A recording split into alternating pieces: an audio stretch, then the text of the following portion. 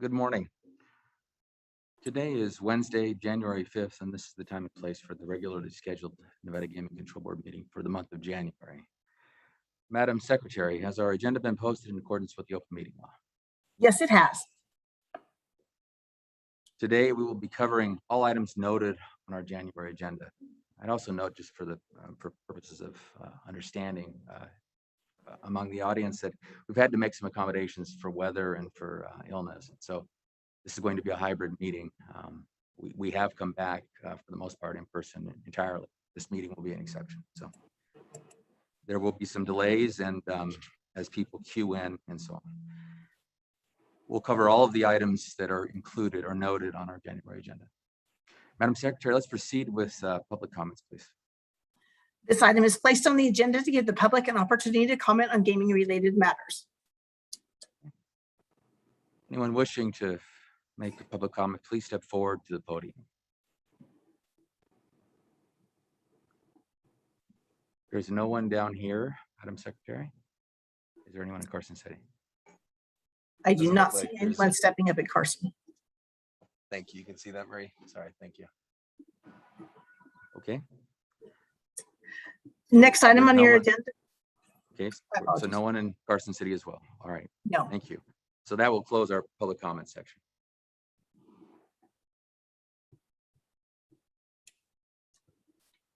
Madam Secretary, the next item on our agenda is the approval of the prior month's disposition meeting minutes. Pursuant to NRS 241.035, this item is the consideration of the approval of the Nevada Gaming Control Board disposition for December 2021 and the meeting minutes for the workshop held on December 16th. Okay, each of us has had the opportunity to review the disposition and workshop meeting minutes. Would either of my colleagues care to make a motion? Yes, I would, Chair Gibson. I move for approval of the control board disposition for December 2021 and the meeting minutes for the workshop held on December 16th, 2021. Okay, Madam Secretary. Member Katsaros. Aye. Member Watkins. Aye. Chair Gibson. Aye. Thank you. Madam Secretary, I believe that brings us to non-restricted agenda items on the agenda that are posted. Let's read in non-restricted number 1, please. Non-restricted number 1 are the applications of Jean Robert Carano for licensure as a manager of GPEG 1 LLC. The application of GPEG 1 LLC for the transfers of interest as noted on the agenda. The applications of GPEG 1 LLC for licensure as sole manager of Silver Bullet of Nevada LLC and Tamarack Crossing LLC.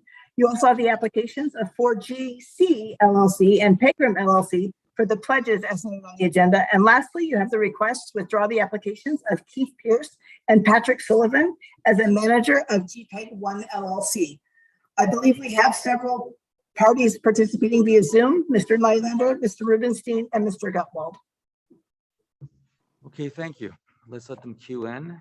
And as they do, if they'd announce themselves, state their name for the record.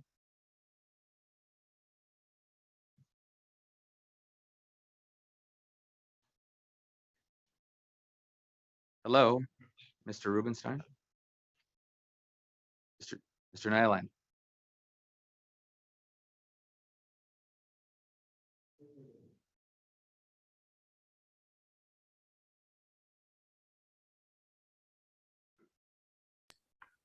Good morning, Mr. Chairman, members of the board. Mark Rubenstein appearing on behalf of the transferors as a group.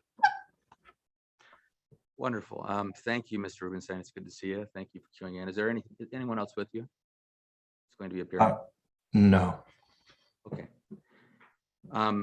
So please take us through this application. It's lengthy, but it's not overly complex once we get down to the core of it. Mr. Chairman, I will defer on this to Mr. Nylander. These are really his applications. I represent the sellers and transferors. And I believe Mr. Nylander's partner is there at the podium in Carson City, prepared with an affirmative presentation. Okay, outstanding. So Yes, it's difficult to see the good screen. morning. If you please state your name for the record. Yes, good morning and Happy New Year, Chairman Gibson, members of the board, and Madam Secretary. My name is Sev Carlson with Kempfer Kroll, and I'm appearing today with my co-counsel, Dennis Nylander. I don't know if Dennis has been able to log in yet. We also have with us today the primary applicant, Mr. Mike Pegram. He is the majority owner, operator, and chairman of the Board of Managers of GPEG 1, which holds 7 non-restricted gaming licenses here in Northern Nevada. He last appeared in front of you back in November when the board and commission licensed his grandson, Nate Peach, as a key employee and equity holder. We also have Mr. Rubenstein with us today and Dennis Gutwalt via Zoom to answer any questions they may have regarding their roles that they played in the investigation. With respect to the applications before you, we have a number of individuals' applications. The first application is the application of Gene Carano for licensure as a manager of the GPEG board. We appreciate your waiver of his appearance as he has been licensed several times. We also have 2 withdrawal applications, one for Keith Pierce and one for Casey Sullivan as managers of GPEG. These applications were filed by Mr. Gutwald, who is their gaming attorney, and he's here on Zoom today to answer any questions you might have with respect to those applications. The second set of applications are the meat of why we're here today. While it looks rather complicated, it's pretty straightforward. These are the requests for approval of transfers of interest. These transfers are member to member, so the agenda is a little heavy and lengthy with names, but it's not complicated. The GPEG operating agreement contained a buy-sell clause. The majority members exercised that buy-sell clause, and the minority members then had an opportunity to be sellers or buyers. After the parties negotiated their positions, it was agreed that the majority members would be buyers and the minority members would be sellers. The next 2 applications are cleanup to correctly reflect that GPEG is a manager of both Silver Bullet of Nevada and Tamarack Crossing. And then the final 2 applications are for membership pledges of 4GC LLC and Pegram LLC to Citizens Bank. This is required by the credit agreement, which represents the financing for the transaction. It is secured by a promissory note and pledges. The financing for the transaction is in place and the documents are in executable form.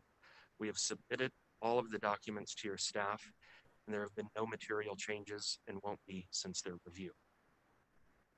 We've also looked at staff's condition of approval that financing documents will be submitted within 3 months of Gaming Commission approval, and we are in agreement and comfortable with that condition. If you have any questions, I'm available.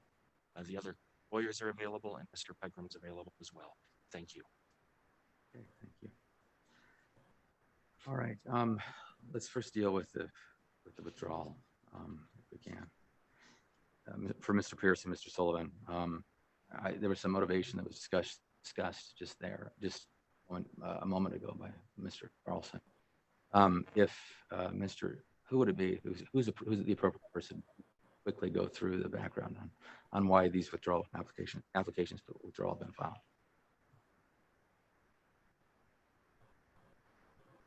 You know, from GPEG's standpoint, Mr. Rubenstein, feel free to speak in.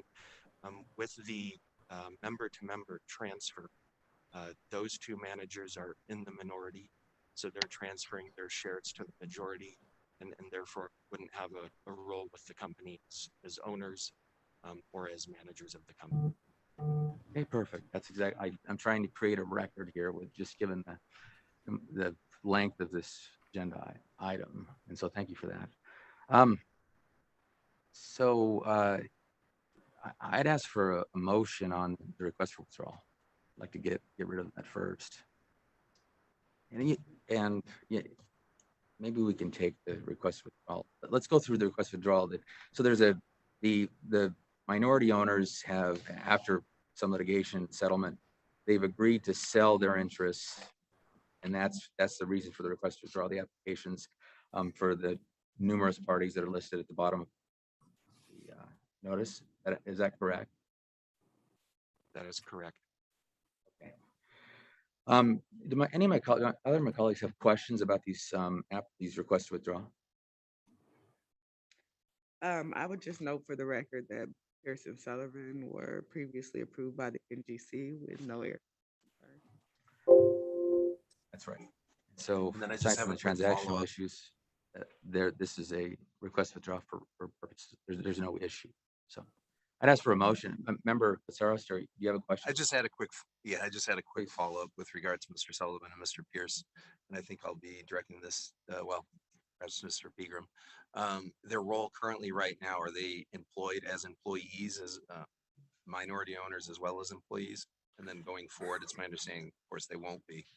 No, they had an equity interest and they were on the board of managers. So, okay, so they weren't even employees. No, they So were they'll be not. departing the board of managers. And then I think a report indicates that perhaps 2 other individuals will then be added. Yes, in we'll the do near term. that in the future. Yes.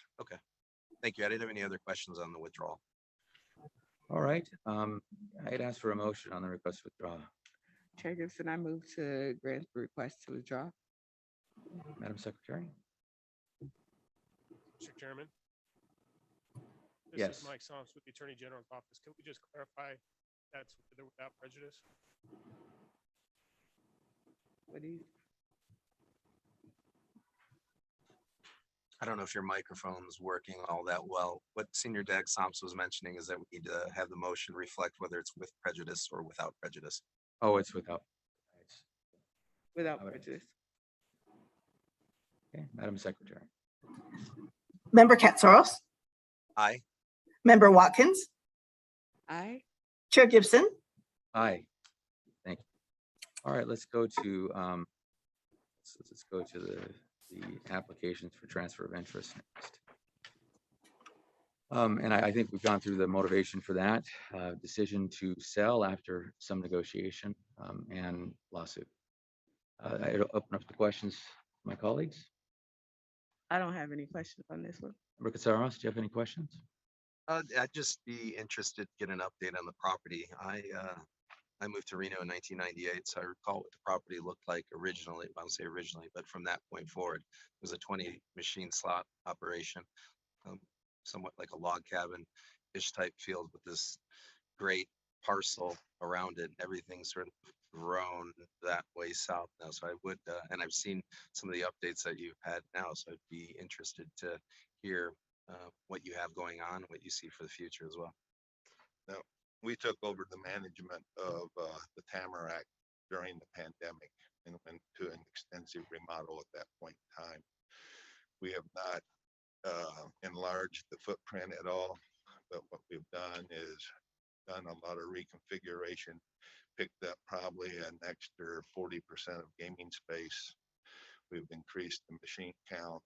We've moved restaurants around, and which has all been in the first phase. And then as we go in, after we get through all of this, we will be looking at more expansion plans for that property. For the existing footprint, or will the footprint grow as well? That's still being debated, but both are being considered. Okay. Yeah, I've had the opportunity to be in there numerous times, and I've seen all the changes that you've made there, so you can quite feel the increase in gaming space that you have within the 4 walls that you had existing there forever. Just sort of reallocated, and I guess it made it more efficient, useful, at least in my view. In terms of the operation, then, as I mentioned, your board of managers, it looks like there might be 2 individuals added to that in the near term. The management of the property. So who's primarily and directly involved in the day-to-day management of that as right now? Myself, And then Mr. Carano, what will his role be? he would be set on the board of managers. Okay. And then in terms of his daily involvement? Not much daily involvement. We have another board of manager, Rick Murdoch, who is on the property almost on a daily basis also. And he's on the board of managers? He's on the board of managers. Okay. So he's kind of your eyes and ears when you're not there? Because I know you have numerous properties. Yes. It's already reflected on the record.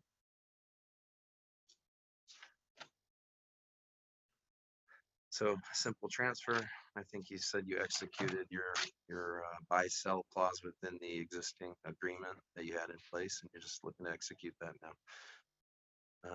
We've got some pledges here as mentioned.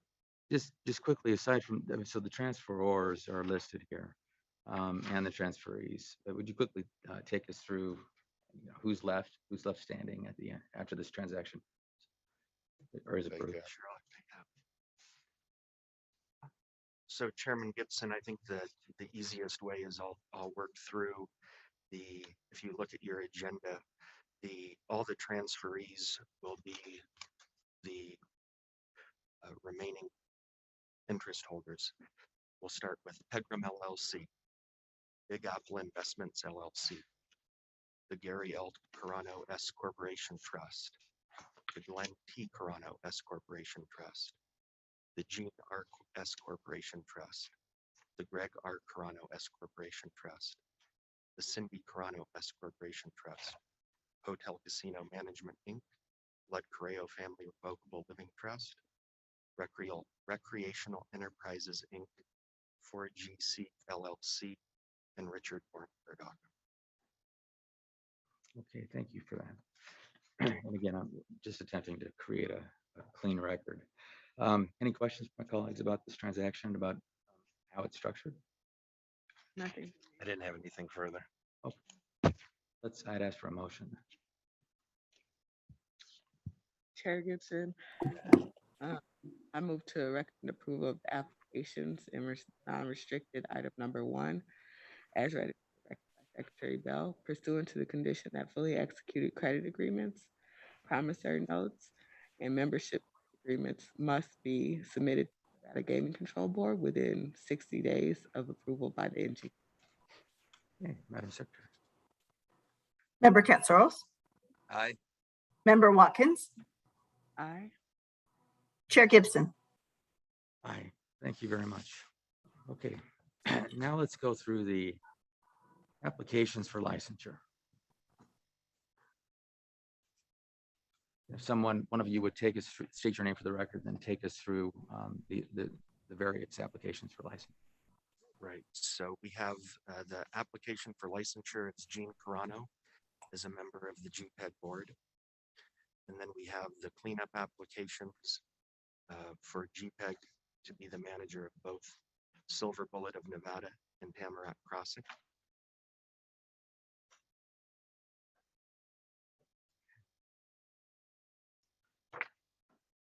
Okay, it's fairly straightforward. I'd ask my colleagues if they have any questions. So ask them if you do.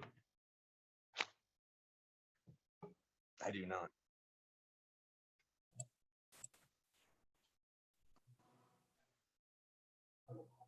Okay, do you have any questions? I don't have any.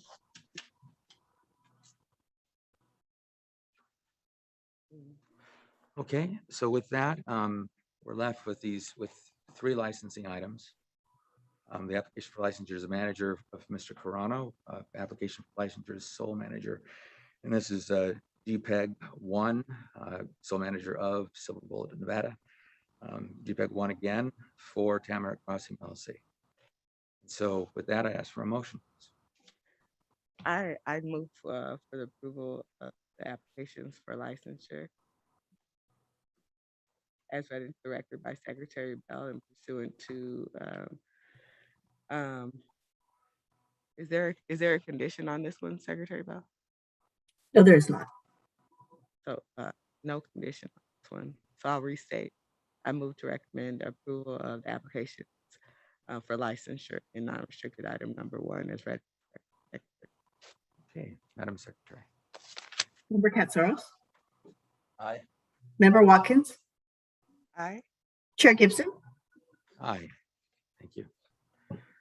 Okay, let's now go to the, this has to be one of the applications with the largest number of individual owners that I've seen. So let's go to the financing piece of this. Would one of you please state your name for the record and take us through these final pieces?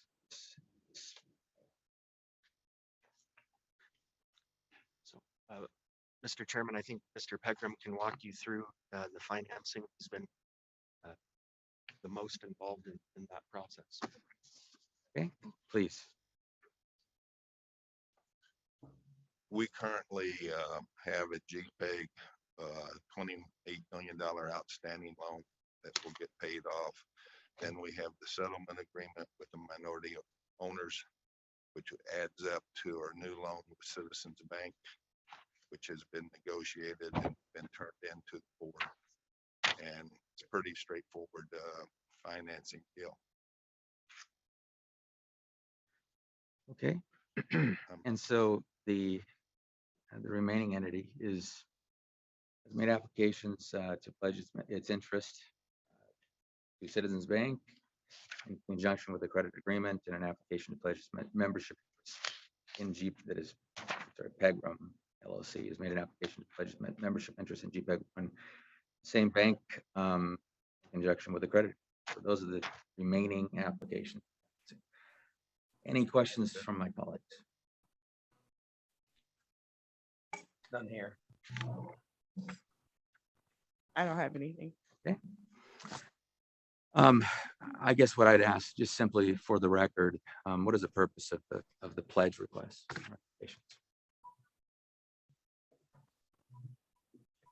The lending institution just wanted to tie up the property as much as possible.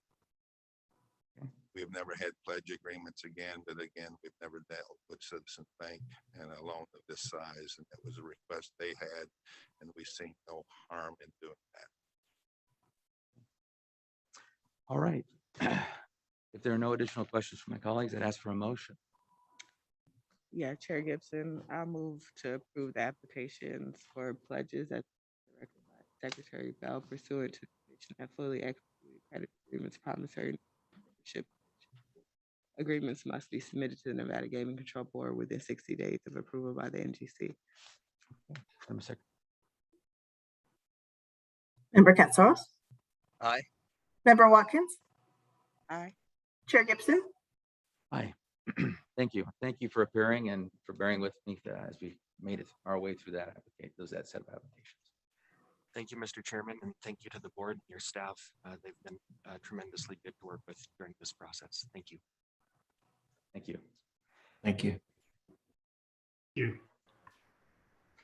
So with non-restricted 1 down, Madam Secretary, let's go on to non-restricted. Non-restricted number 2 is the application of Every Holdings, Inc. for an amendment to their order of registration. You also have the applications of Every Holdings, Inc. and Every Games Holding, Inc. for the pledges as noted on the agenda. Welcome. Thank you, Mr. Chairman. I'm smiling under here, I promise. Members of the board, Madam Secretary, I am liking the fact that there's this little shower cap on the mic, I guess to protect it. It's sort of hilarious. It's like one my grandmother used to wear. So for the record, my name is Kate Lowenhar Fisher. I'm the Chief Legal Officer of Every. With me today, I've brought Mr. Mark Labai. He's our Chief Financial Officer, as he might be the one better suited to answer questions. This application emanates from a refinancing that we did back in August. And these are applications for 3 pledge approvals in connection with that refinancing, along with an amendment to our order of registration. So more than happy to answer any questions you might have. Well, I guess I'd ask your colleague to please step forward, state his name for the record, and take us through the pledges and the amounts of the debts that's been incurred, what you're using the money for. Yeah, my name is Mark Labai. I'm the CFO, EVP and CFO for Every Holdings and subsidiary companies. As Kate mentioned, we completed our refinancing in July and August related to our term loan and unsecured notes. Well, we refinanced our entire debt stack at that point, borrowing $1 billion to refinance about $1.1 billion that was outstanding. Use cash on hand to pay the fees and the other parts of this. The term loan was the $600 million piece of this, and that's what the pledge agreements are related to on that side of the equation. Lenders again requested us to have those in place, and we use the proceeds, if you will, to reduce our interest costs and replace existing debt. So there was no incremental cash brought in for any other purpose other than to refinance and get better terms and rates. Yeah. Just for the record, I just like to, it sounds, this is a lot of money that's been borrowed here. And we do look at the debt load of our licensees to ensure that they're not overextended. But the refinancing and the way you're restructuring is what this really is, large part, leaves you with improved ratios. Correct. From coverage to quick, everything else. Correct. We previously, obviously with the COVID pandemic in 2020, our earnings highly depressed as most of the industry was. But as we've returned from there, we were probably around 6 times leveraged earnings to our adjusted EBITDA, I should say, to our debt profile. Obviously, paying down some of the debt and having better earnings coming through. Now we're only about 3 times leverage, but we created more capacity for ourselves in terms of a revolver. We expanded our revolving credit facility to $125 million, which gave us more access to liquidity in case events like the pandemic or otherwise happen. Totally undrawn right now, just available for us if we need to for working capital needs. Okay. Thank you very much. I turn it over to my colleagues for questions. Rupert Sarles. Sure. So you said you increased it to 125 million, Mr. Is it Labai? Labai. Thank you. I thought Labai like rabbi. Mr. Labai, so you said you increased it to 125 million, but you're not anticipating another pandemic, hopefully. No, this one's good enough for me. Thank Good you. lifetime event. I'm happy with this one being over and behind us. Thank you. Yeah, no, I would appreciate a bit of an update though. So in terms of returning back to normalcy here on your operations, are you seeing more of an uptick on your gaming side of the business, meaning your machine side of the business, your fintech side, or your your loyalty side of the business? I think those are your 3 pillars. Yeah, we've seen actually increases in all of those. I think as the pandemic progressed, certainly things like loyalty and trying to create self-service applications for patrons to be able to do stuff in a more, self-service environment created a lot of interest in loyalty. And again, as operators came out of the pandemic, having products around loyalty to build affinity was important to our customers as well. So loyalty has certainly been a fast, rapidly growing product segment for us. But core to the business was obviously the game side of the business and the fintech side of the business on the cash access side. We've really seen steady increases throughout the year in 2021. And we've actually been holding those very nicely throughout the fourth quarter as we started the first quarter. So, we're cautiously optimistic that the worst is behind us and that we can kind of hold these trends going on into 2022. On the machine side of the business, are you seeing an uptick in purchases, or I think during the pandemic, it was anecdotally communicated to me that there was a lot more leasing going on as opposed to outright purchases. We've seen steady increases in our leased footprint over the last several years. Again, we've had a lot of new product coming out. I think that's really helped drive a lot of that. I don't know that I would characterize our growth in lease as a change in customers' attitudes or views on how they look at lease products. We've certainly seen operators much more sitting on their pocketbooks in terms of new spend and being judicious in how they spend their capital. So we've had slow increases, but quarterly, we've seen increases happening throughout 21 in our unit sales. So it feels like customers are certainly getting more comfortable spending again and buying units back as well. So we're seeing improvements on both sides, but I think some of our success has been with some of the new products we've had as opposed to a change in operators' mindset. Okay, no, that's encouraging to hear. Anything else notable on the operational side? No, I think we've been kind of running along. Like I said, it's been getting better every quarter, and it feels like the worst is behind us, and I'm optimistic that it continues on this trend as we start 22. And then I think we have seen some articles, and it's also reflected in our reports. Mr. Rumbles will be shifting roles.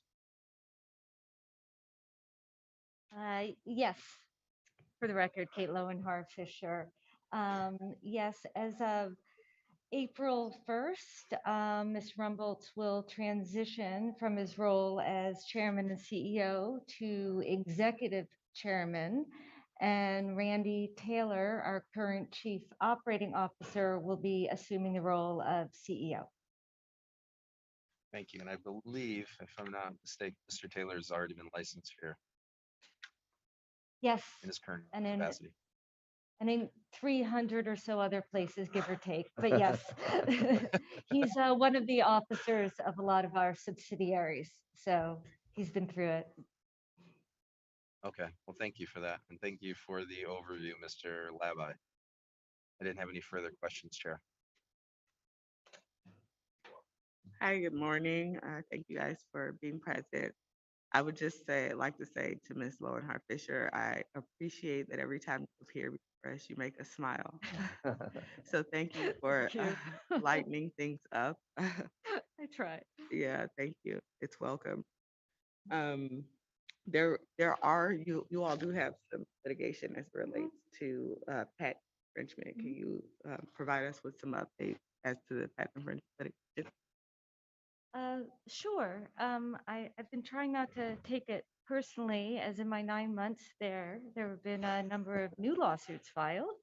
But I like to think that a lot of it has to do with, as every increasingly becomes a player in the market and gets more attention, I think a lot of these things inevitably follow sometimes. Um, the one that certainly has been in the paper is the lawsuit filed by Sightline against us in right now in a court in Texas. And we're still at the very, very early stages of that litigation. Right now, all we're really discussing is venue at this point, because of course everyone's headquartered here. But in terms of our concerns as a company, our initial investigation tells us that we're not particularly concerned about the litigation. I mean, I'm concerned about paying all the legal fees, in connection with dealing with it. But I think we're going to have a number of claims of our own. And I think it's something you have to deal with in the ordinary course of becoming kind of a player in the space. Okay, and is the Sightline litigation only patent litigation? Yes, it's essentially a patent infringement case. Yeah. Okay. All right. Thank you for that update. Sure. That's all I have.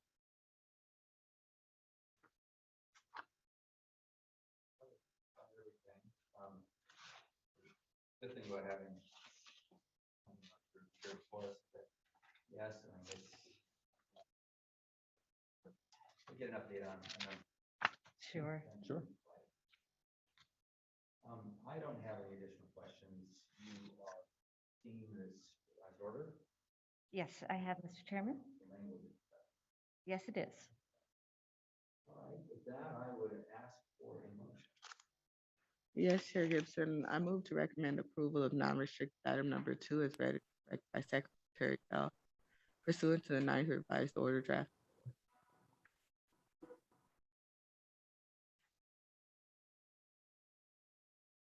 Madam Secretary. Member Katsaros, Aye. Member Watkins, Aye. Chair Gibson. Aye. Thank you very much. Thank Thank you for you. appearing. Thanks so much. Thank you. Appreciate it. Have a great day. Madam Secretary, let's go on to non-restricted number 3, please. Non-restricted number 3 are the applications of Yale Frederick Rowe for licensure as a key executive and key employee of Neva One LLC. You have the request, also have the request to withdraw the applications of Front Row LLC doing business as Front Row Hospitality and Yale Frederick Rowe as noted on the agenda. Okay. Welcome. Let's let them queue in. Mr. Gemignani, you're in Carson City, I see. Yes, I am.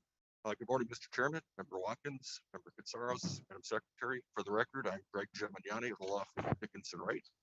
On behalf of Mr. Rowe and his application as a key employee of the Hard Rock Hotel and Casino at Lake Tahoe. Additionally, we respectfully request the withdrawal of applications related to his company, Front Row, for the same position. The initial arrangement when the applications were filed was to have Mr. Rowe's company fill the role of key employee.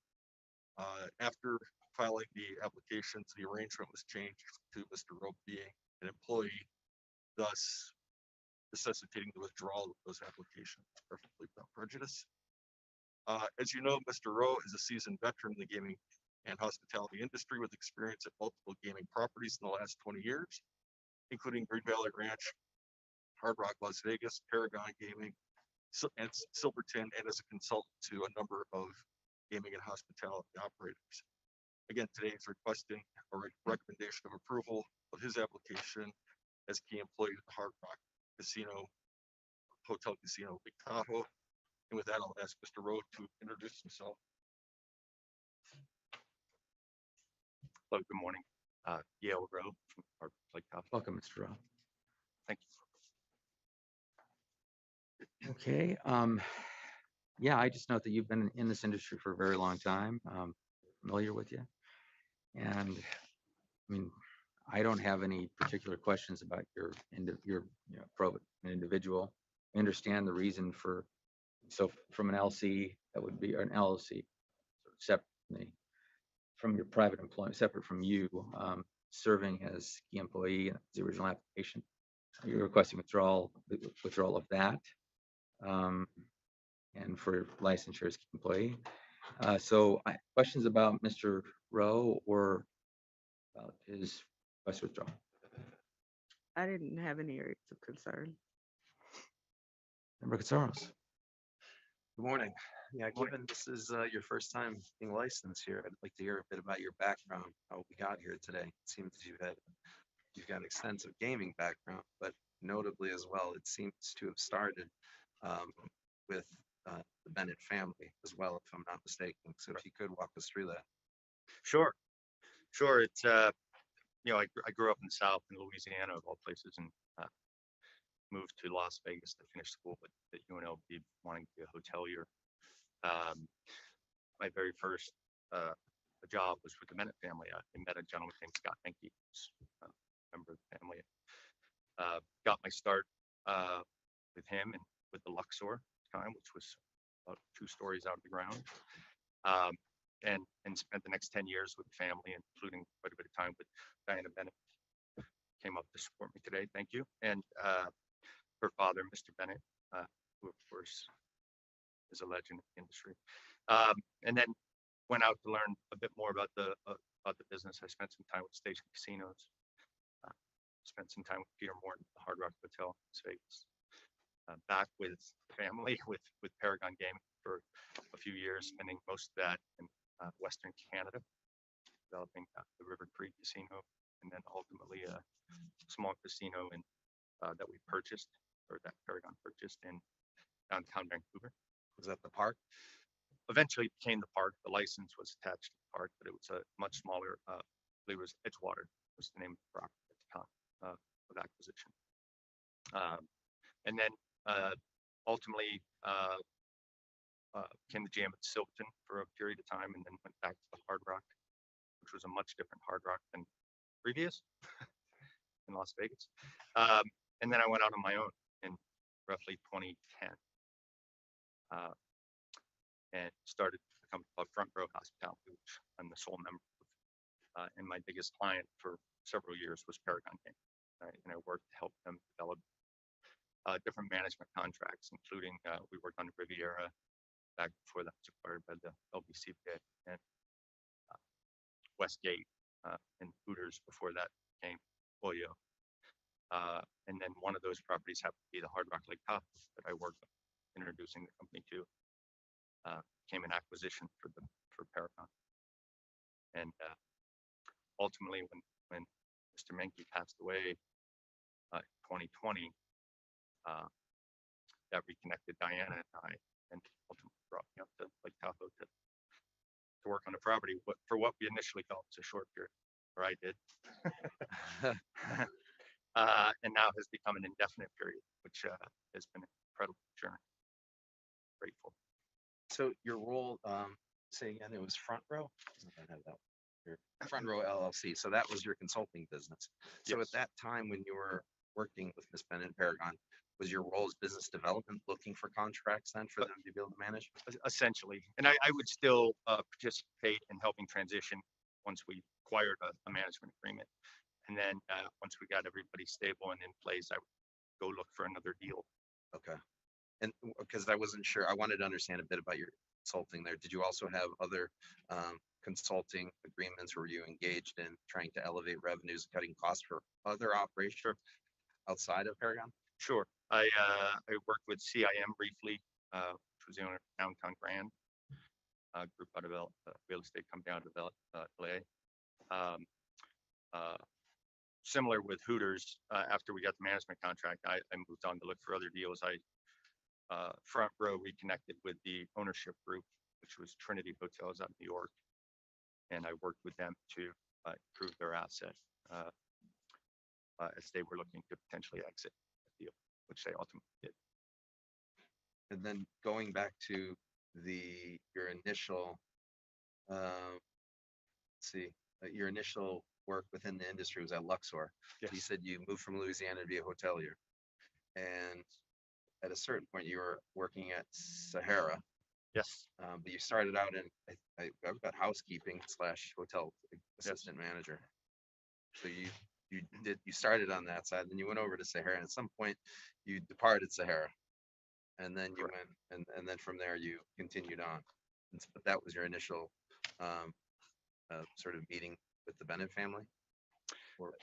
Yes, when it's an interesting story. When I had my interview with Mr. Menke, being a graduate of UNLV, and Bill Paulus, if you recall Bill Paulus being a graduate, they came to UNLV to interview graduating students, which I was one of at that moment. And in my interview, I suggested that I was interested in being a young general manager. I wanted to start in an area that was probably going to be difficult to do later, which was housekeeping. And they said, wow, we interviewed 30 kids who want to do sales and marketing. You can start tomorrow. And I literally started tomorrow. And that was my introduction to the Bennett family. I had no idea, by the way, at the moment that Scott Menke was the nephew of Mr. Bennett. I learned that on my second day when I was asked to fly to Reno for a shareholders meeting. So it was a very interesting introduction to the business. Well, I mean, from our materials here, there are no issues in your background. You've got almost 30 years of history in the gaming industry. You've managed to evade licensing here, though, for some time. But as this is your first licensing event, it is good to get this on the record. I certainly have no concerns with your background, as there are no areas of concern or issues. But I would also want to then shift over to the operations itself. You've had some time now to get your feet wet with the property. As you mentioned already, you were familiar with it. It seems you brought the deal together initially. Any initial thoughts and thoughts on the future for the property? Yeah, I've been there just over a year now. The initial 5 months as a contractor through Front Row, and then ultimately as an employee as of June 1st, 2021. Yeah, the property's fascinating. I was certainly familiar with the operational results dating back to 2016 when it first transitioned into Paragon. And it's a very difficult market, very seasonal. It's an expensive market, more so today than it was even 2 years ago. Land and real estate are outrageous, and it's very difficult for frontline team members to find areas to live. So those are very difficult to recruit. So that part of the business is something that was new to me. And, you know, I think we've done a pretty good job at creating a culture at the property over the last, well, Diana's certainly done it over the last 5 or 6 years, and we've enhanced it, I think, over the last year to, you know, try to retain the team members that we have.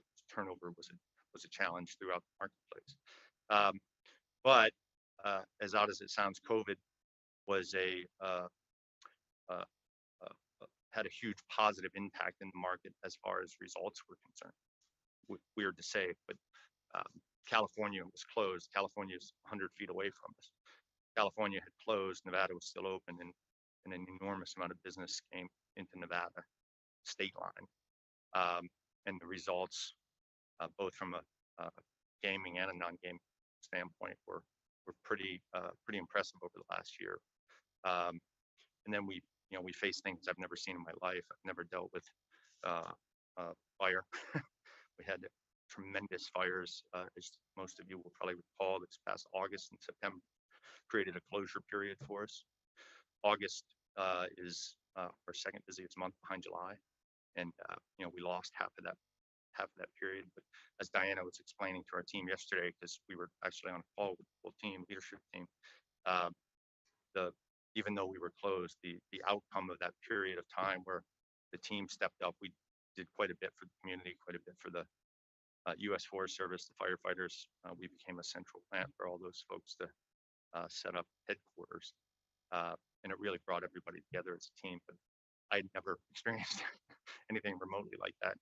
And fast forward to just a couple weeks ago, or 10 days ago, we saw snow like we haven't seen in 50 years.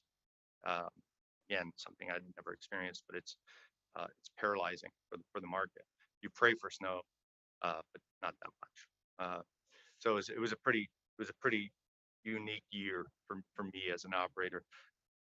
Kind of common for the jurisdiction, but we're doing great. We're excited for 2022. There's a new event center coming into South Lake Tahoe, which will be a game changer for the market, and it'll be a real positive impact for the rock. Great, thank you for that update. I wanted to ask you though, was because you're in Vancouver, if you've ever seen that amount of snow there. Edmonton, but not Vancouver. Not Vancouver. Yeah, and the fires, it was a terrible time for everybody. But no, I appreciate the comments and the update on that. I wanted to have a little dialogue, get to know you a little bit better. I'm happy to support your application. Thank you very much for the background. Thank you. Appreciate it. Thank you for that. Member Watkins. I don't have anything further. I'll just clarify. Did you actually say you pray for snow? Very common phrase in most mountain towns, but yes, I did. Oh, okay. Just making sure. Okay. With that then, and yeah, as Member Caceres noted, your background was clean, so no items of interest or areas of concern. We ask for a motion. Chair Gibson, I'll take this item in two motions. First, I'll move to recommend approval of the applications in non-restricted item number 3 as read by Secretary. Madam Secretary. Member Caceres, Aye. Member Watkins, Aye. Chair Gibson. Aye. Thank you. And the second part? I move to grant request to withdraw. Madam Secretary.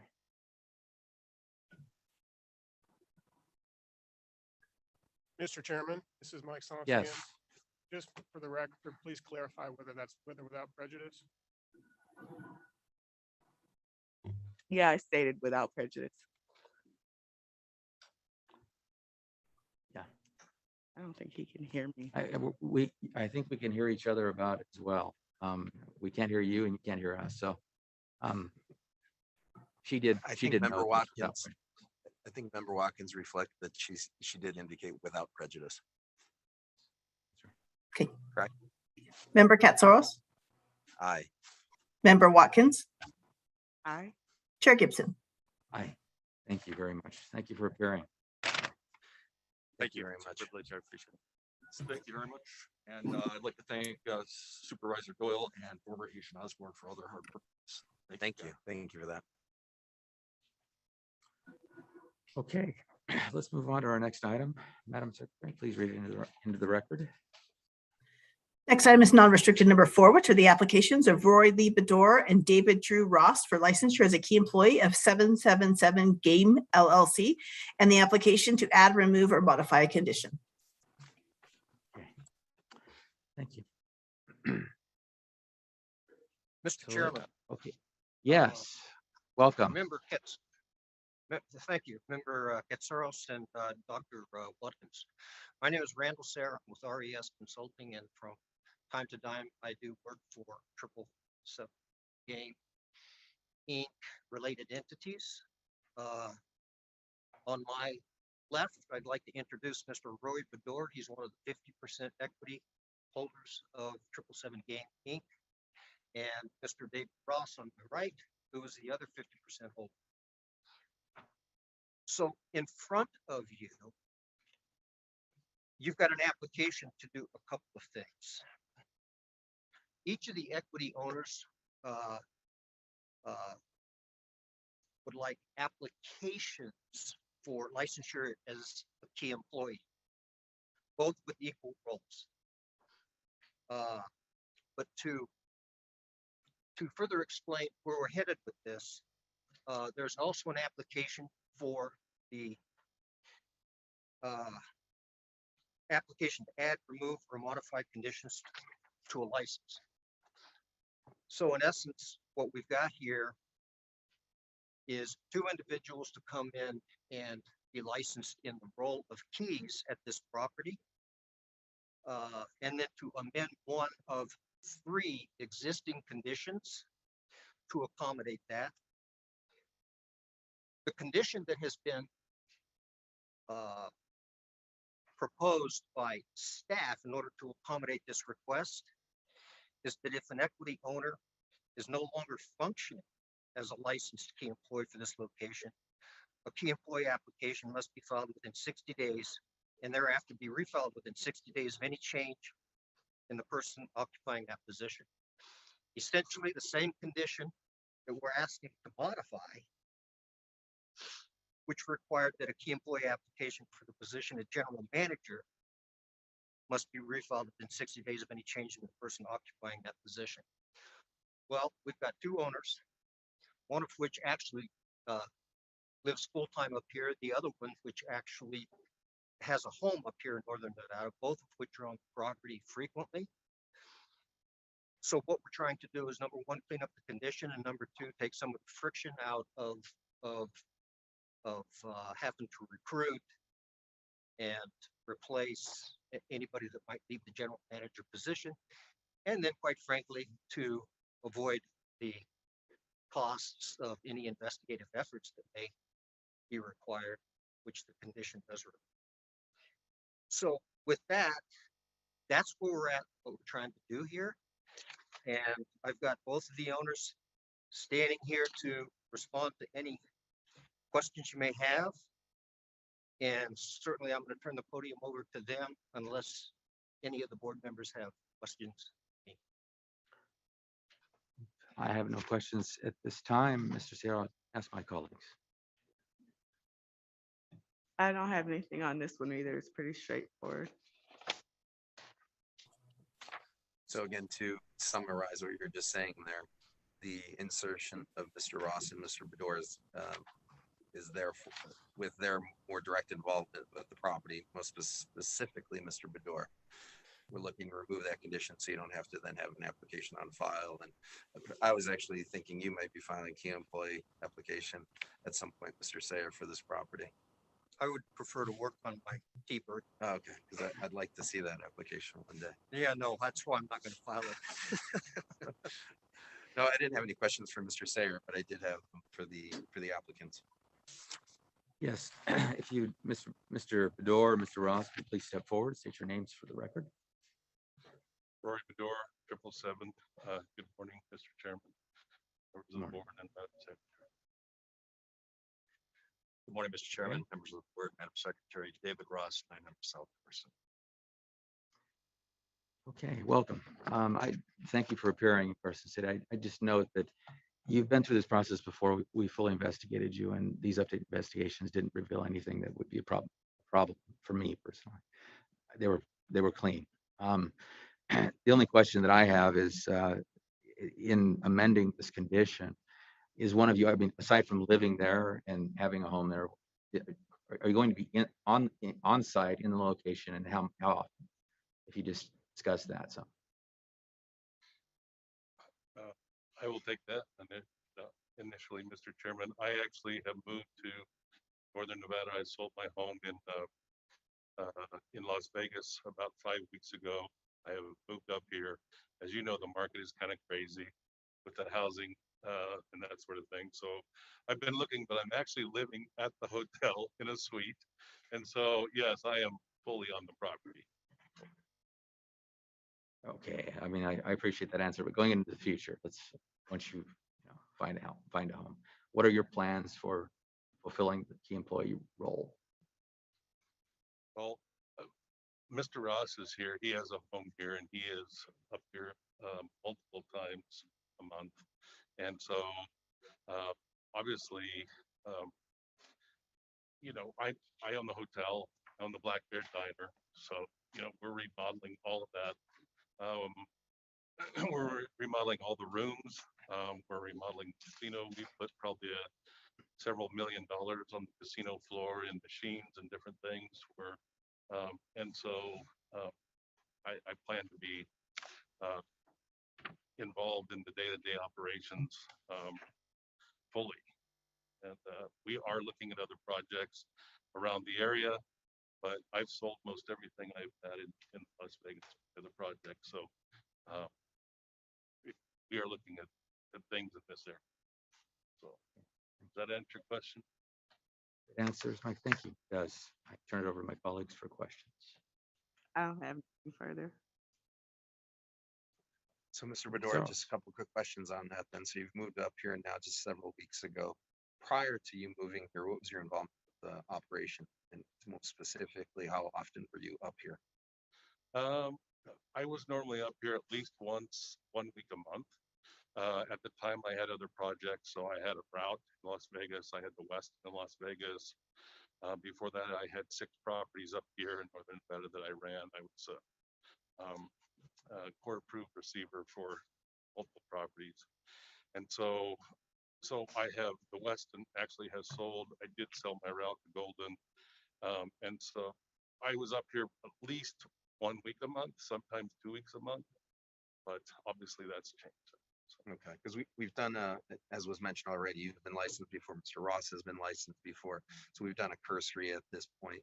So I'm not that familiar with your past as of yet, but we do have it documented within our files, of course, from past investigations. So you mentioned the Westin, where you were just managing that property?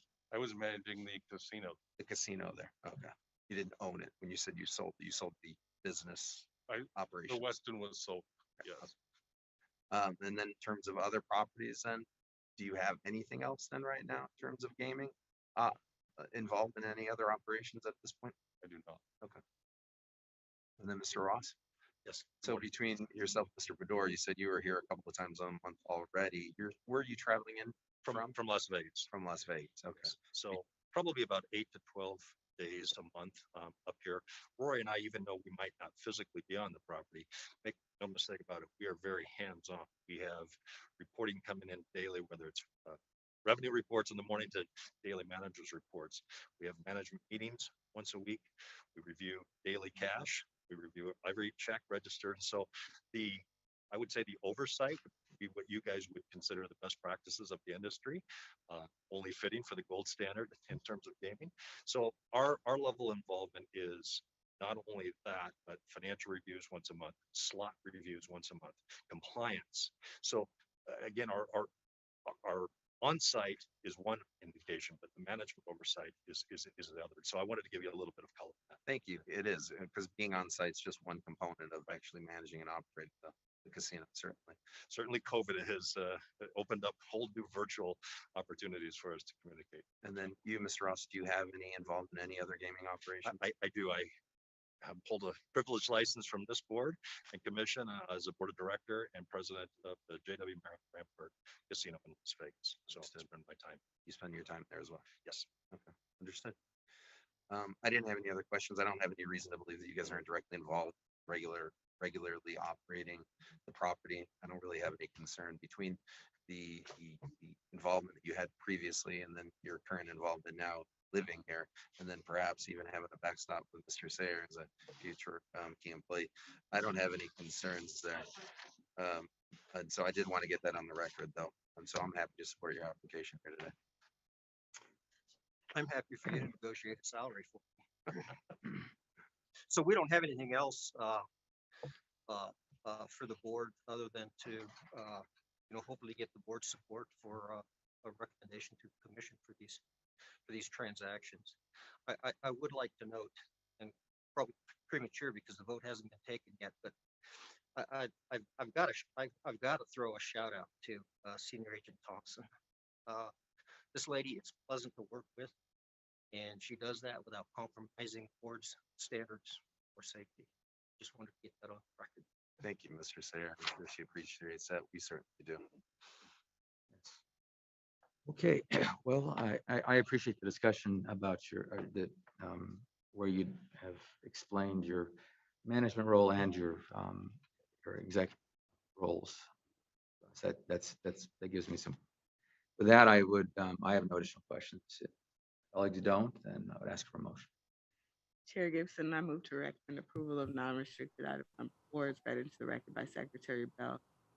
Removing the condition that a key employee application for the position of general manager must be refiled within 60 days of any change in the person occupying that position, and adding the condition that if equity owner is no longer functioning as a licensed key employee for this location, a key employee application must be filed within 60 days and thereafter be refiled within 60 days of any change in the person occupying. Thank you, Madam Secretary. Member Katsaros? Aye. Member Watkins? Aye. Chair Gibson? Aye. Thank you very much ladies for and appearing, Mr. Sayer and the door. Okay, with that, let's we've got some appearances via Zoom, so let's read this in and let's read number 5 in and let our applicants queue on. Non-restricted number 5 is the application of the Vanguard Group, Inc. for the waivers as noted on the agenda. Okay. Welcome. And as you zoom in and as you queue in, please state your name for the record so that we know that you're hearing us.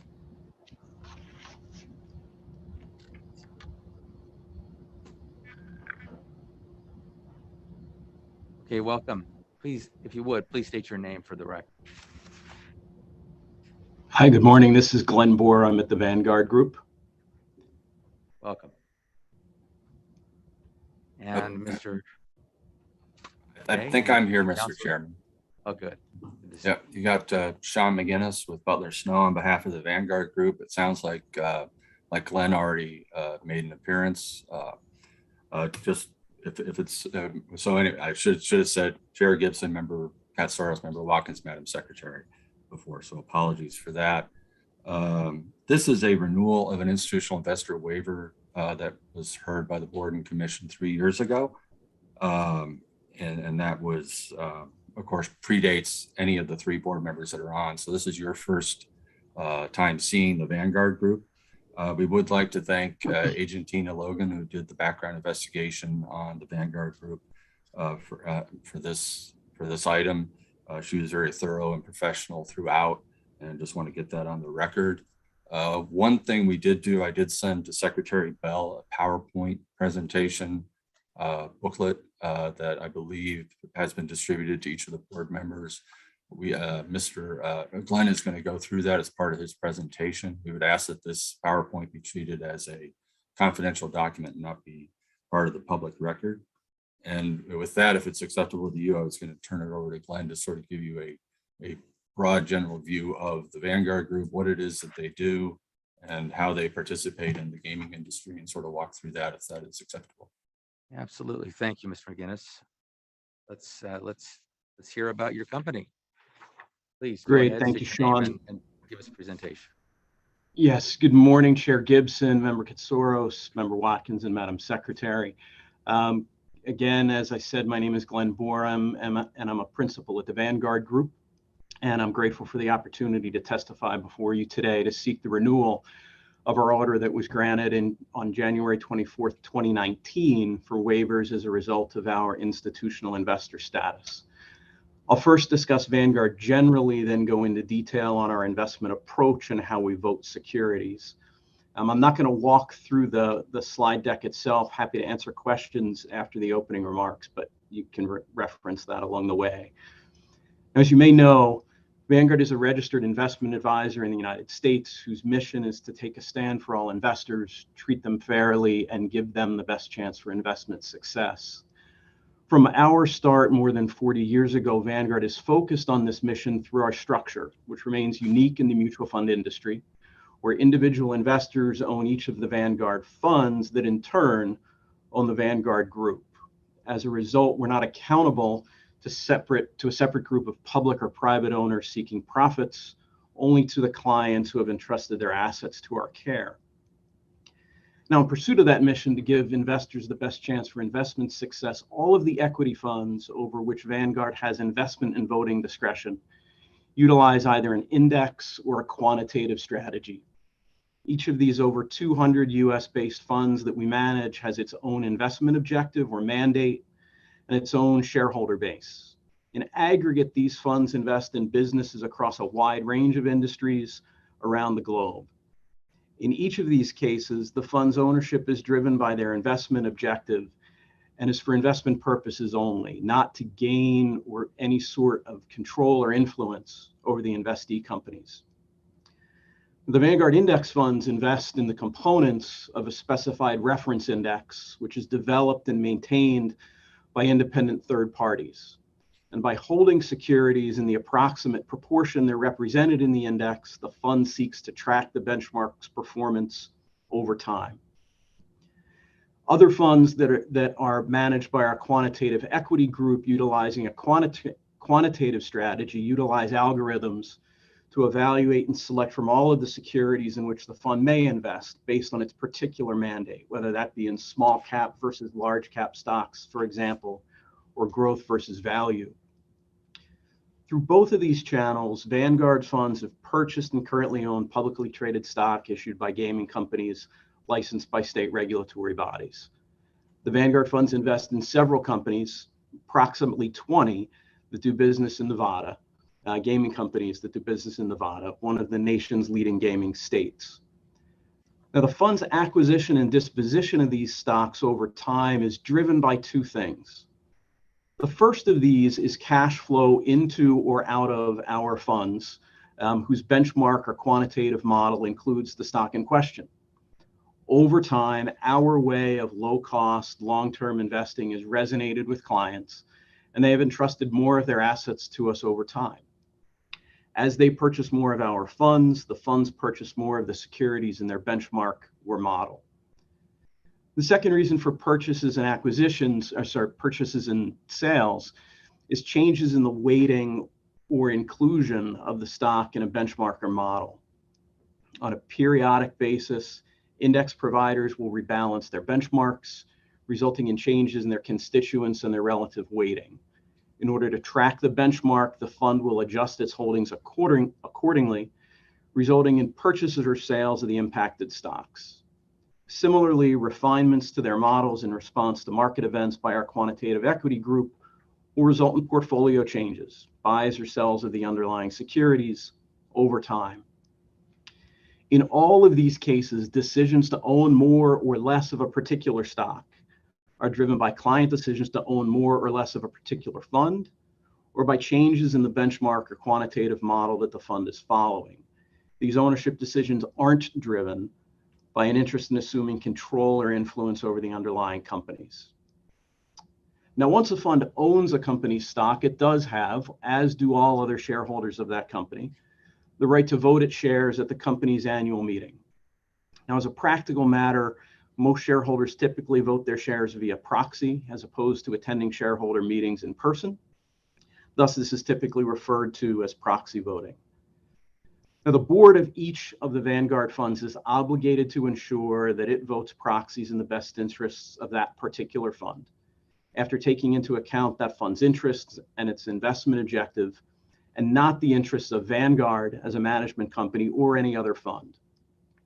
To comply with this fiduciary duty, each board has adopted proxy voting procedures and guidelines applicable to each of the Vanguard advised funds.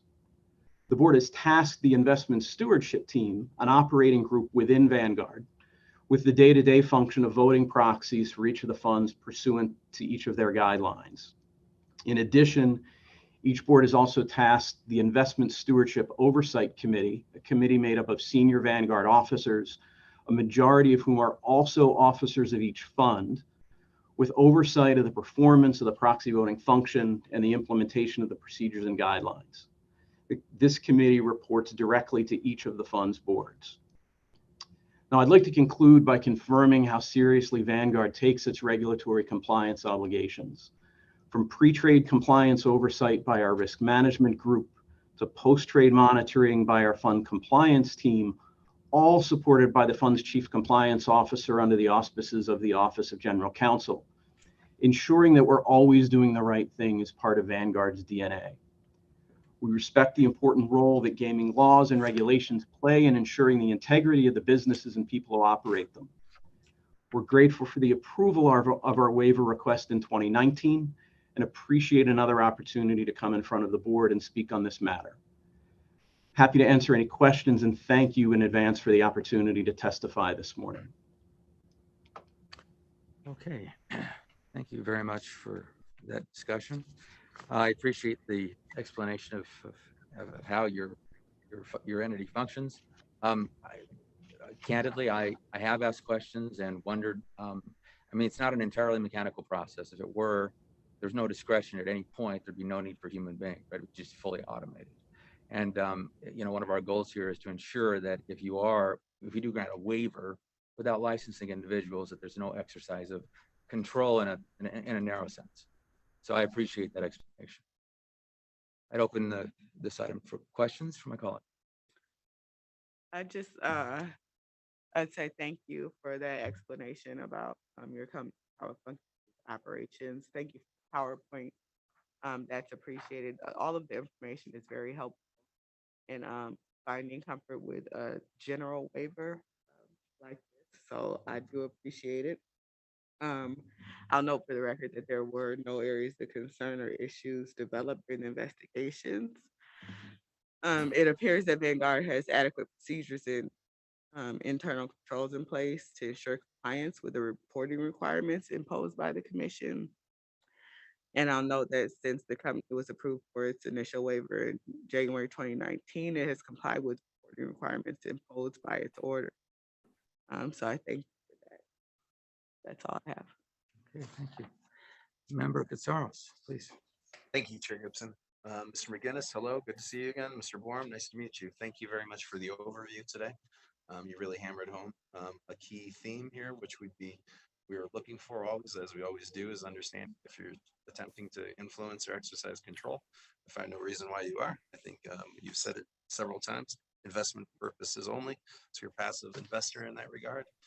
I didn't have any questions, a very thorough overview. I appreciate it. I will note our agent did an excellent job writing up the report as well. So I appreciate the support you provided in allowing her to provide such a detailed report. Thank you very much. I'm happy to support the application. Thank you. And then I guess I would just add in there, if I can interject, the draft order that is before you is acceptable to Vanguard. It's substantially similar to the one that they're currently operating under already. So no issues moving forward with the draft order as drafted. Okay. And this blanket waiver, or this waiver would include a waiver of the time limitation. So this has been a waiver in place for, you said, 3 years? Correct. Yeah. Okay. All right. If there are no additional questions, I would ask for a motion. With the draft order that you have is dated December 14th. Is that correct? Yes. Chair Gibson, I'll move to recommend approval of non-restricted item number 5 as read into the record by Secretary Bell pursuant to draft number 1 of the order dated December 14, 2021. Okay, Madam Secretary. Member Katsaros. Aye. Member Watkins. Aye. Chair Gibson. Aye. Thank you very much for appearing. Thank you very much. Thank you so much. Right. Madam Secretary, let's please read in our next item.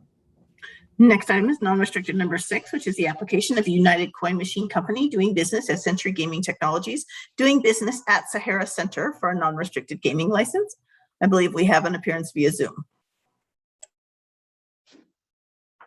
Okay, this is Ms. Cornine that we're waiting for. Oh, okay. There's going to be a Zoom too. All right, welcome. Please state your name for the record, if you would. Jerry Buzz Horton, Nevada Capital Asset Management.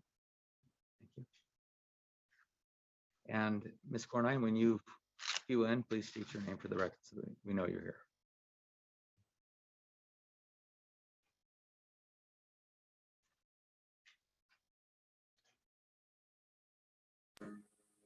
I hope I'm unmuted at this point. If I am. Sorry about that. It's a little difficulty here, a little technical difficulty. For the record, my name is Debbie Cornine. I am the Director of Compliance for Century Gaming Technologies. The application before you today is that of United Coin Machine Co., DBA Century Gaming Technologies, for the non-restricted gaming license at the property formerly known as Sahara Center and the Holy Cow Casino. This application is simply to retain the property's grandfathered rights to non-restricted gaming. We have completed this operation a number of times in the past. There is nothing significant or different in any way about this operation that we would like to perform. Our intention is to complete this on February 1st of 2022. If we receive all the approvals, we don't anticipate any issues. We will bring in the 16 gaming devices as we typically do. We will have Century Gaming employee there throughout the operation from 6 a.m. until 2 in the afternoon, at which time we will conclude the operation and remove all the devices. We will be very, very adamant, to adhere to all of the protocol, regarding the COVID issues that we're dealing with currently. We will make sure that we have everything in place as we have in the past.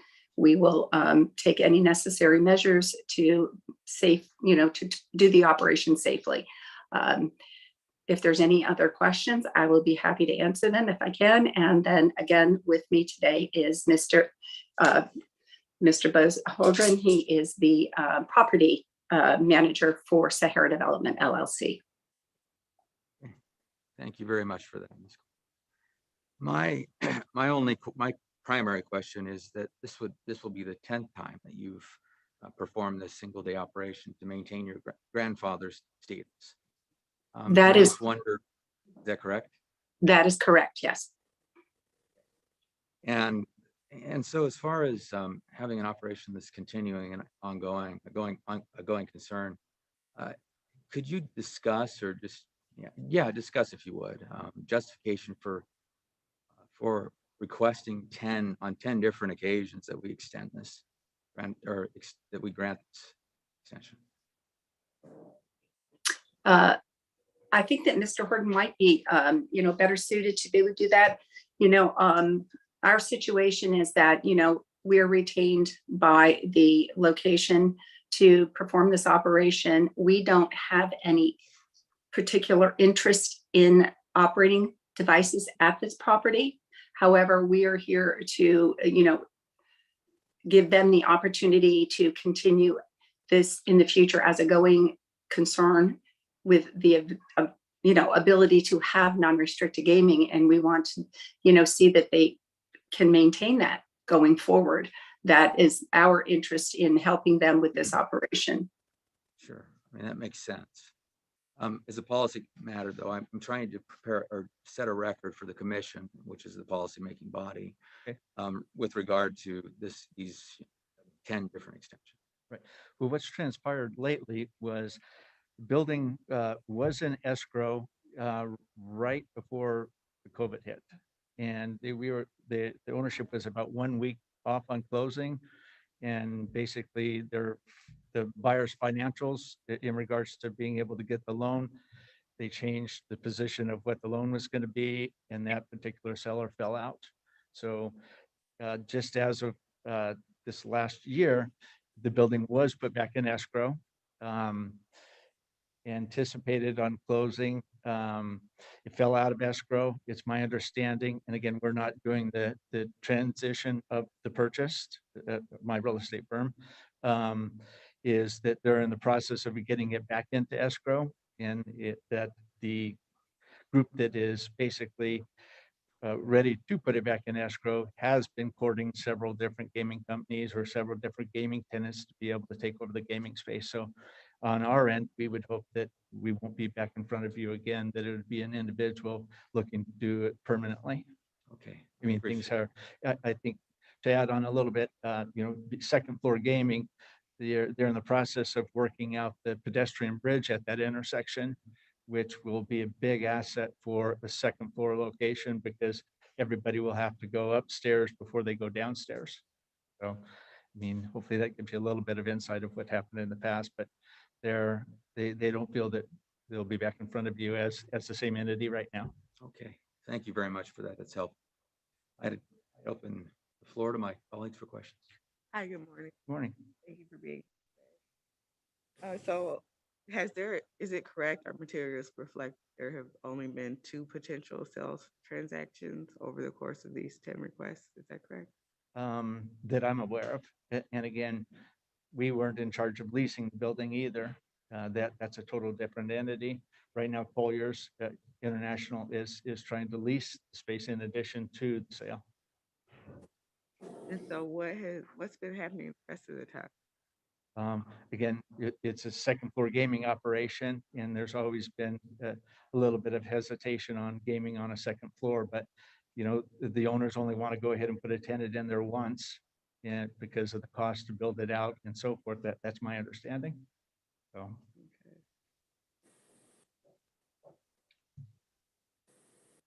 So but you are planning to sell the properties? That's their intention, is to sell the asset, yes. Okay. What's the plan for, and this might be a question better suited for, what's her name again? Debbie. Yes. What is your plan for COVID mitigation? I'm sorry, was it for COVID? That's correct, to protect you. To protect. Okay, so we, having the number of locations that we have currently, we are very, very much aware of the protocols and procedures that need to be put into place. We will only have 1, possibly 2 employees during the entire event. Those employees, of course, will be masked. We will have masks available should anyone want to come into the operation.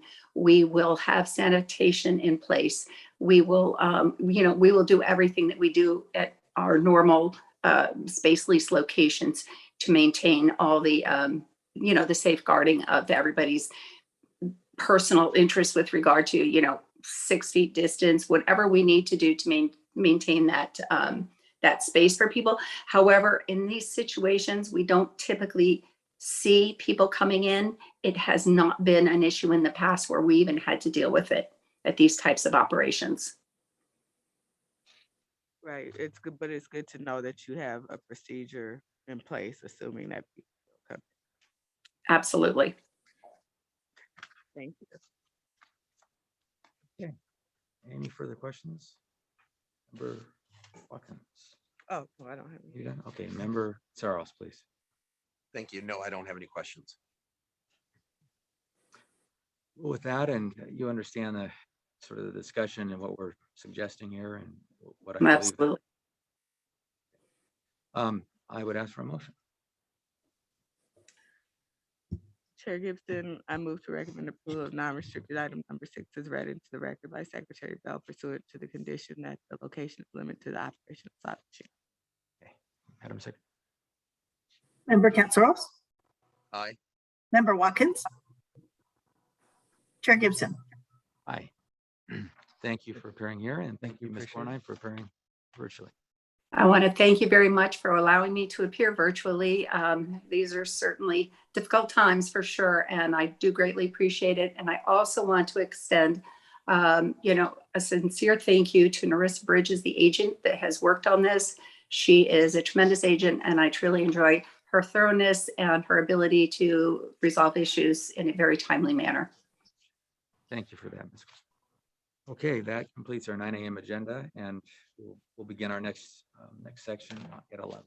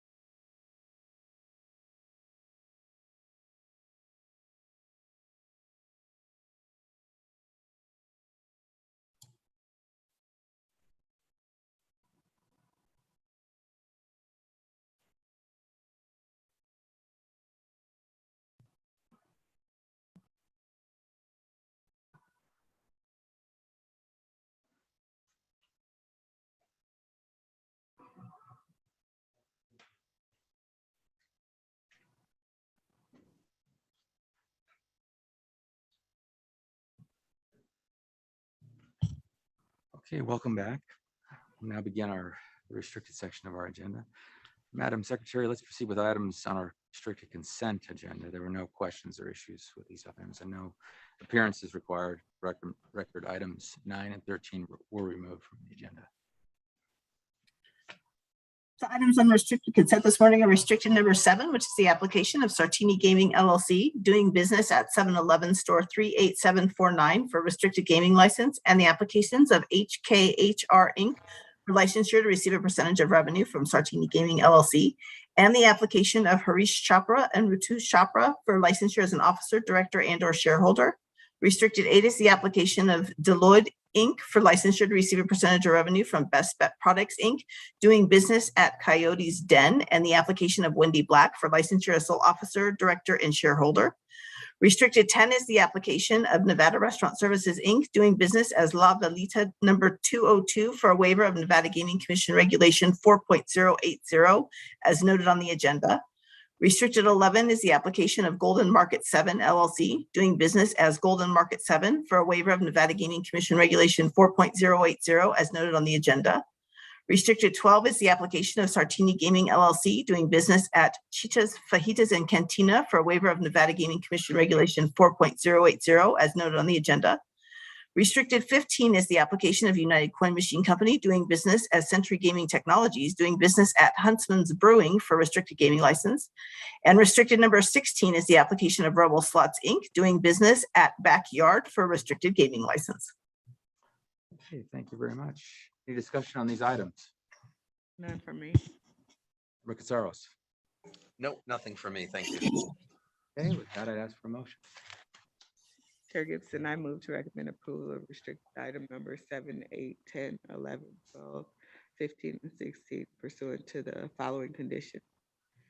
As to item number 10, the waiver of the provisions of NGC Regulation 4.080 in conjunction with the approval granted in July 2021 shall expire on the date of regularly scheduled NGC meeting in July 2022.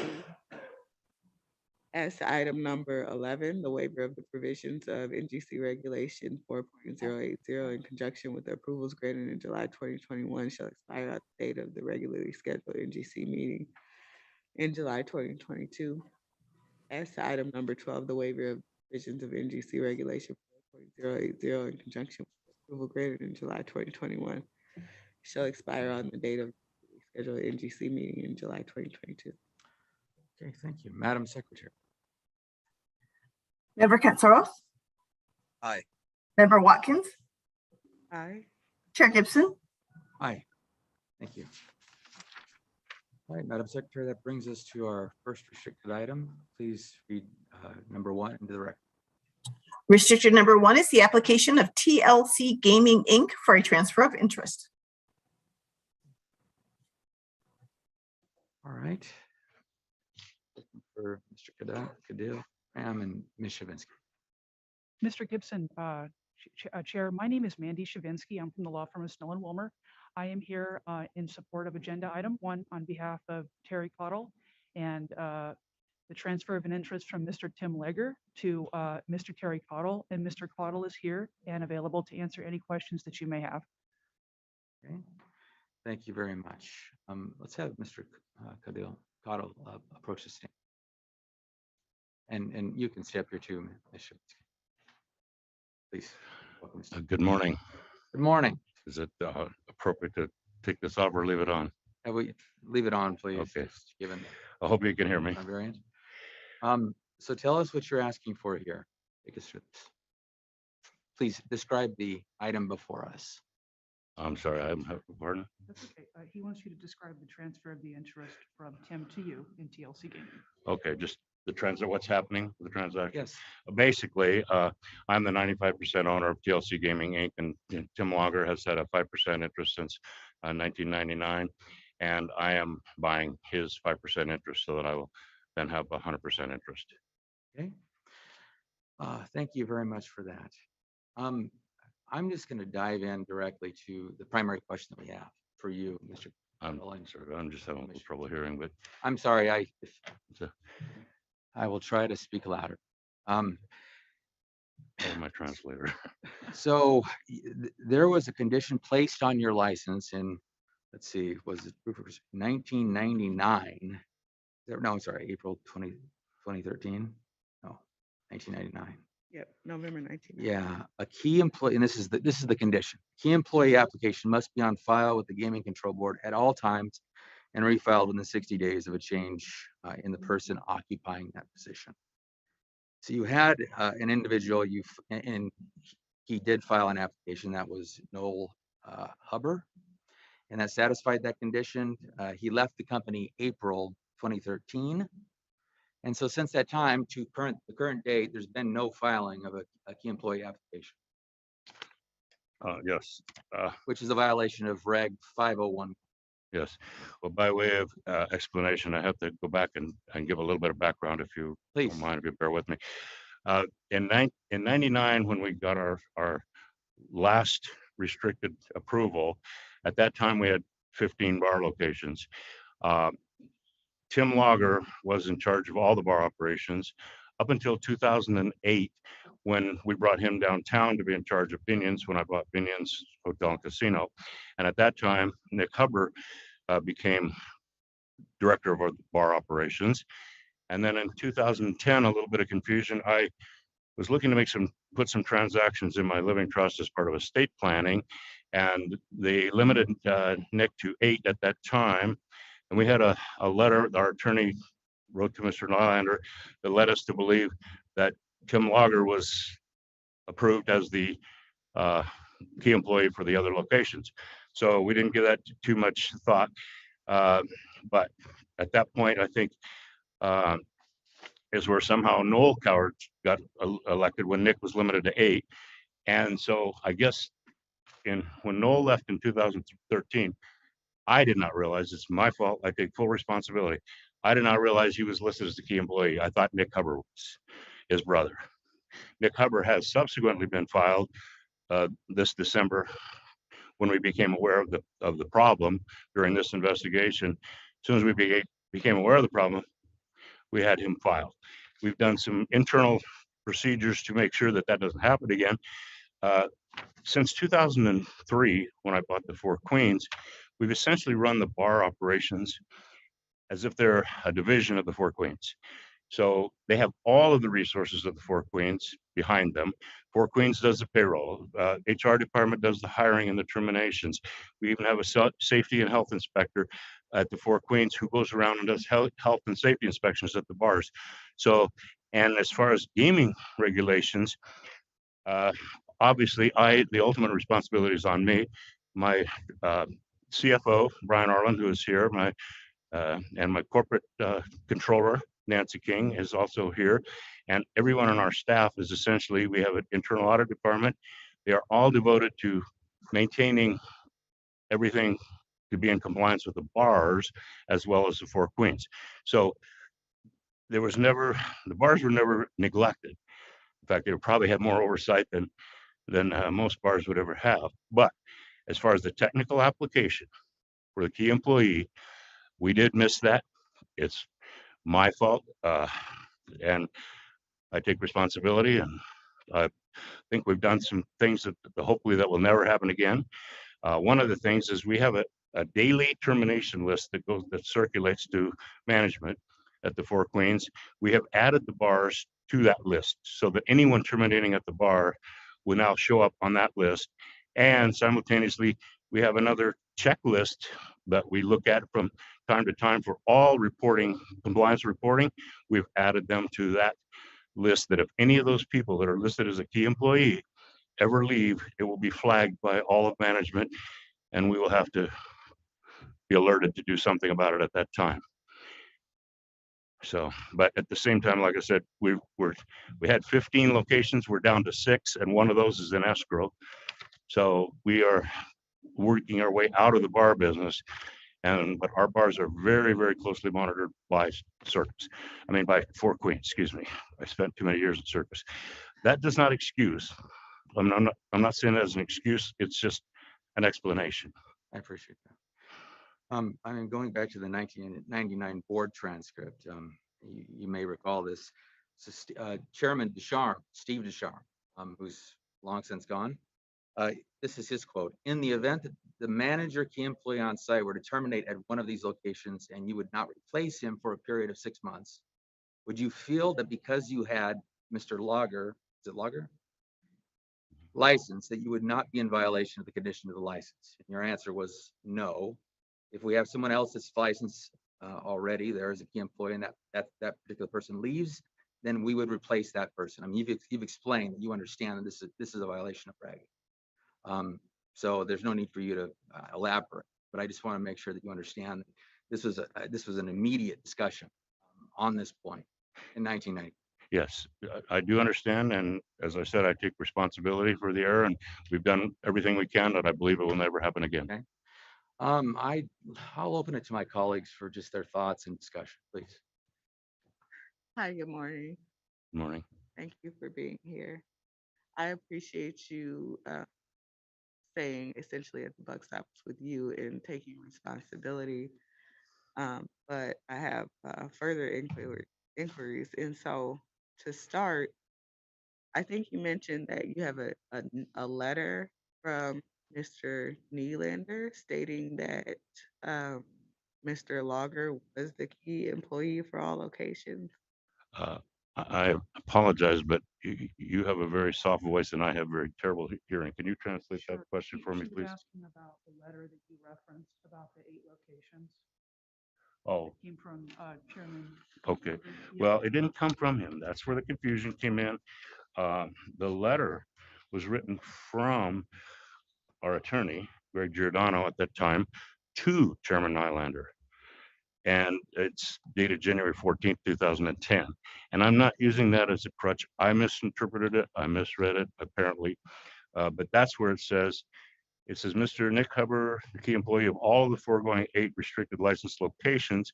And then it says, from a review of the above mentioned licenses, Mr. Lager, as the director of operations, is currently licensed as a key employee for each of these locations, with the exception of TLC Boulder. Well, that doesn't seem to be completely accurate. That was a letter that Greg Giordano sent to Chairman Nylander in January of 2010. So it led to some confusion. I don't want to use that as an excuse. I do understand the requirement. We are absolutely committed to fulfilling the requirement. Okay, Member Katsaros, let's hear your thoughts. I didn't have any questions, but I did want to direct attention to the NGC 9. So the NGC 9, as you might be aware, first of all, good morning, sir. Thank you for being here today. But I did want to direct your attention to the NGC 9. So that's the annual license verification notification that goes out to all licensees. My first thought was understanding what was provided on a recurring basis with that. I think it was signed by your member of your staff, Ms. McLaughlin. And on this one, you have the key employee condition. So what it asks you to do is confirm that, in fact, we have a key employee application on file with the Gaming Control Board. So I understand, based upon your testimony and based upon more reflection within the report, that the disconnect there would have been the fact that you felt you had one on file. Oftentimes with the NGC 9, it will very, very clearly state that, so-and-so is the owner when perhaps a transfer has already taken place. And that would be blatantly obvious if you actually read the NGC 9. But I can see the disconnect here in that you've got a condition, but you needed to have your staff to then thoroughly vet that a bit more to say, hey, do we have an application on file right now for a key employee or not? And again, in your mind, you thought you did, based upon your representations that you made. So I didn't have any questions though, but I just wanted to draw attention to that. Our licensees need to pay attention to that NGC 9 and be diligent in looking at it, not just signing it, sending it back in. The information in there is very important. In Nevada, we have a staff of 400 people. We have several thousand licensees. If we were going to, what we require is our licensees to self-report on many instances. And if they don't, our framework starts to fall apart a bit. And then we have to take administrative action and come back and take further investigations into various matters. So again, I just wanted to draw attention to that. So thank you. Yes, we do understand that, and I appreciate that. And like I said, It's my fault, and I appreciate the job that you have to do. And we do have an application on file right now, currently, as soon as we found out about this, and we hope to never be in this situation again. So, Mr. Cadill, you're well known in the community. I've watched you. You're very successful, and this is a difficult situation for us to be in. I'm sorry again. You are a successful member of the community and a well-known gaming operator. This is a difficult position for us because we have, from 2013 to 2022, we have non-compliance with a condition on license, and we have errant filings of NGC 9s, right? Just incorrect, right? That suggests, I don't know what it suggests. I mean, misunderstanding on your part or your staff's part, but maybe even a lack of attention. Well, let me clarify. The misunderstanding on my part was the technicality of the filing, which I thought we had on file. I never would ever question. I understand very thoroughly the concept of having these bars have oversight on these bars and someone accountable and someone that gaming can turn to and say, you're responsible. I do understand that. Understand the concept of why you do this.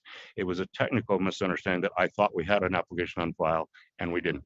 Okay. So, well, let me take the temperature of my colleagues here. Would you like to go forward with this, or should we defer it back to staff for additional investigation?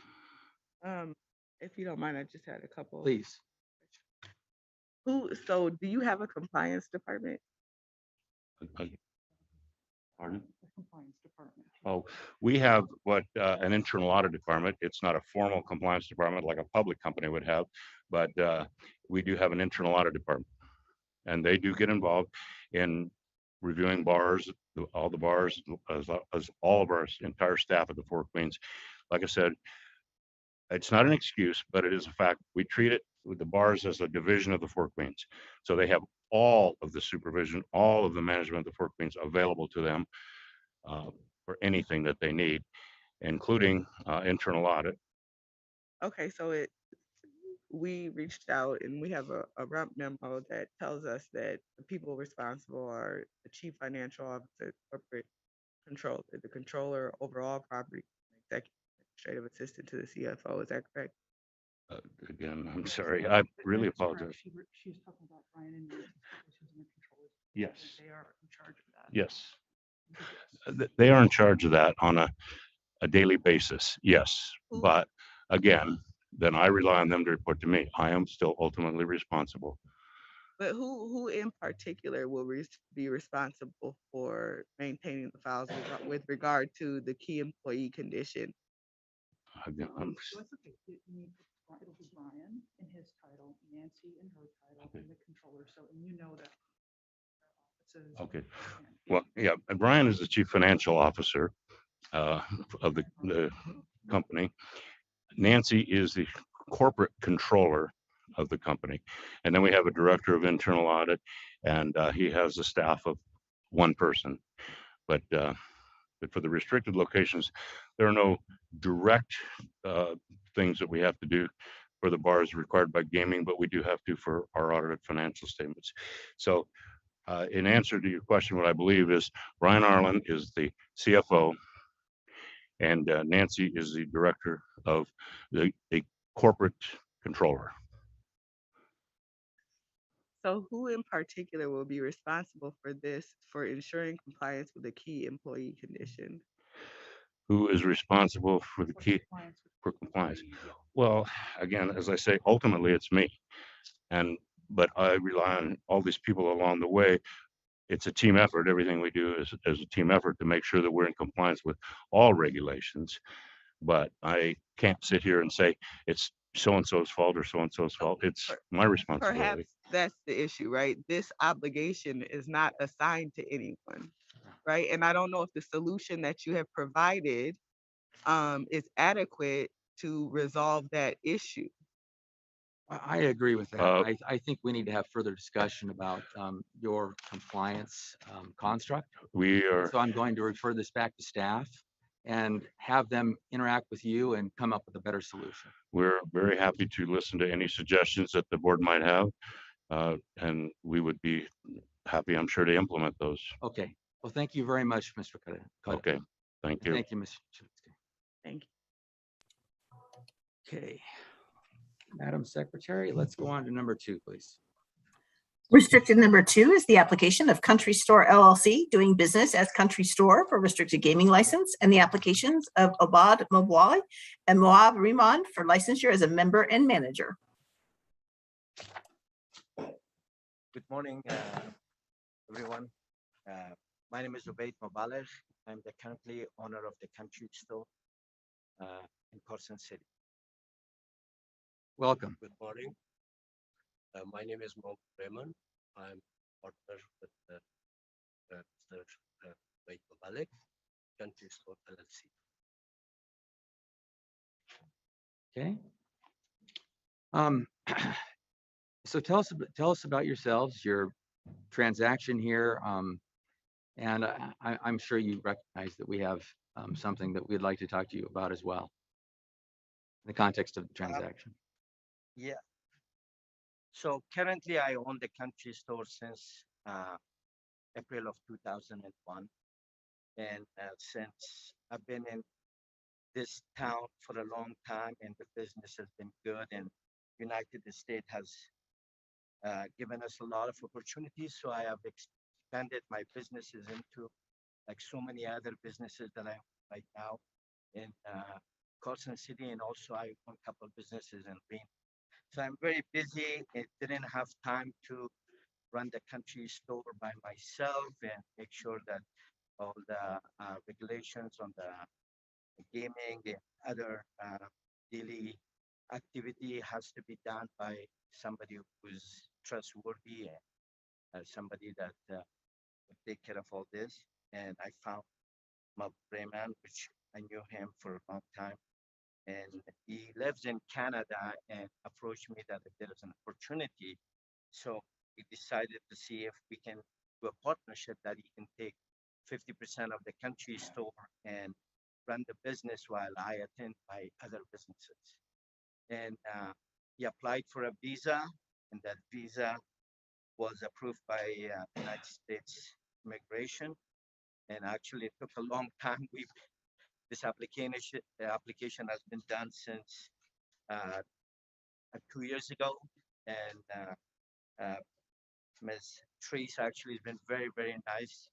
That was helping us keeping in board all the applications. And Mr. Raymond, he was in Canada for 2 years, and because of the COVID and also the restriction that his application regarding the background that needed to be completed by the Homeland Security. So after all that thing is done and the border was open, so Mr. Raymond is now here, and we're trying to finalize the sale of the Country Store. And it's all dependent on the gaming. So if the gaming goes through, the sales will go through. If the game will not, so it's all depending on the gaming. That's why we haven't done anything else until now. Okay. Thank you for that. Now, you said if gaming goes through, so what could potentially prevent gaming from going through is what we call regulation 805, which requires that you escrow the funds involved in a transaction of a gaming property until the transaction is approved. And that did not occur in this case. Yes. So what happened is that question has to go to Mr. Raymond, because when he was applying for his visa, his lawyer had advised him that if he wants to get the visa to come to the United States and conduct business, he needs to make sure that the money has to transfer to me. And then after that, the visa will go through. So we didn't know about all the regulation that would happen. The first step was the visa to get here to come and conduct business, because as a tourist, he could have not come in and do any business transaction. He needed the permission of immigration as a business to come in and do a business contract. So when he came in, the first thing we did was to contact the gaming, and because I knew that we have to make sure that we have to have a license for gaming. And they advised us that that is a violation that you cannot hold the money. And it was, I think, in a matter of 10 or 15 days that I had the money in my account, and because of his visa that got approved. So we quickly after Ms. Trees told us, we quickly transferred that money to escrow, and it's been 2 years since the money is in the escrow to be transferred after the sale is done. Would you take, so I mean, I heard a few different things there. I mean, one, you mentioned the transfer of money as being a condition precedent to issuance of a visa, which is, might suggest some intent, but then you go on to suggest that you didn't know. So when you interacted with staff, what was the purpose of I mean, you're saying you reached out to staff with regard to licensing. Is that accurate? Yes, I reach out because if we wanted to finalize the sale of the country store, we have to make sure we get all the licenses. And the first license that needs to be done is gaming, because after the gaming, then we can get the city license and the sales permit and all the other, regulation, whatever it is for that country store to run as a business. But when we came in and got the advice of the gaming, that was the thing that we had to move the money to an escrow. Okay, so that was September 30, 2019, according to our records. You understand the reason for this regulation, I presume.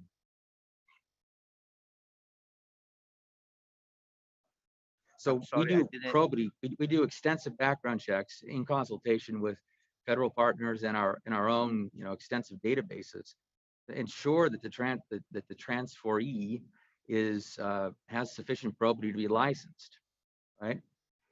So that's the reason for not allowing the funds to transfer until there's an approval. Well, for the gaming purpose, we didn't know about it completely, honestly, until we consulted with the gaming that they told us. It was done, I guess, before immigration because of his visa, and I think you should explain that what happened, why he transferred that money to us is because he wanted to get the visa to come over here to conduct the transaction of business. He could have not come in until he had that visa for as a business.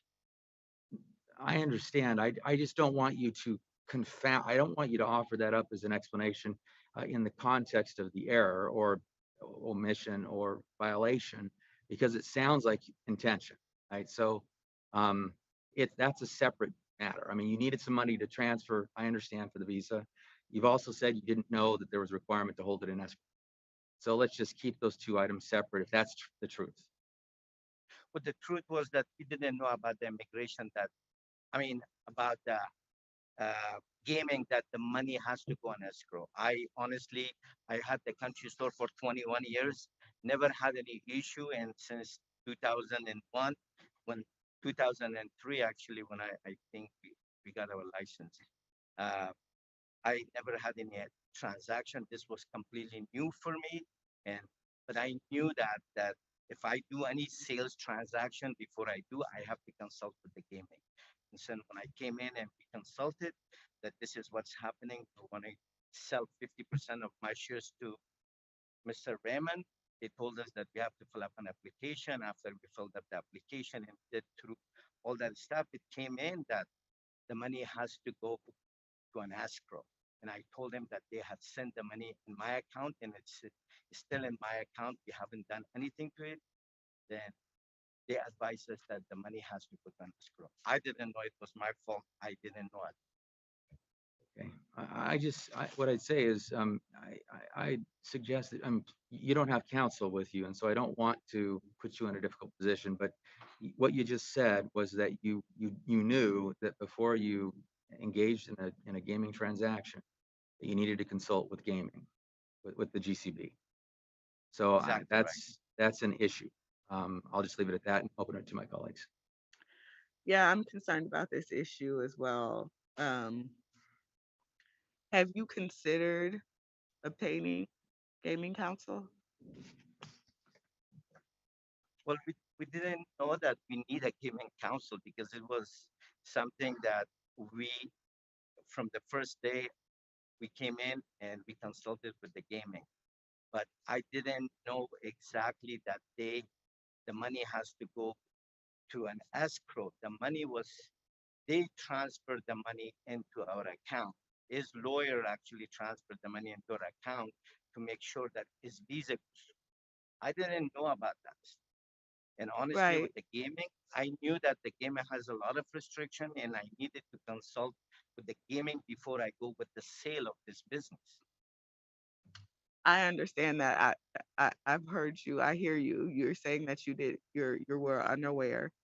However, what I'm asking is different than, what you're responding to. So I'm asking whether you have considered obtaining gaming counsel because your counsel would know things like that, or at least it's their job to guide you through transactions like the one um, that you're attempting to engage in.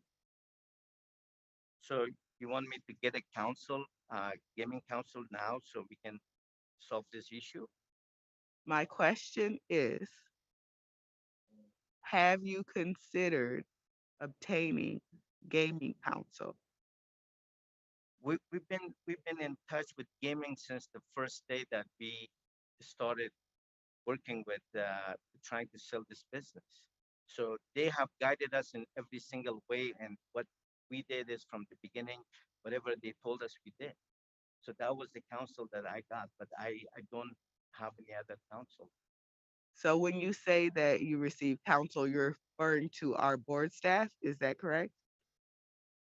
It was Miss Teresa McClan that McClellan that she told us. Are you referring to the gaming control board when you say that you reached out to gaming? What I'm asking you is a very straightforward question, and it is simply whether or not you have considered obtaining gaming counsel. I'm sorry, I can't understand this question. Maybe Okay, Yeah, well, so the question let's. is, have you considered obtaining a gaming attorney? Oh, gaming attorney? Yeah, as opposed to, I think you're Representing misconfusing the myself? word counsel. Yeah, so gaming attorney. Yeah, maybe we should. So if you could please step to the microphone. I guess maybe we should get a gaming attorney. I don't know. I mean, I thought we didn't need anything.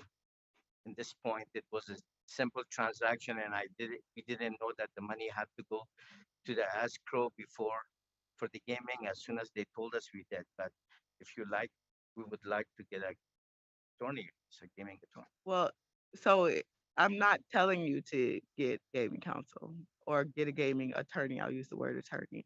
My apologies for that. But what I was asking was just whether or not you had considered it because it is an option and they would help guide you through situations like this. And I understand that you're saying that you did not know previously, but it is their job to know. And so that's why it would be helpful. So that's all I'm saying. Are we addressing the Please. okay. So I did have some questions. Is it Mr. Riemann or Mr. Riemann? Yes. When is it that you moved to Canada? Moved to Canada? That's correct. From Canada to here. When did you move to Canada? Yeah. Actually, I moved to Canada in 1994 from France. From Actually, I France? was from France. I was in France for almost 14 years before moving to Canada. I left Afghanistan in 1981. So, and I went to France, Paris. I was So if I'm understanding you correctly, you moved from Afghanistan to France to Canada. Is that yes, correct? from Okay. Afghanistan to France, and from France in 1993 to Canada. And at what age did you leave Afghanistan? I was 23 years old. I'm sorry, did you say 22? 23 to 24, exactly. It's 81, actually. I born in 1957, so probably I was. I'm sorry, I'm having a hard time hearing you through your mask. Actually, I moved from Afghanistan to Paris in 1981. So at that time, I was like 24 years old. Oh, okay. Okay. And I was in France for many years. In 1993, I moved from France to Canada. Okay. All right. And you have two children and you remarried in 2017, is that correct? Yes, actually, right now, my older is 25 and my younger is 21. Okay. All right. I don't have any further questions. Just let me point out one important fact. I mean, one reason why. So having a gaming attorney it's not a requirement in statute or law, right? You're not required to, but it could prevent something like we're dealing with now. So going forward, I mean, if you're not, if this sale is not, if it's not approved by the Gaming Commission ultimately, there would be an unwinding of it. You understand? The question is directed to Mr. Kobalik or to me? I just want you to understand the severity of what could happen. I understand your question, but the severity of the situation. Unfortunately, that time when we started the process, I, under advice of my attorney, which is the first step in order to even to start like the talking the business in United States, I have to have a business visa. As a visitor visa, as a Canadian, I come before here. I met many times Mr. Mubarak here. I used to work in California here as a software engineer for many years. So I knew him. I come here. I knew the business very well, but I couldn't talk business until I have to get proper business visa. So the first step for me was to get the visa.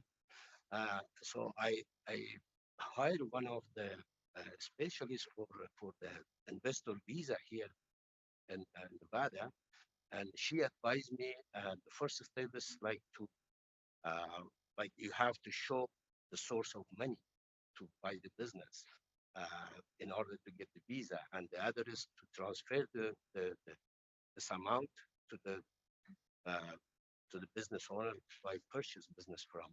So this is two conditions which was allowing me to come to here and start like even contracting business or getting license or anything else.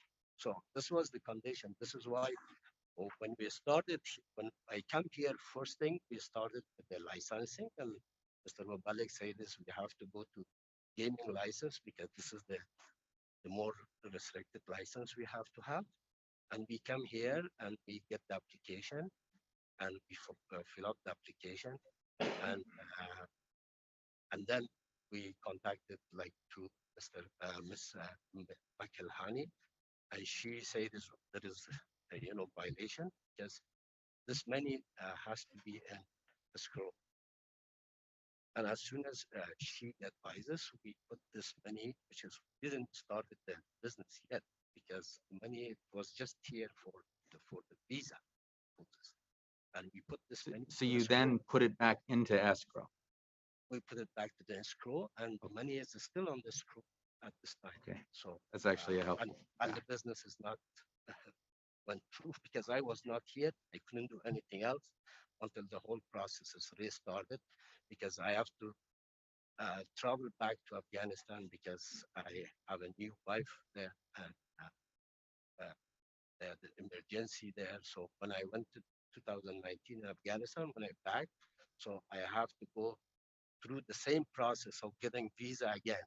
So that means that time was the business was like my visa was approved, but it was a background check because I went to Pakistan and Afghanistan, this country, and this was dictation by.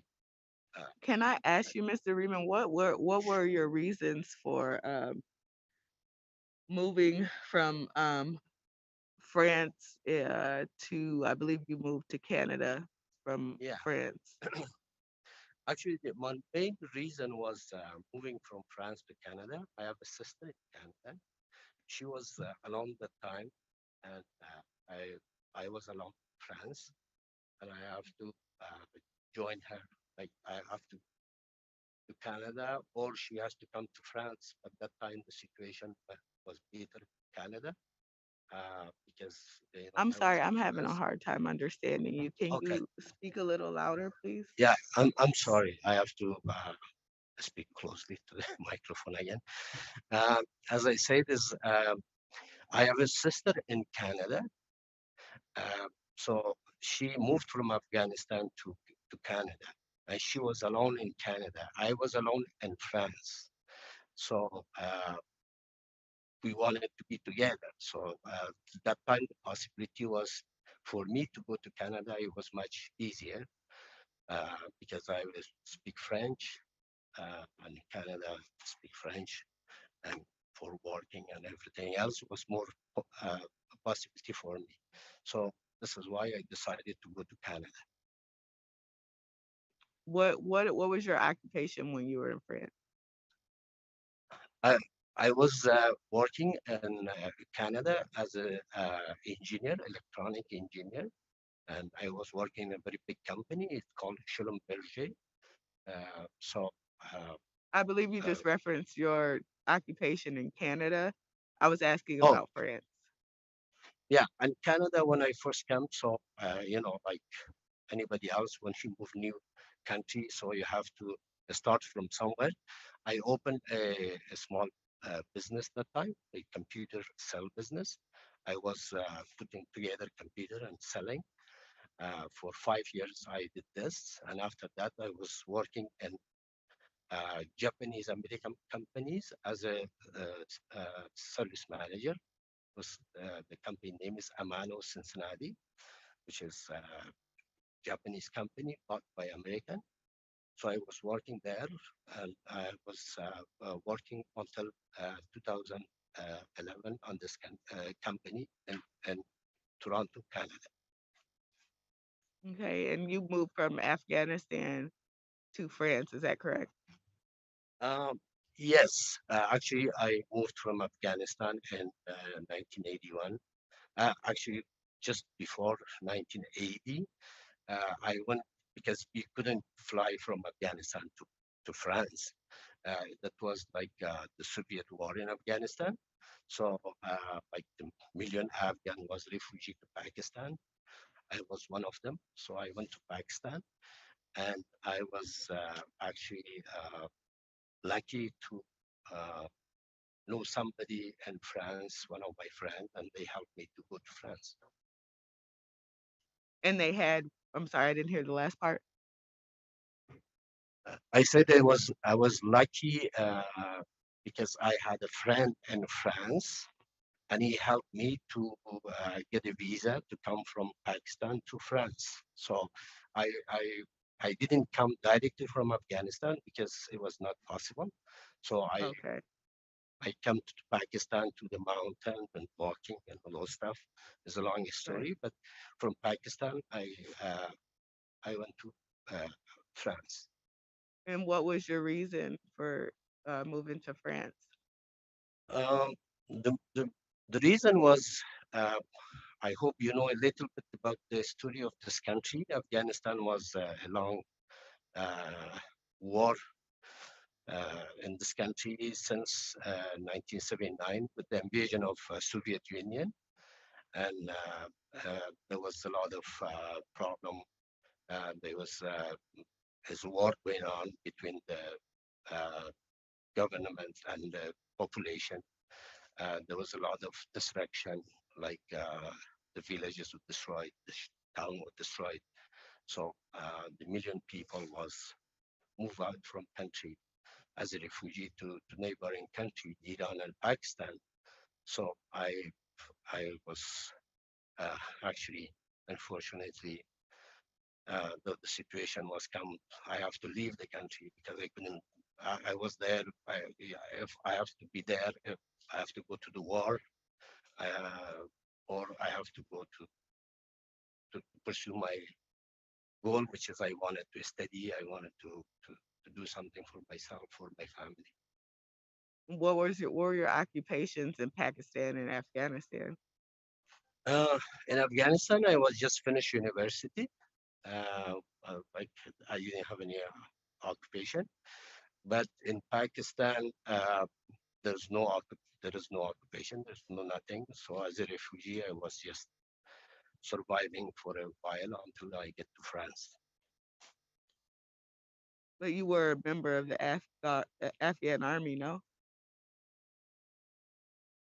I'm sorry, member of? The Afghanistan army? Well, that was in Afghanistan. Like as I said, is I just finished university. I was not yet in the army, so I just finished university. So I have to go to become like officer in the army. So that means I have to go to war against my own people because Okay. that time like the government was pro-Russian. So that means I have to work with the Russian against my population. So this is why I didn't want it. So I left the country. Okay. All right. Thank you. I just wanted to get a better idea of your background. So I appreciate you taking us through that. No problem. Thank you. Member Katsaros. Thank you. Mr. Raymond, since you're at the podium right now, let's just start with you really briefly. I'll bet you do have quite a story going from Afghanistan to Pakistan. The Russians came in there in 79, 80, and then they go over to France. As soon as you mentioned you left 1981, I assumed pretty quickly that there was probably a pretty good story there. We won't go into that right now. Sure. You understand what we're going through at the onset of this, which is that as Mr. Is it, how do you say your name? Mobalik. We have a voluminous sort of regs and statutes on the books that require for us to first vet any new owner in the gaming industry. Sure. I think what it was represented earlier is you had a disconnect there that you didn't realize that that money needed to sit in escrow until we approved the transaction. It seemed felt that that only needed to happen at the last sort of hurdle of the process. I can appreciate that. Not the first one to have done this. It won't be the last. So our process requires, though, that we go through a full vetting of yourself and, of course, you as well, since this is a new entity that you're seeking as at this point. In terms of your background, nothing came back derogatory. I can appreciate what you were mentioning earlier, that as part of your visa process, you felt it was needed, or your attorney had advised it would be best, or perhaps it was a requirement that you provide funds into the business first. That conflicts with what we have in the books here. Yes. And now you're undergoing the review by this board. And so we have to thoroughly understand your missteps there to A, determine your suitability, but B, also your business acumen and your wherewithal, and say, are we going to have a comfort level that in the future there's not going to be these missteps? So the discussion about counsel or an attorney, perhaps that is at your discretion whether or not you wish to get an attorney or not. I would strongly advise, assuming this goes positive for you here today, that in the future, for any transactions, it would be wise perhaps to discuss this with an attorney if you're not fully 100% comfortable in what's taking place with your business. We at the Gaming Control Board, of course, regulate the industry here, but we do not give legal advice to you. That's for you to seek out from counsel, from an attorney. So I just wanted to get that off the table. The visa. So you're saying it was a requirement, so that's why you did that, or it seemed that was going to certainly help your case. And you walk me through just briefly, in a couple sentences, the timeline there. So you transferred the funds over to Mr. Mobalik.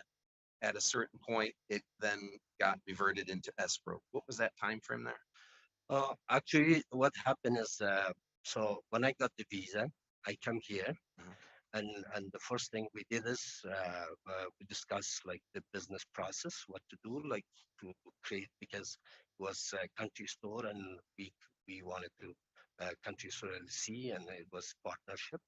So Mr. Mubarak, he said is the first thing we have to do is we have to get the gaming application to process this. The funds were already transferred though at that. This is before I get the visa. Got it. Because Right. I didn't get visa. I understand. I don't want to belabor the point too much. So because I This is understand. what I'm saying. The time frame was actually it was I got my visa in June. No, actually in September 2018. So we started like the gaming process because it was like a lot of questionnaire, uh, like to fill up this application.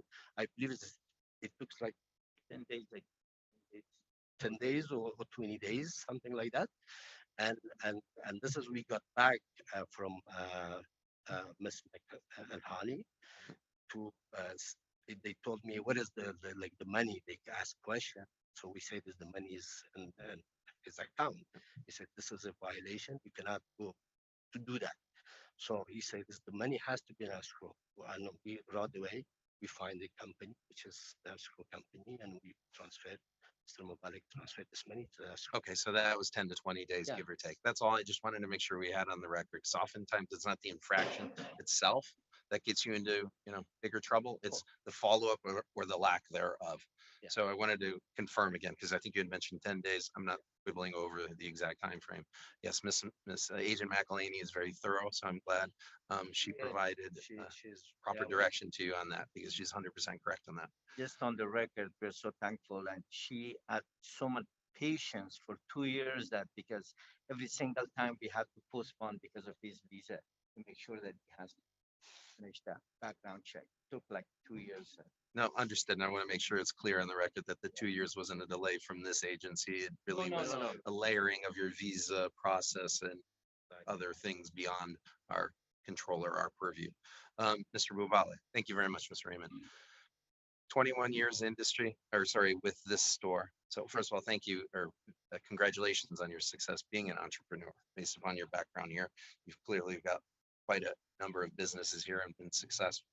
You got 20 years or so having this store with gaming, right? You were licensed in 2000, 2001? 2001, I think 2002 or 1, something like it's been a long 2001, time. I just Yes. have you It's ever been a long time. It I was think it December. was May or December. It was December, so Okay, that's probably the December confusion. probably, yes. Have you ever been fined by us before? No, Okay. Have you received violations from us? no, Have you got any hiccups with COVID? no. Okay. We Because have, that means a lot too, right? Okay, your history there. I understand, you're a C store with, a few slot machines and 7. you don't have necessarily the best in-depth knowledge of our regulations and statutes. So I'll again encourage, if you're going to do anything, I would strongly suggest an attorney I will or definitely fully educate consider yourself. that, yes, because I never went through the sale. I mean, in 20 years, I didn't know about it, but I will, yeah, thank you so much. I will do definitely seek a counsel before I do anything. Or Yes. the counter or the alternative would be to fully engross yourself with the requirements of our regs and statutes. As far as your background is concerned, came back very clean, no issues. And with that, I didn't have any further questions or concerns. Are you agreeable to the condition that you submit to that you attend a regulatory compliance seminar? Yes. Okay. Okay. So we have this violation. We have 7 slots in a C store, so that's I guess that's the context. We have people who may not understand our laws as well as should. Are you comfortable, colleagues, with going forward with the condition? With the condition in place, I'm comfortable. How about you, Mr.? I'm comfortable as well, Chair. Okay. All right. Just know that that we'll be paying attention. I mean, you're still a 50% owner. I mean, you both are, right? So disciplinary action is still issue.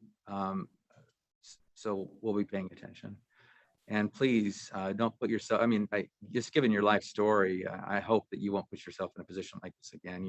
You've demonstrated incredible perseverance, and you just don't. This is a difficult. I'm sure not a pleasant experience for you. So I'd like to be dealing with you in a better context, is what I would say. Congratulating you on all you've overcome. Okay. Thank you. All right. With that, I would ask for a motion. Chair Gibson, I move to recommend the approval of restricted item number 2 as read in record by Secretary Bell, pursuant to the condition that the licensee shall demonstrate successful completion of a regulatory compliance seminar for restricted licensees, which is deemed acceptable to the Nevada Gaming Control Board Chair or the Chair's designee within 90 days of the issuance of state gaming license. This condition may be administratively extended by the Nevada Gaming Control Board Chair or the Chair's designee. Okay, thank you, Madam Secretary. Member Katsouros. Aye. Member Watkins. Aye. Chair Gibson. Aye. Thank you. Thank you both for appearing. Thank you very much. Thank you very much. Thank you. Right. Madam Secretary, let's go on to our next item, please. Next item is restricted number 3 is the application of Michael Van Overbeek for temporary licensure as special administrator of the estate of Betty Mumford Larson.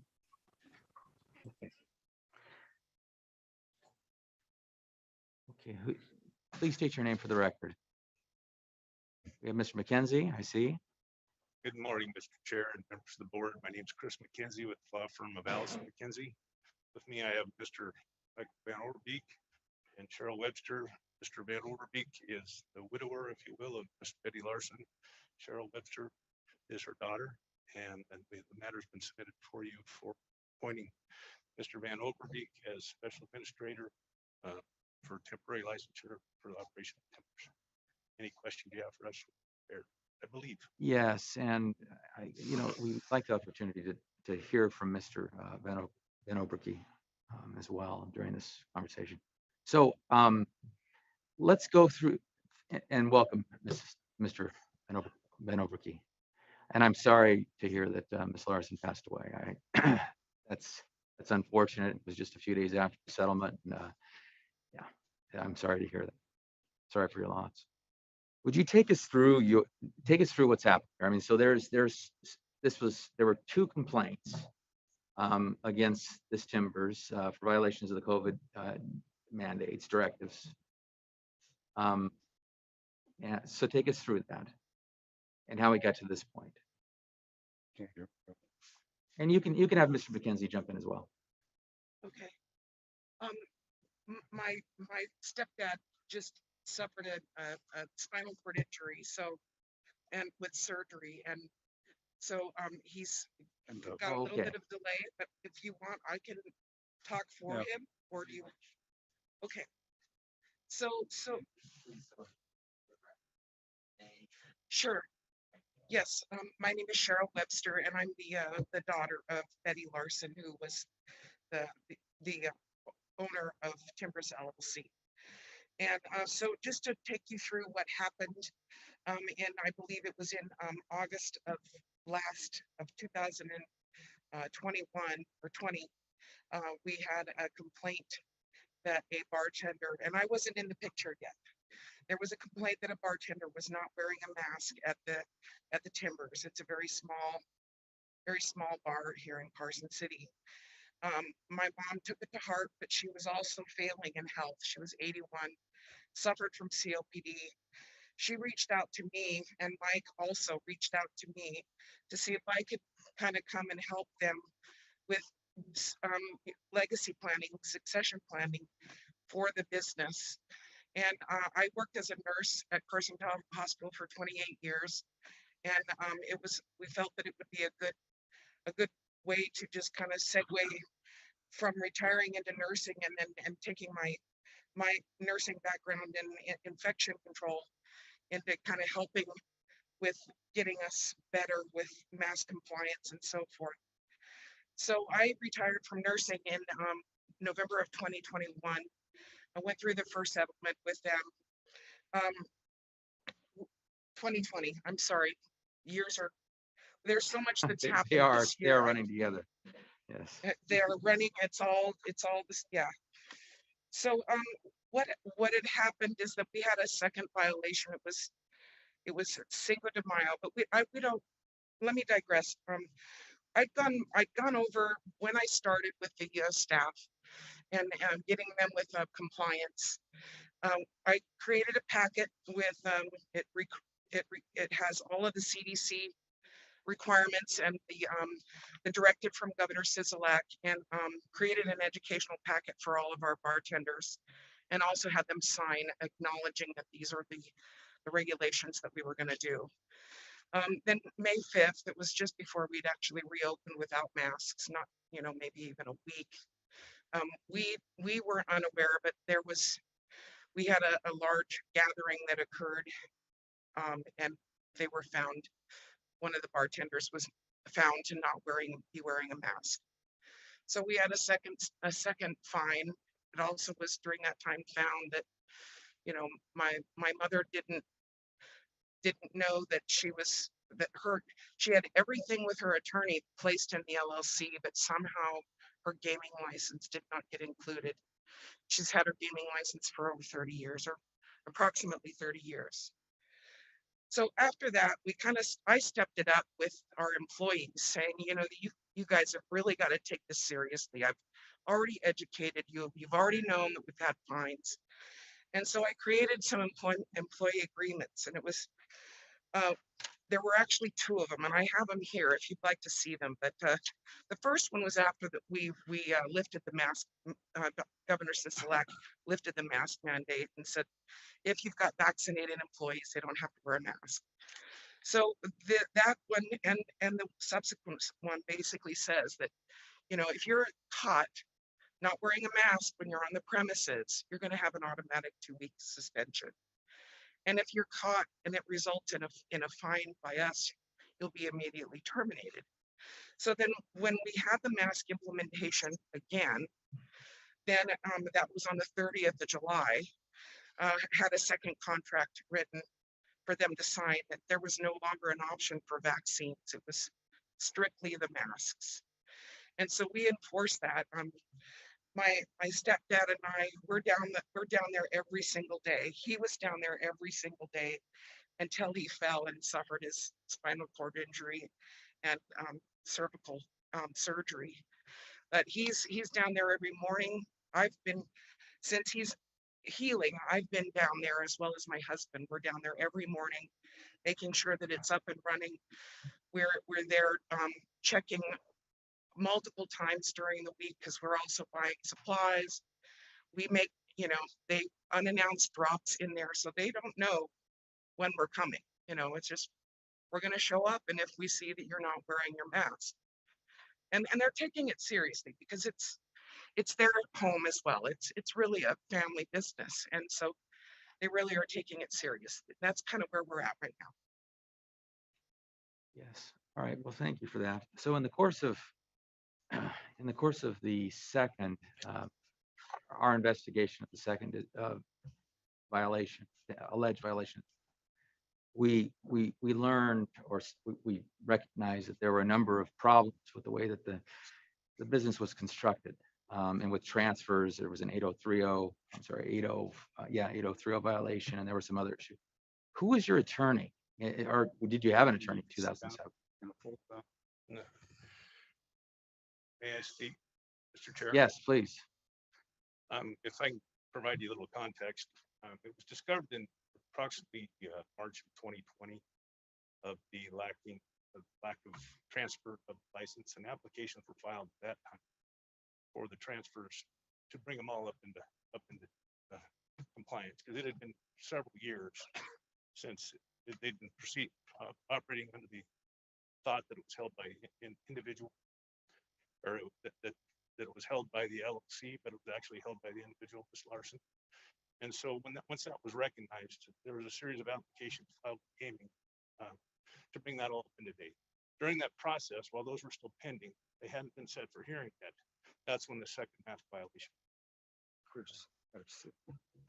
Is it okay if Mr. Van Overbeek? Yes, I'd actually like to hear from him for other reasons. Please. Mr. Van Overbeek.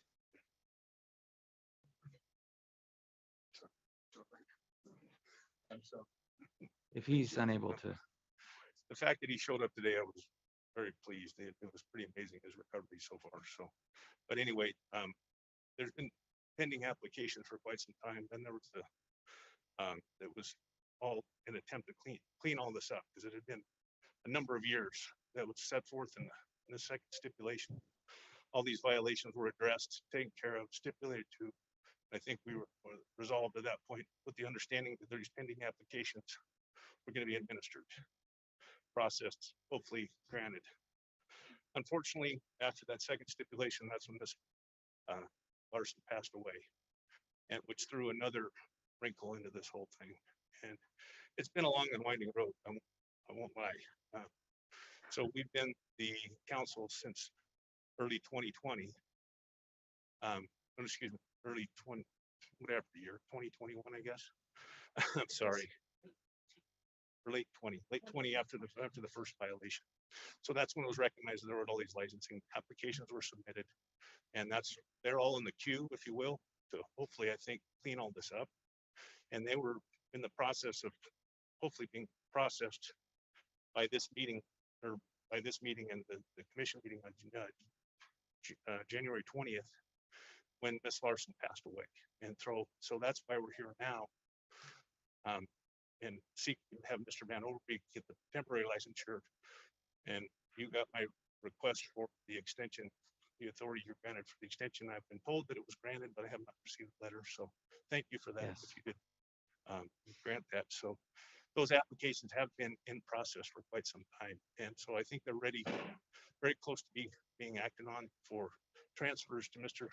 Van Overbeek and Ms. Webster. The initial ones were applications for each of them to get 33 1/3%. Now with Ms. Larson's passing, her estate plan provides for Mr. Van Overbeek to get Ms. Larson's 34%. So those applications are again in the process. And I believe we've submitted everything that you need, that your staff needs to make that consideration as to whether or not that transfer could occur going forward. So if over-explained, forgive me if I didn't explain it. No, I appreciate the record because there are many moving parts here. I don't think that people who weren't involved in the disciplinary actions, they may not even understand what's going on.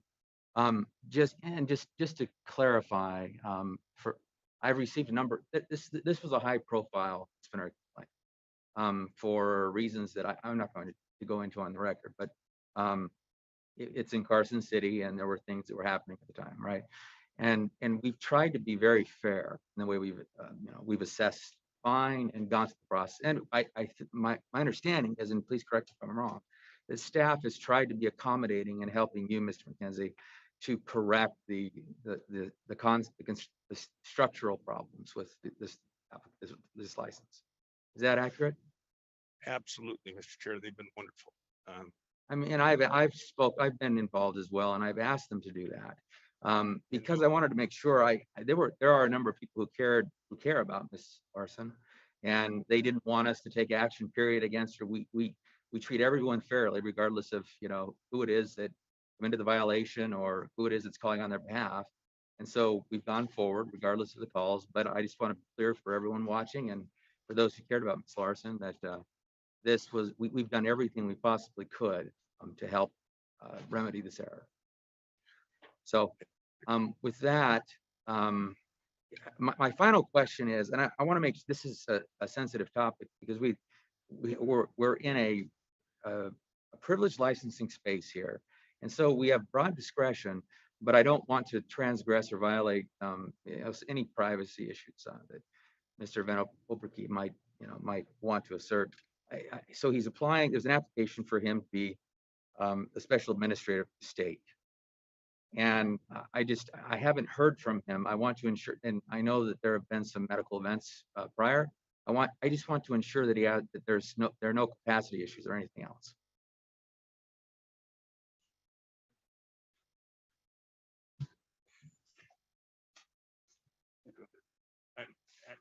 may, Mr. Chair.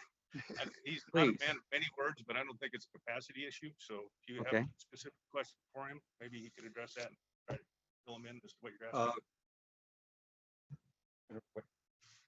Do you have a specific?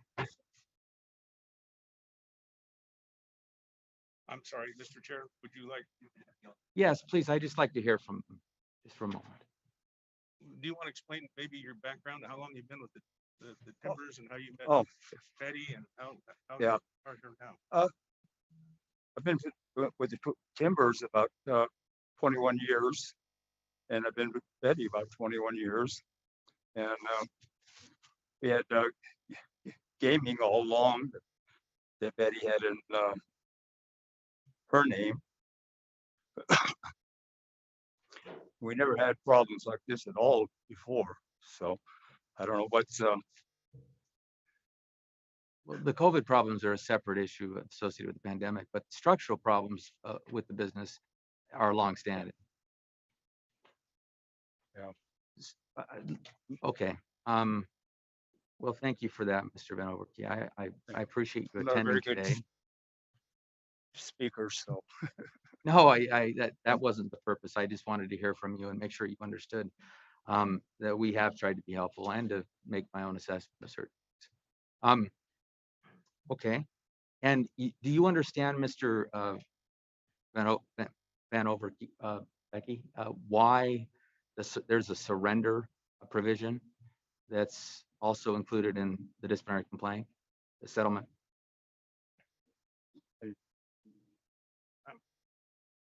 So we're trying to, so there are applications on file that would help remedy the structural issues with your business, right?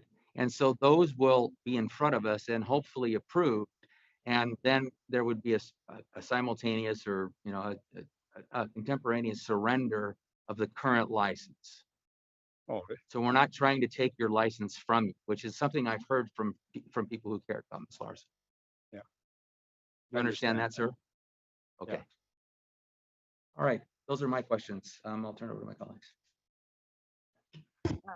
Thank you, Chair Gibson. I think you've done a great job of laying out the record, past incidences and disciplinary matters.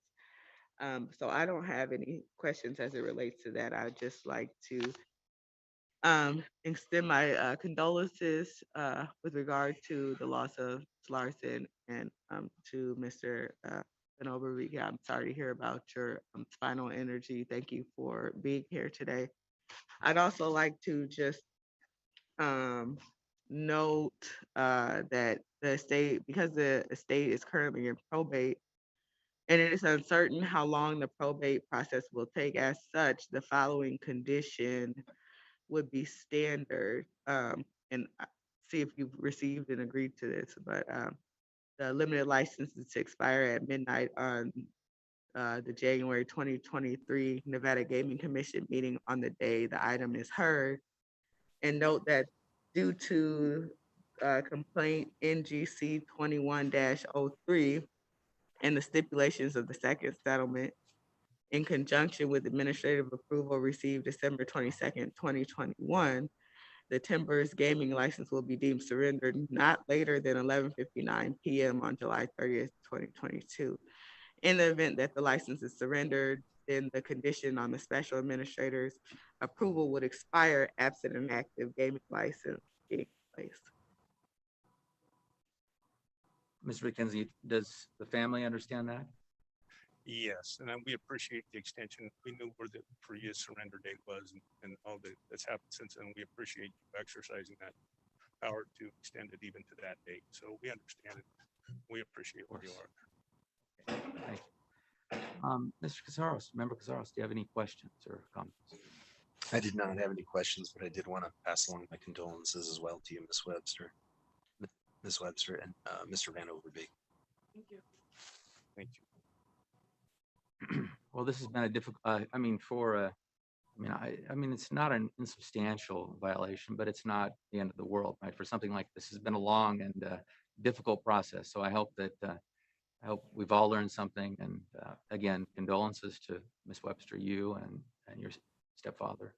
And thank you, Mr. McKenzie, for your hard work with our staff and with the Attorney General's office to remedy some of the problems with structure that we found. I appreciate it. I appreciate it. Got to meet all kinds of new people. So, but Sure. just, they've been very helpful. We appreciate it. So with that, I would ask for a motion, please. Chair Gibson, I move to recommend approval of restricted item number 3 as put into the record by Secretary Bell pursuant to the limitation of the license to expire at midnight of the January 2020 Medicaid on the date I heard. Okay, Madam Secretary. Member Katsaros. Aye. Member Watkins. Aye. Chair Gibson. Aye. Thank you. Thank you for appearing. Thank you very much, all of you. Thank you. Thank you. Madam Secretary, let's please read in the next item. Restricted number 4 is the application of RAB Inc. doing business as El Adobe Cafe for a restricted gaming license, and the applications of Raul Berman and Javier Berman for licensure as an officer, director, and shareholder.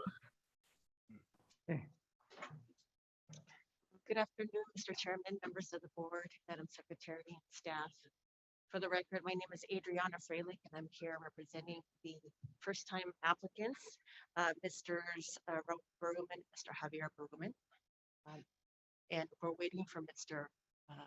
Berman to come back from outside. So if you would allow me a few minutes, I'll go grab him. Thank you. Yes, please.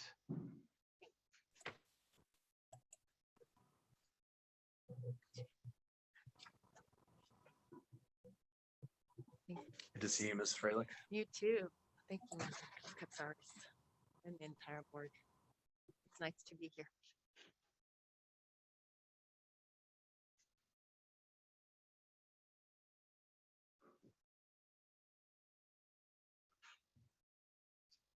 I apologize. I don't think he knew we were up next.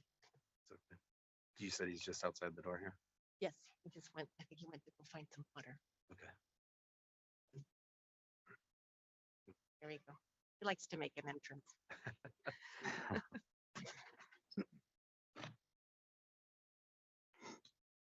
Thank you.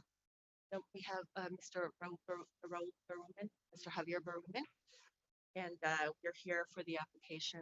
As I mentioned, this is their first time applying before the board.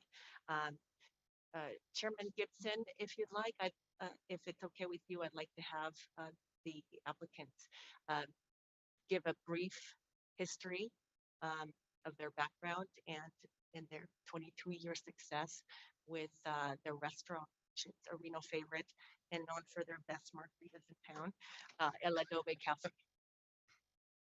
Yes, please, and welcome, I also like. Mr. Oh, I'm sorry. Please. Chairman, I just wanted to take this time real quick before I forget. I did want to recognize Agent Katie Phillips and also her team for the great work they did on this application. Thank you. Welcome, Mr. Berman and Miss Berman, Mrs. Berman. Please, if you would, tell us about yourselves. Welcome. This is as an aside, there's nothing in your background that's problematic, but this is the first time licensing event for you. And we wanted a chance to meet you and for you to meet us. So tell us about yourselves, if you would. Well, I came, excuse me, too loud. I came from Jalisco, Mexico, 78. My mom, actually, she gave me a visa, and summer to Arizona, and came to LA for a couple of years. And when two guys immediately opens the store, the doors in Moana, in Virginia, he came to run the place. And I've been here since then, working around restaurants. And as we decided to open our own little business. I'm sorry, can you speak up a little bit or speak into the mic? I'm unable to hear yes. you. Yeah. I came in 77 to work in one of the restaurants. Two guys from Italy, and I've been here since, moving around little other restaurants. We decided to open our little store, El Adobe Cafe.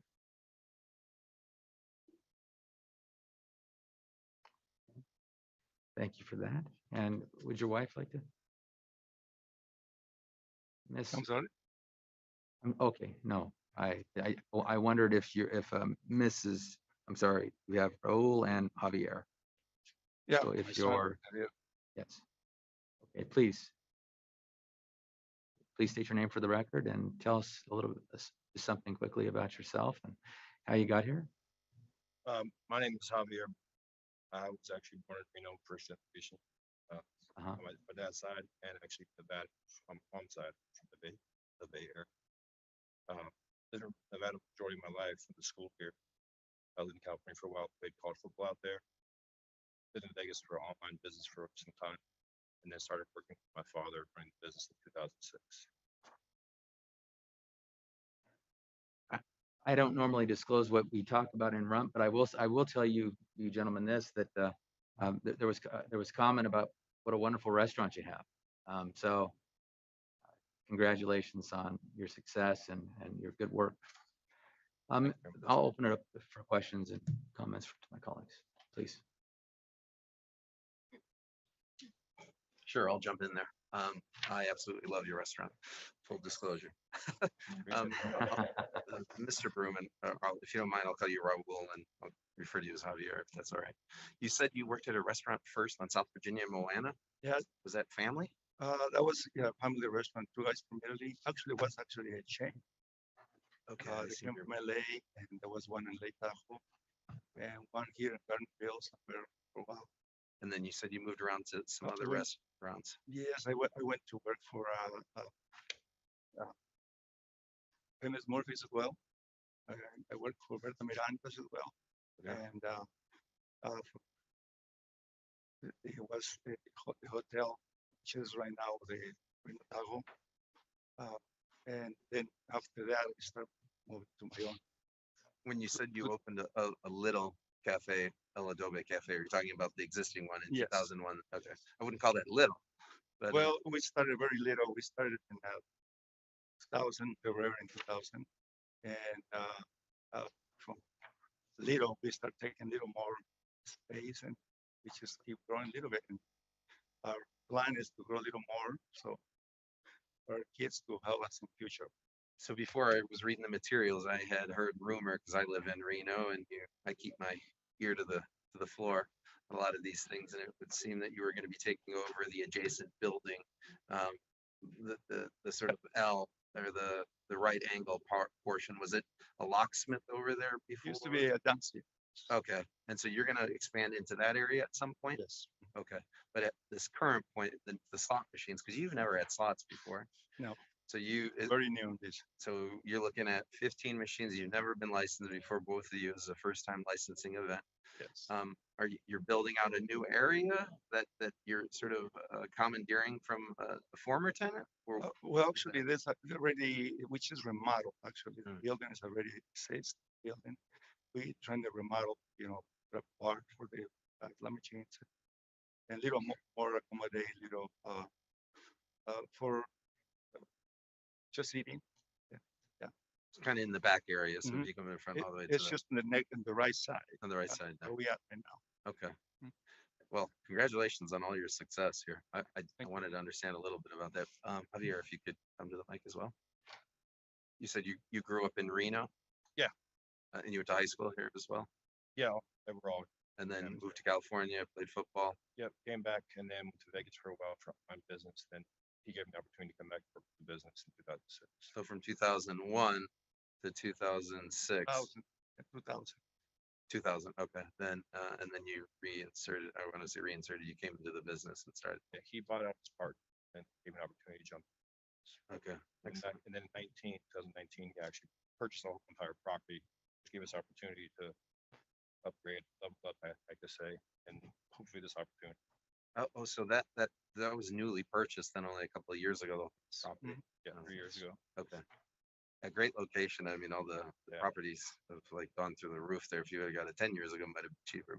Yeah, that's that. Crystal ball's not always working. How's business? It's consistent, pretty good. We got a little issues on the COVID.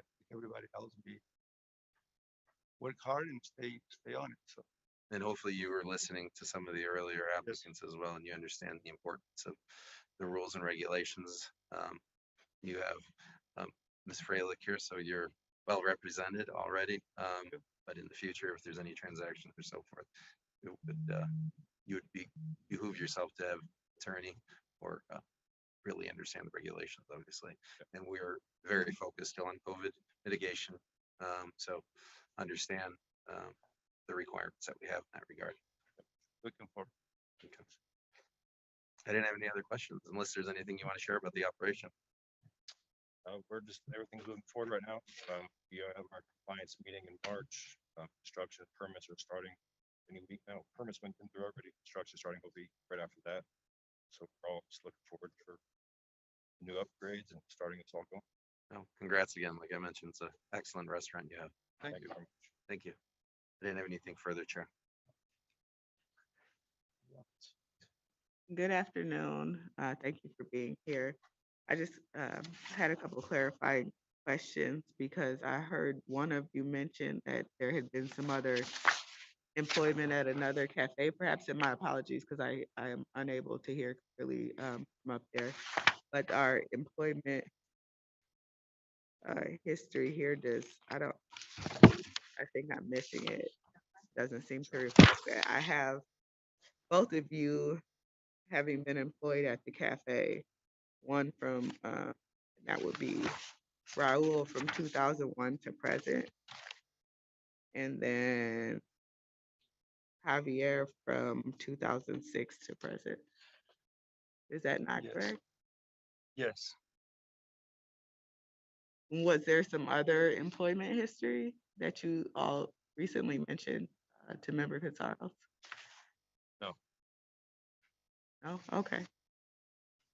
Was it that one of you owned an interest or something in another cafe, or I thought I heard Not something about it. If I could just clarify, I think he was just mentioning his history, working since he came here. And so that we kind of jumped around where he had been at the different restaurants, but he has been with El Adobe since 2000.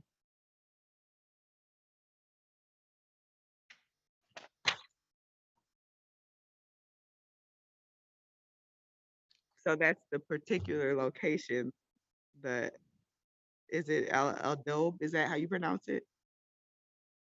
El Adobe. El Adobe Cafe. So I'm sorry, that did not clarify for me. That left me more confused. So the employment history is just that you have only been employed at the cafe, the one you're currently employed at. Is that correct? Each of you, for each of you. Yes, so me since 2016 and my father since 2000, since he opened. Prior to that, he worked for other businesses and restaurants before he opened this. Okay. And then for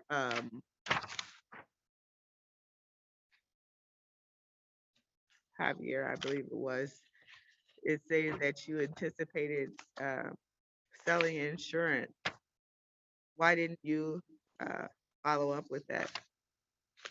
A friend of mine had opened up a insurance company for medical marijuana and marijuana in general, and it was just an opportunity years ago that I thought I could get into. I'd never used it.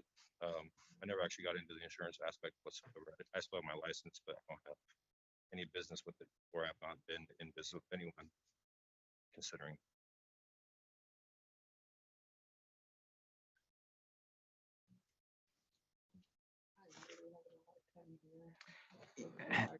Yeah, I just explain. We're struggling to hear down here, which is the reason that we might seem a little bit disconnected. The masks don't help, and then the transference doesn't help either. So. What I was saying was I've never done anything with the insurance. I am registered, but I have not moved forward with it or have used it whatsoever with any business. So the only business I am involved with is El Adobe. Okay, thank you. No problem.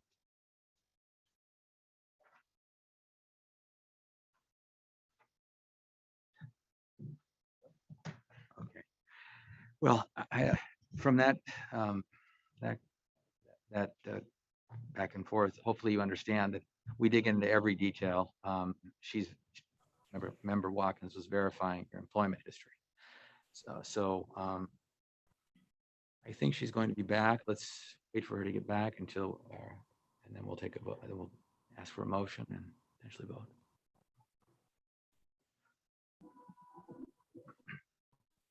Yeah, Chair Gibson, while we have a moment, just to clarify, so the employment we're talking about predated the 2000 or 2001 opening of El Adobe. And so those were some jobs that he had previous to that. Our materials don't go back any further than that. And so I just wanted to make sure that was clear.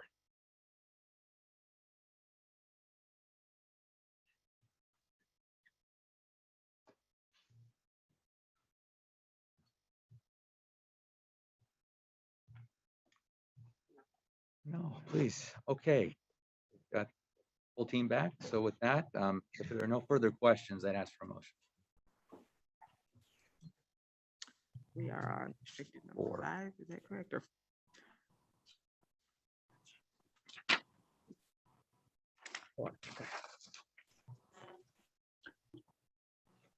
I move to recommend approval of restricted item number 4 as read into the record by Secretary Bell pursuant to the following conditions. Prior to the issuance of the state gaming license, the licensee shall enter into a service contract with a licensed slot route operator. The term of the contract shall be for at least a 1-year period of time. The licensee shall demonstrate successful completion of a regulatory compliance seminar for restricted licensees, which is deemed acceptable to the Nevada Gaming Control Board chair or the chair's designee within 90 days of the issuance of the state gaming license. This condition may be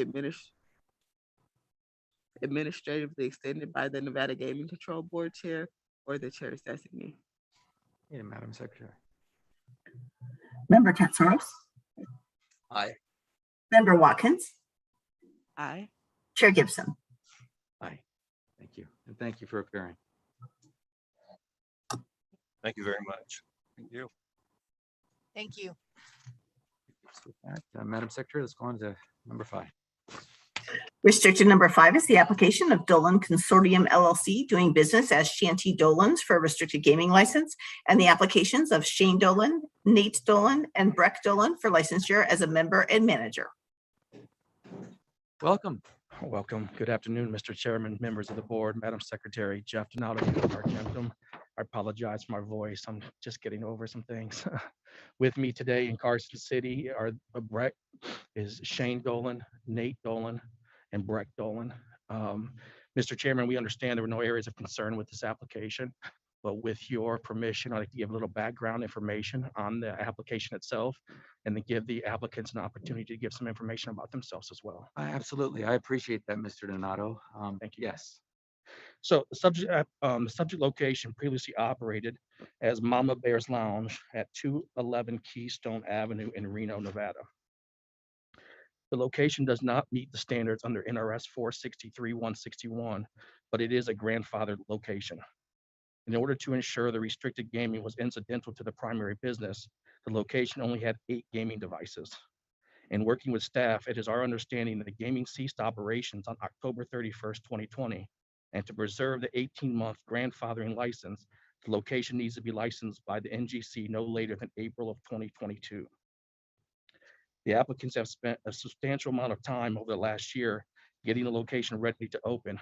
And if approved, the applicants intend on reopening the location on February of 2022 as Shanty Dolan's.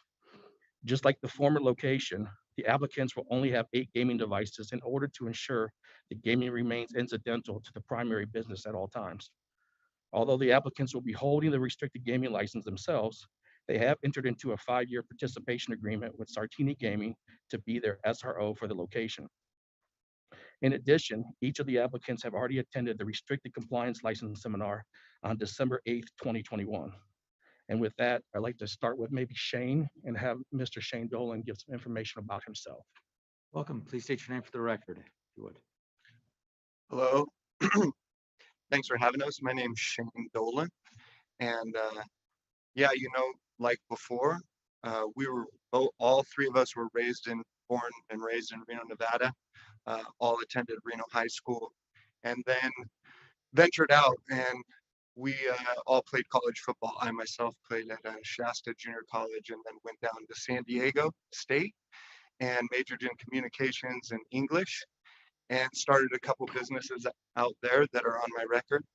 Dolan Services, which works with the bars, restaurants, and nightclubs as a staffing kind of agency. And then we needed a little bit of office space, so we created a art antique gallery that was our office space, which led us into the production world in Los Angeles and San Diego, California. And all three of my brothers have worked a little bit with both of those businesses.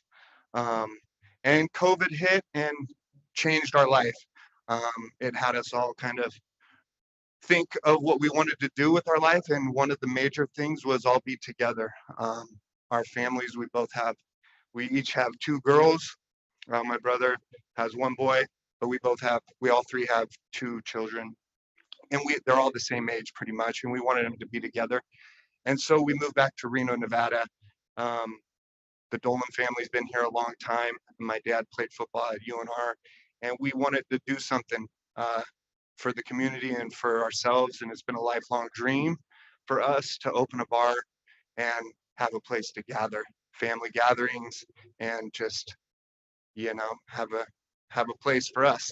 So that's why we moved back to Reno and started this operation. And we really look forward, hopefully, to getting the approval to move forward and to continue doing what we do, creating businesses and making them successful. So thank you for having us.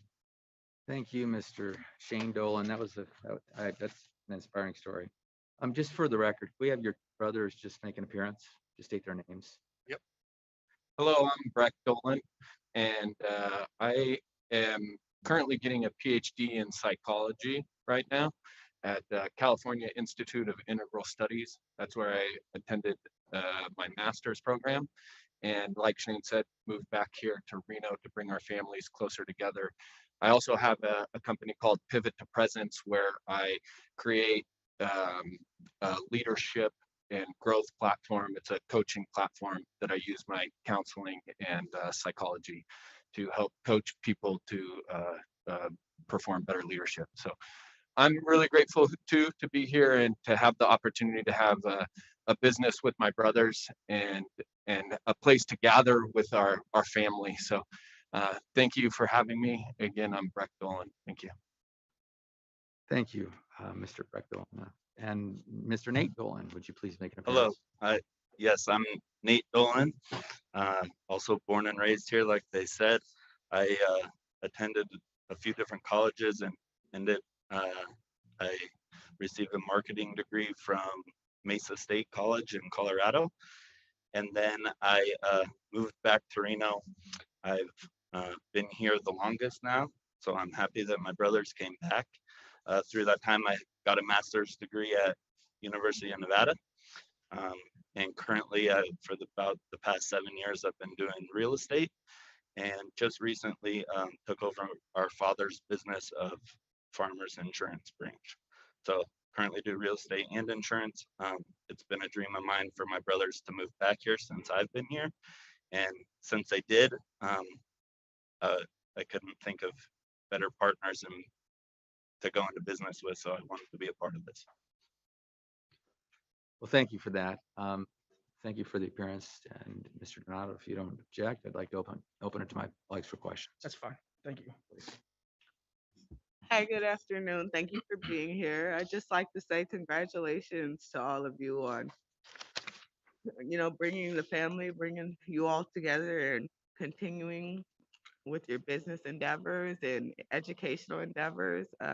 You all are doing great things. I'm glad to hear it. It's a great story. I don't really see any issues. I didn't have areas of concern, so I don't have any questions. Okay, thank you. Member Katsaros. Good Do you have afternoon, any gentlemen. question in particular? Just a couple. Nothing Okay.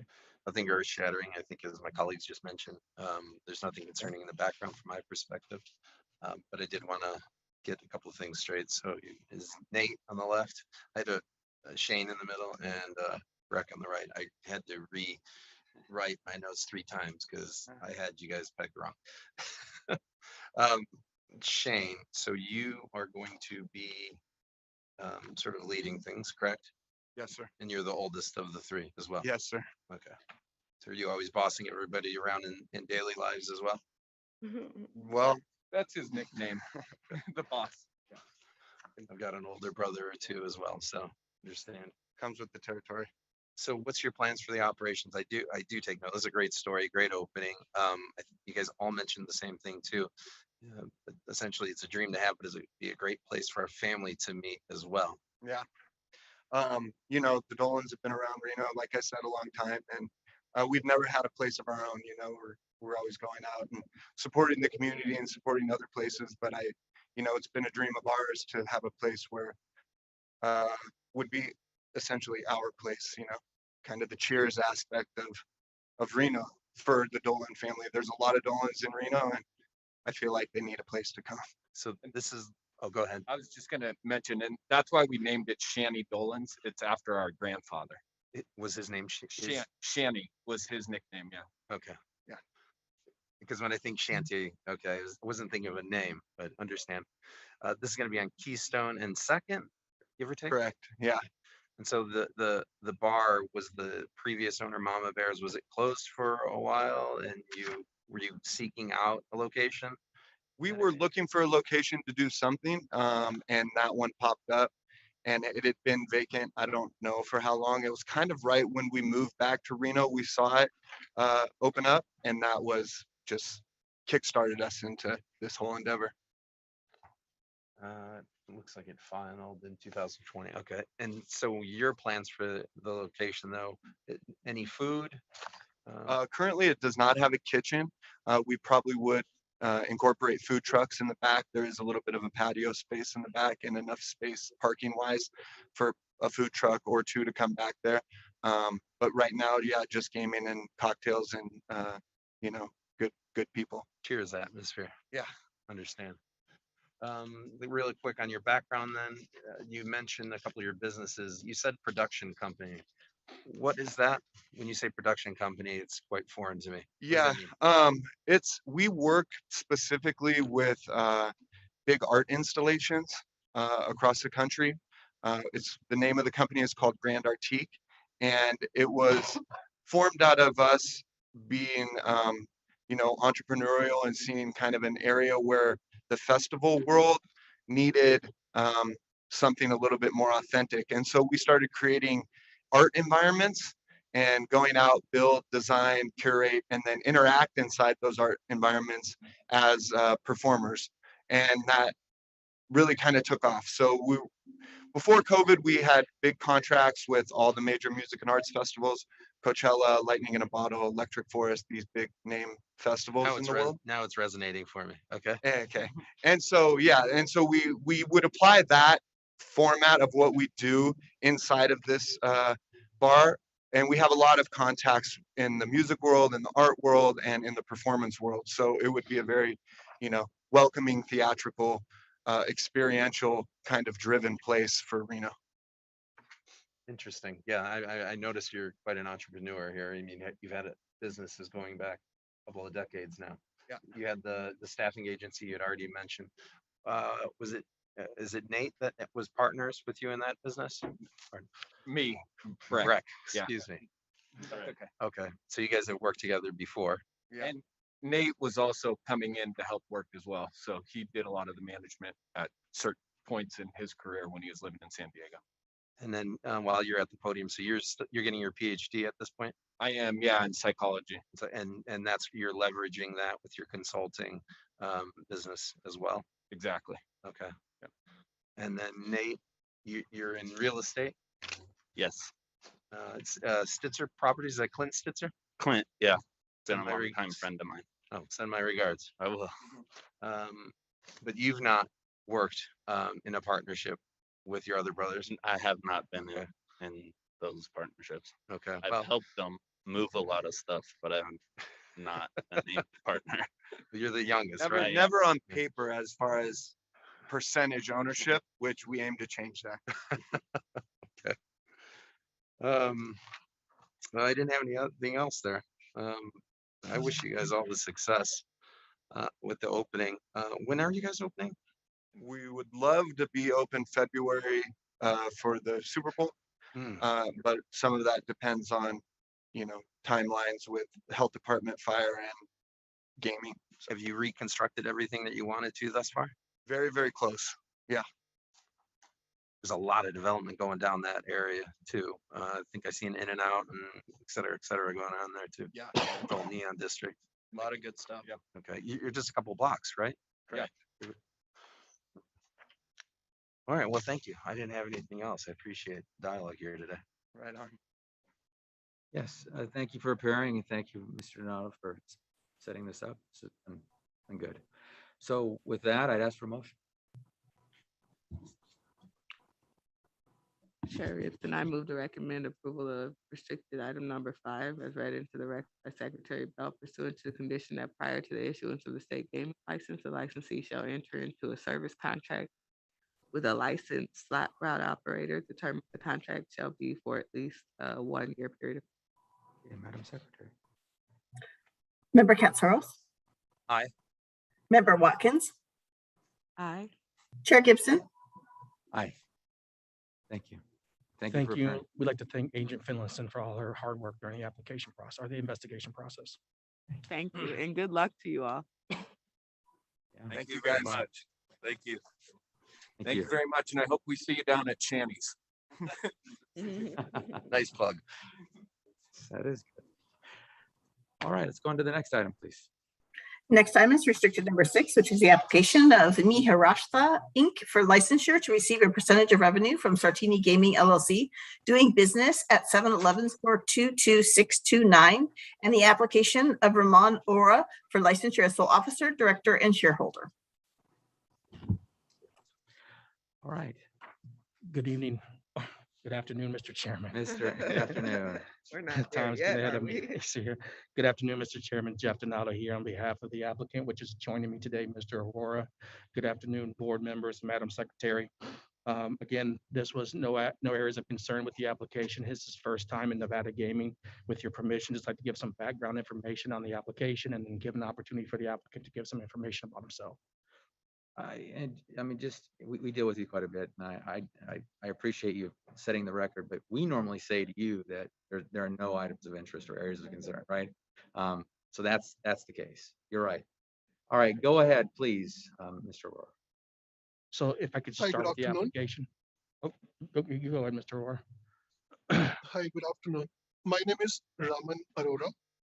I have done my major in accounts and also have done a computer science diploma.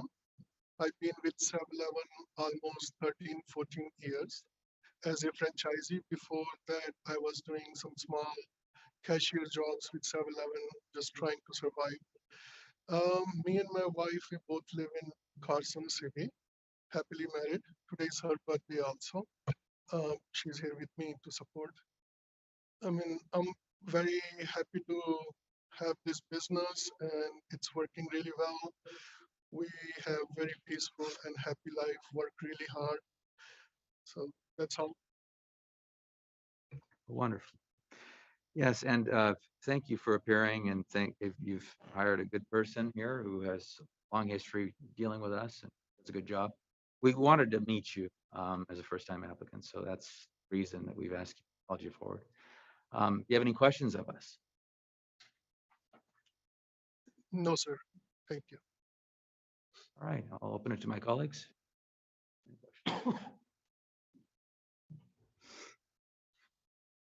So is this just the change from the space lease to a revenue share? That's correct. He's currently on space lease, and if approved, that agreement will convert to a participation agreement.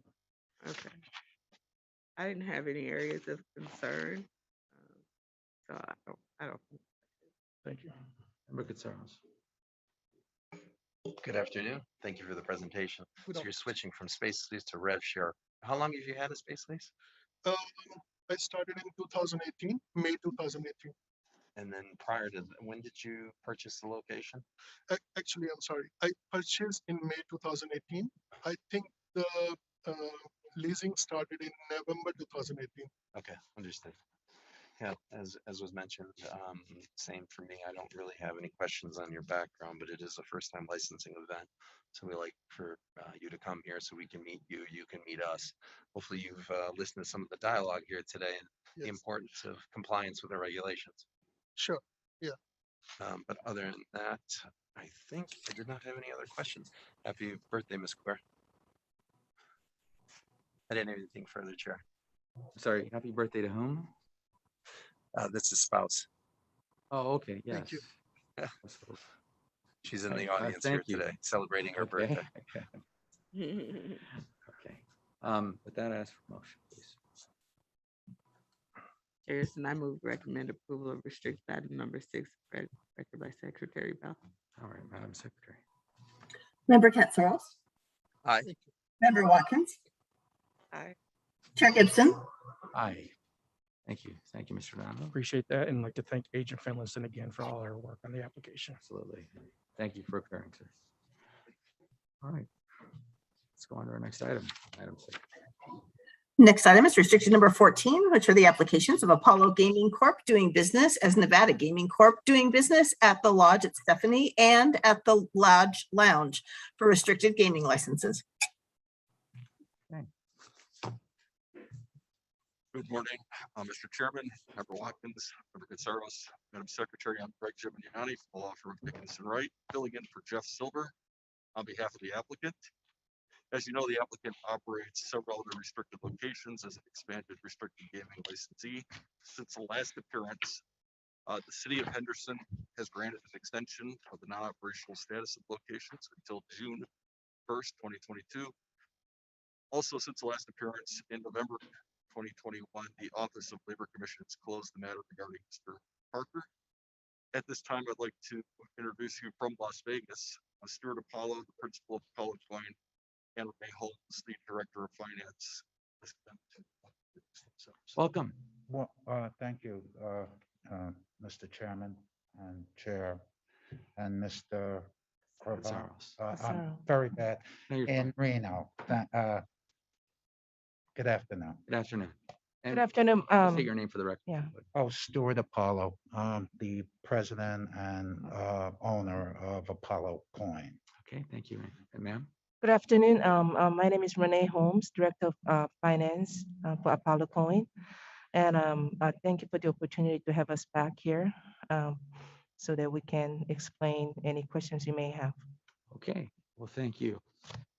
Mr. Gimignani, just before we get into everything else, you said you're stepping in for Mr. Silver. Is that a permanent? I mean, I've heard the term retirement bandied about. Yes, That- yes. Okay, well, Jeff Silver, a pillar of the gaming community, is retiring or has retired. I'll never be able to fill his shoes, but hopefully I can help with the matters that he was working on and bring those to a successful conclusion. He will definitely be missed. all right, well, wonderful. Let's, I'll open it to my colleagues for questions. So I guess I'll thank you first and foremost.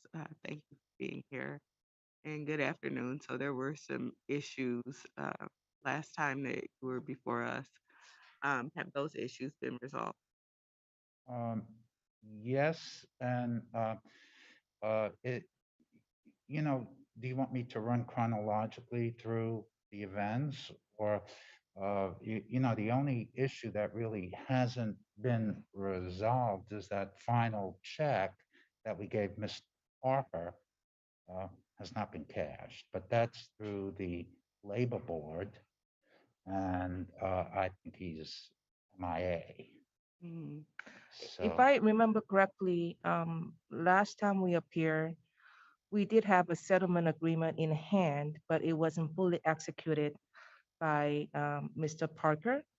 So It's still since- not. It's still not. Right. And then, unbeknownst to us, with our efforts and Office of Labor Commissioner's Office's efforts, we did everything we can possibly to resolve the matter. wrote the check pretty much on the same day of the gaming commission meeting, control board's meeting, which was like October 14th, 2021. And as of this morning, I mean, that has become my daily routine when I come into work to check to see if the check's clear, right? So it still hasn't cleared.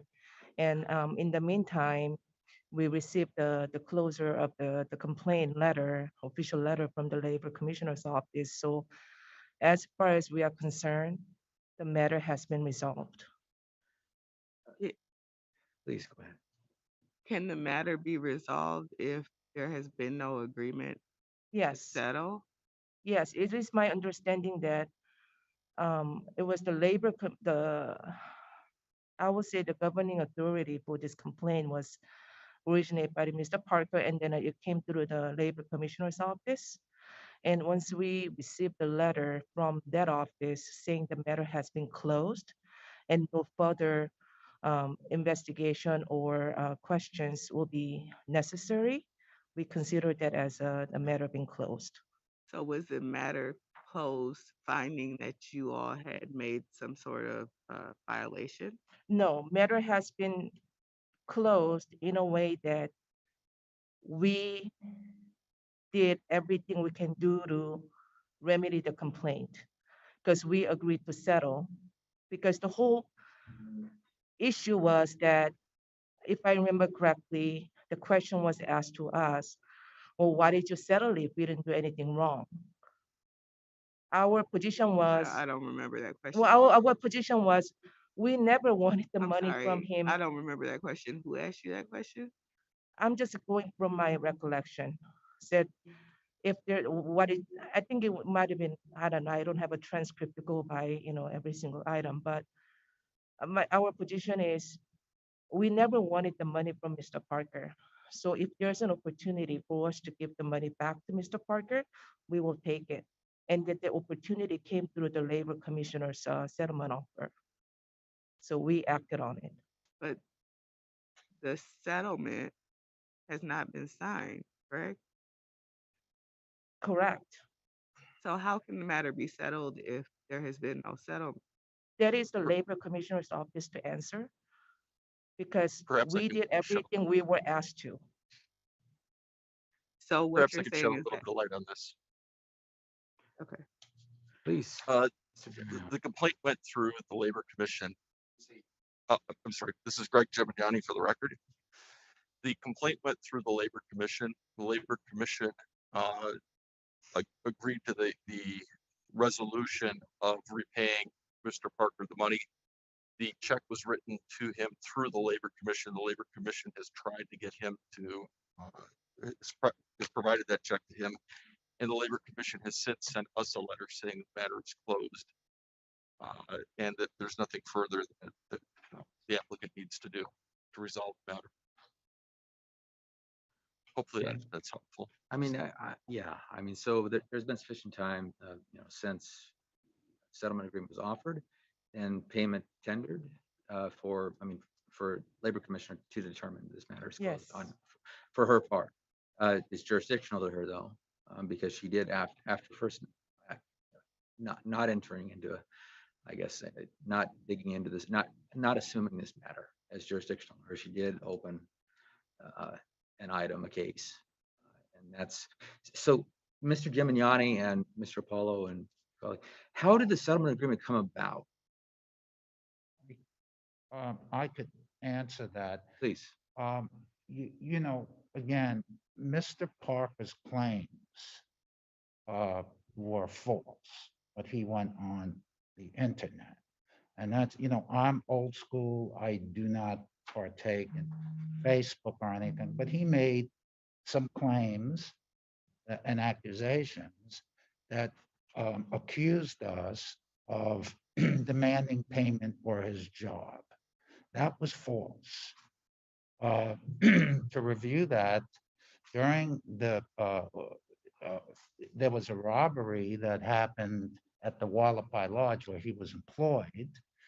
And the following day, we called him in, but the security tapes indicated how negligent he was following our policy. So he had approximately a $4,000 bank, which was supposed to be scaled down to no more than $500. He didn't um, follow any policy. And as a matter of fact, he was so negligent in following policy.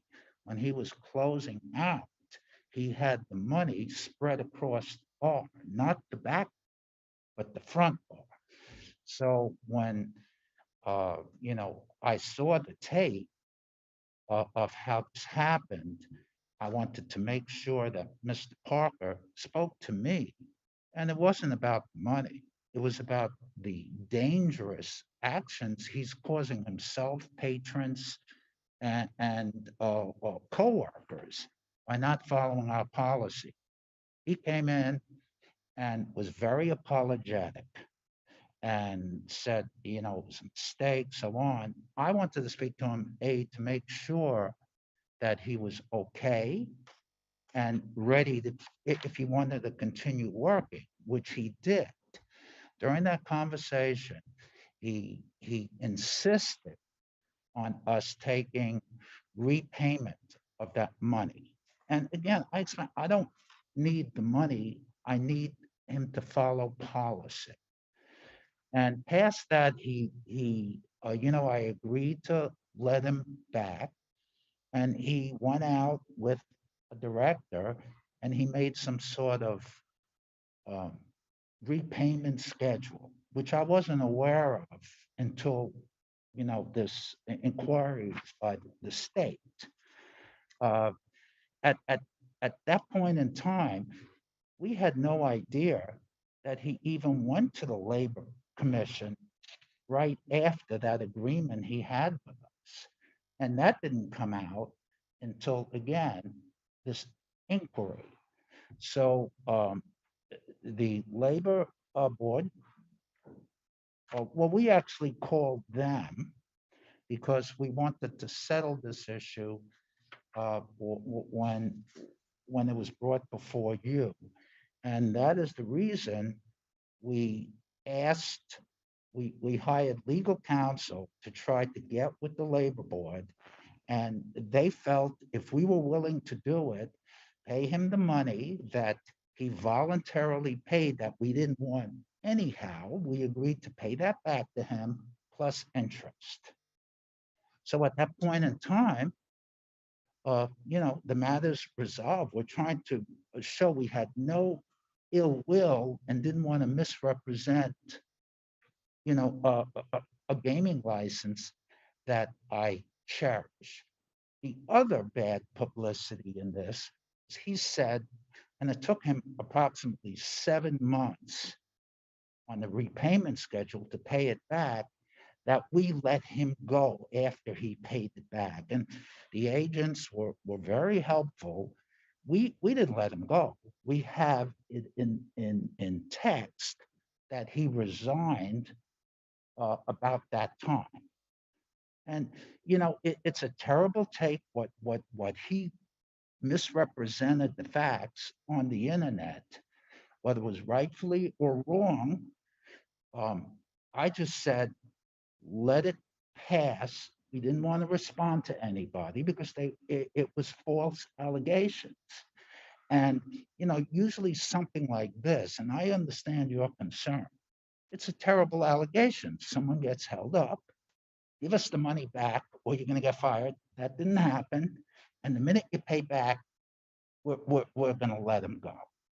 It is ridiculous.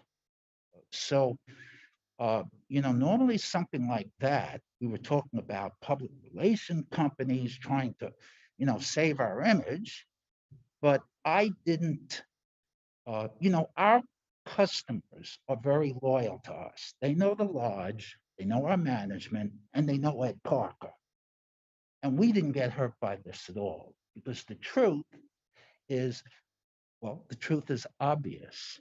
So, I apologize. I think our big mistake was to appease him, to try to make some settlement back.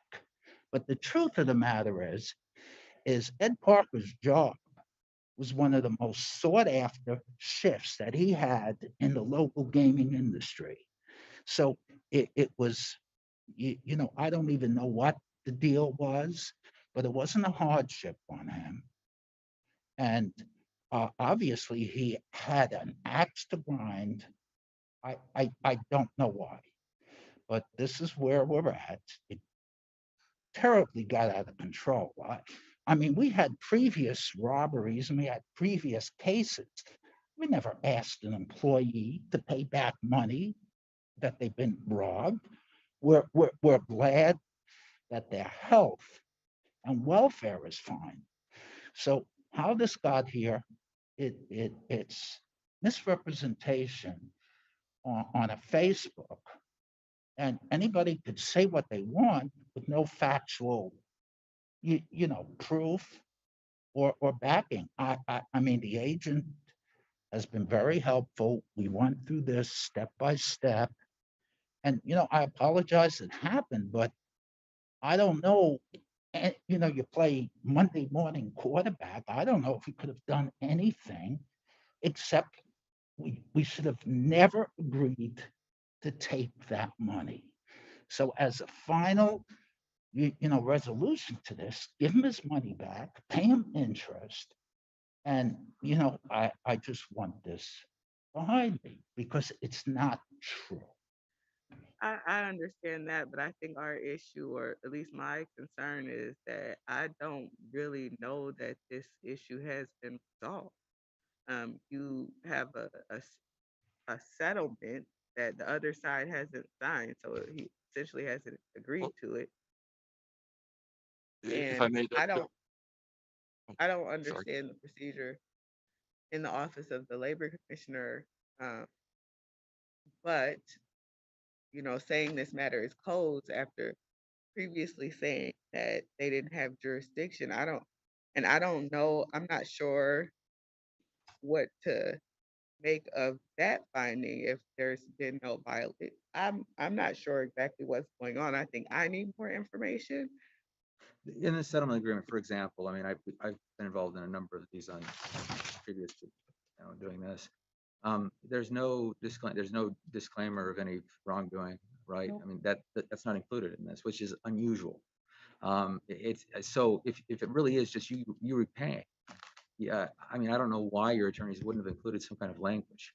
I think I could explain that is because we felt to the prior board meeting, we were, trying to get some information about this, and a text came through, and we asked the attorney who was representing us, who really did a good job.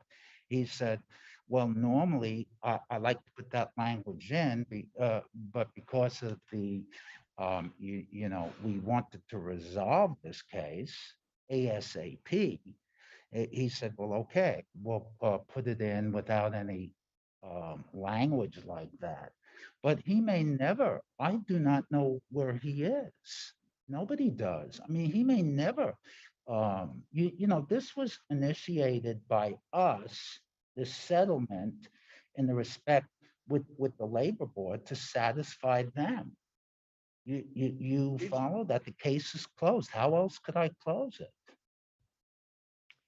I mean, it's, I'd do Were anything. there any kind of like in-person appearance before the office of the labor commissioner? Not, no.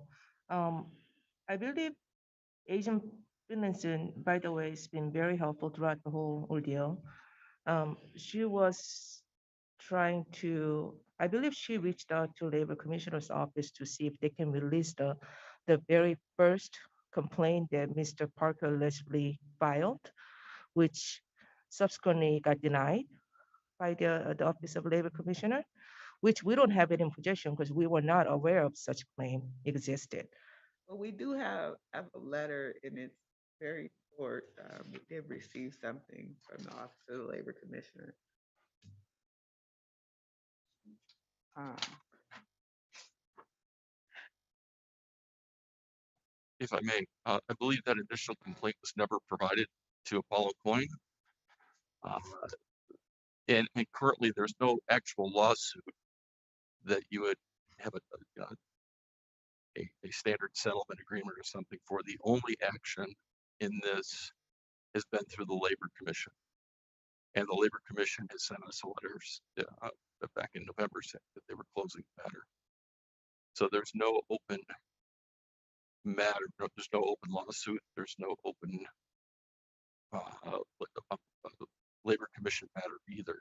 So at this point, I'm not sure what else they can do to resolve this, particularly when Mr. Parker doesn't seem to be able to be found.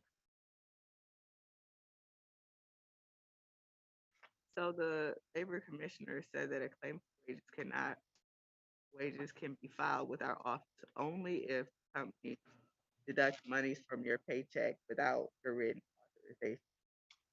But then subsequently took jurisdiction of the matter. Is that correct? Yes, when we found that out through the RJ article, unfortunately. So then the letter first notice of complaint that we received from the Labor Commissioner's office, I believe it was in September, dated September 28th. So you Yeah. offered, you attempted settlement and the Labor Commissioner accepted the settlement document. Yes. And you issued a check prior to any findings or anything else, just to resolve it. Is that accurate? So no Yes. findings, no. Yeah, we have no idea, honestly, why Labor Commissioner's office even reopened the case. You know, I could speculate that maybe because of the public media, because RJ article broke out, they had to say something on the record. I'm not sure. Literally, they, yeah, that's how we found out everything about this matter or existence of a claim or complaint through newspaper. Have you requested from the office of the labor commissioner a copy of the complaint or? Well, when we finally received the letter dated September 28th, we didn't have to. We didn't feel the need to ask for the original copy because because our priority is to respond to the letter we received in hand. It didn't do us any good. So you didn't feel We were not gonna, like Mr. Apollo said, our goal at that point was to resolve this issue as soon as possible and move forward with our daily operations. So we need to resolve the letter we received in hand. I didn't think it was necessary to ask for original complaint. Well, I mean, so let's assume that you're settling something that actually happened. I mean, you're arguing that you did nothing happen, but we don't have evidence of that. That's the problem, right? So there's a settlement, and we have your story. We have his complaint, and we don't have any findings. That's the issue. So we're sitting here as an equitable body, right? Yeah. So we're not making a decision about the application of law necessarily. I mean, we are, but we're looking at your probe, right? Mhm. So we're trying to understand, did it happen? Whether or not you settled it is, it's material, but not dispositive. Well, Incident happened, but then the allegation that Mr. Parker made on Facebook page is absolutely 100%. Understand. Difference is we are here. We've been cooperating with Enforcement Division, investigation, Agent Finlinson, any board's request, even including labor commissioners. We are here every step of the way, trying to prove to the board members and then, GCB that this is not what we do. This is not. This is couldn't be the worst mischaracterization of Mr. Apollo's integrity in his gaming license. Been privileged for 40 years. Yet nobody was able to get hold of Mr. Parker. I truly understand that you all want to get this matter behind you, that it is an issue for you, but just the fact that you just said to me a few seconds ago that you're not even interested in seeing the complaint. The complaint. So I we mean, provided the complaint that we received, right? If I can finish. Yeah, go ahead. So in order to address the matter, in order to move forward, you actually have to address it, right? So that to me is an indicator that you you're not fully engaging to resolve this matter. Oh, I could not disagree with you more respectfully, because the complaint, when we received the Labor Commissioner's Office complaint, it says right there what our possible infraction might be. Do you understand her question, though? Yes, I She's do. not asking Yeah. you if you resolve or attempted to resolve it with the Labor Commissioner. She's asking you if you attempted to resolve our concerns as to whether or not it happened, Right, because last right? time when you came before us, we told you that these were issues of concern, right? And so did you subsequent to that reach out to the Labor Commission? We said Yes. we don't have enough information Yes, to we, make a yeah. decision. If I can finish, we said we don't have enough information to make a decision. We're referring this back. We need to know what's actually going on. What more information do we have? We did receive something because we asked one of our agents to reach out. But it doesn't show me that you have engaged to try to resolve this matter or That's not true, because last time we were here, we did have a settlement agreement in hand, but it was only partially executed by us. Since the last time's meeting, we've had we've actually issued a settlement check. It was sent to the with us. it was sent to the Labor Commissioner's So office. if And I it, can interrupt you, you're misunderstanding what I'm saying. I'm talking about to address the concerns that we stated to you last time that we had. So I'm not talking about you haven't tried to resolve the matter with them. I'm talking about as far as the gaming control board was concerned. Dr. Watkins, we never got the complaint. For the only way we knew there was a complaint ever was through the Review Journal article. We were very concerned. I asked, where's the complaint? We never got it, but Who moving did you ask forward, that to? they issued another complaint, right? Who did you ask where is the complaint? The first complaint? We don't know that there was one. I think he's referring to asking me, because Yeah. normally my petition won't receive a letter of such type. Yeah, so I think he's referring to that. Okay, So I I don't mean, know that since then, although although the policies and procedures, we can implement many different policies and procedures. We also understand it is our risk management's responsibility to make sure that that gets enforced all the time, fairly and squarely, to all the employees. So although we deny any allegations made by Mr. Parker, You we understand took this- it on you're ourselves effectively to under revise the stop. policy. Please, you're under oath. You Yes. understand that, right? Okay. Please go ahead. Yes, I understand. Thank you for reminding me. We revised the safety and then violence prevention policy that we instituted to not simply, but we inserted the language basically saying, in the case of financial loss during the robbery loss, you will not be asked to repay the money. If that clears up, and our hope was that if that clears up any misunderstanding our employees might have felt, especially because of the Edward Parker situation, I was hoping that that will clear up any misunderstanding that might exist. And since then, the revised policy has been disseminated to all the employees, and then the acknowledgement of the signature and stuff like that are being collected as it gets available to the office, and that it is officially included in the new hire packet for any of our new employees. So that's something we did internally, regardless of whether the settlement agreement was signed or check was cashed. We took the incident very seriously because it did damage our reputation and Mr. Stuart Apollo's characters in this industry. But at the same time, we still have 300 employees that we have to deal with every day, 13 licensed locations to operate in a good manner. So we wanted to make sure that we can do that. The little revising of the policy, we are hoping that that will clear up any misunderstanding our employees might have.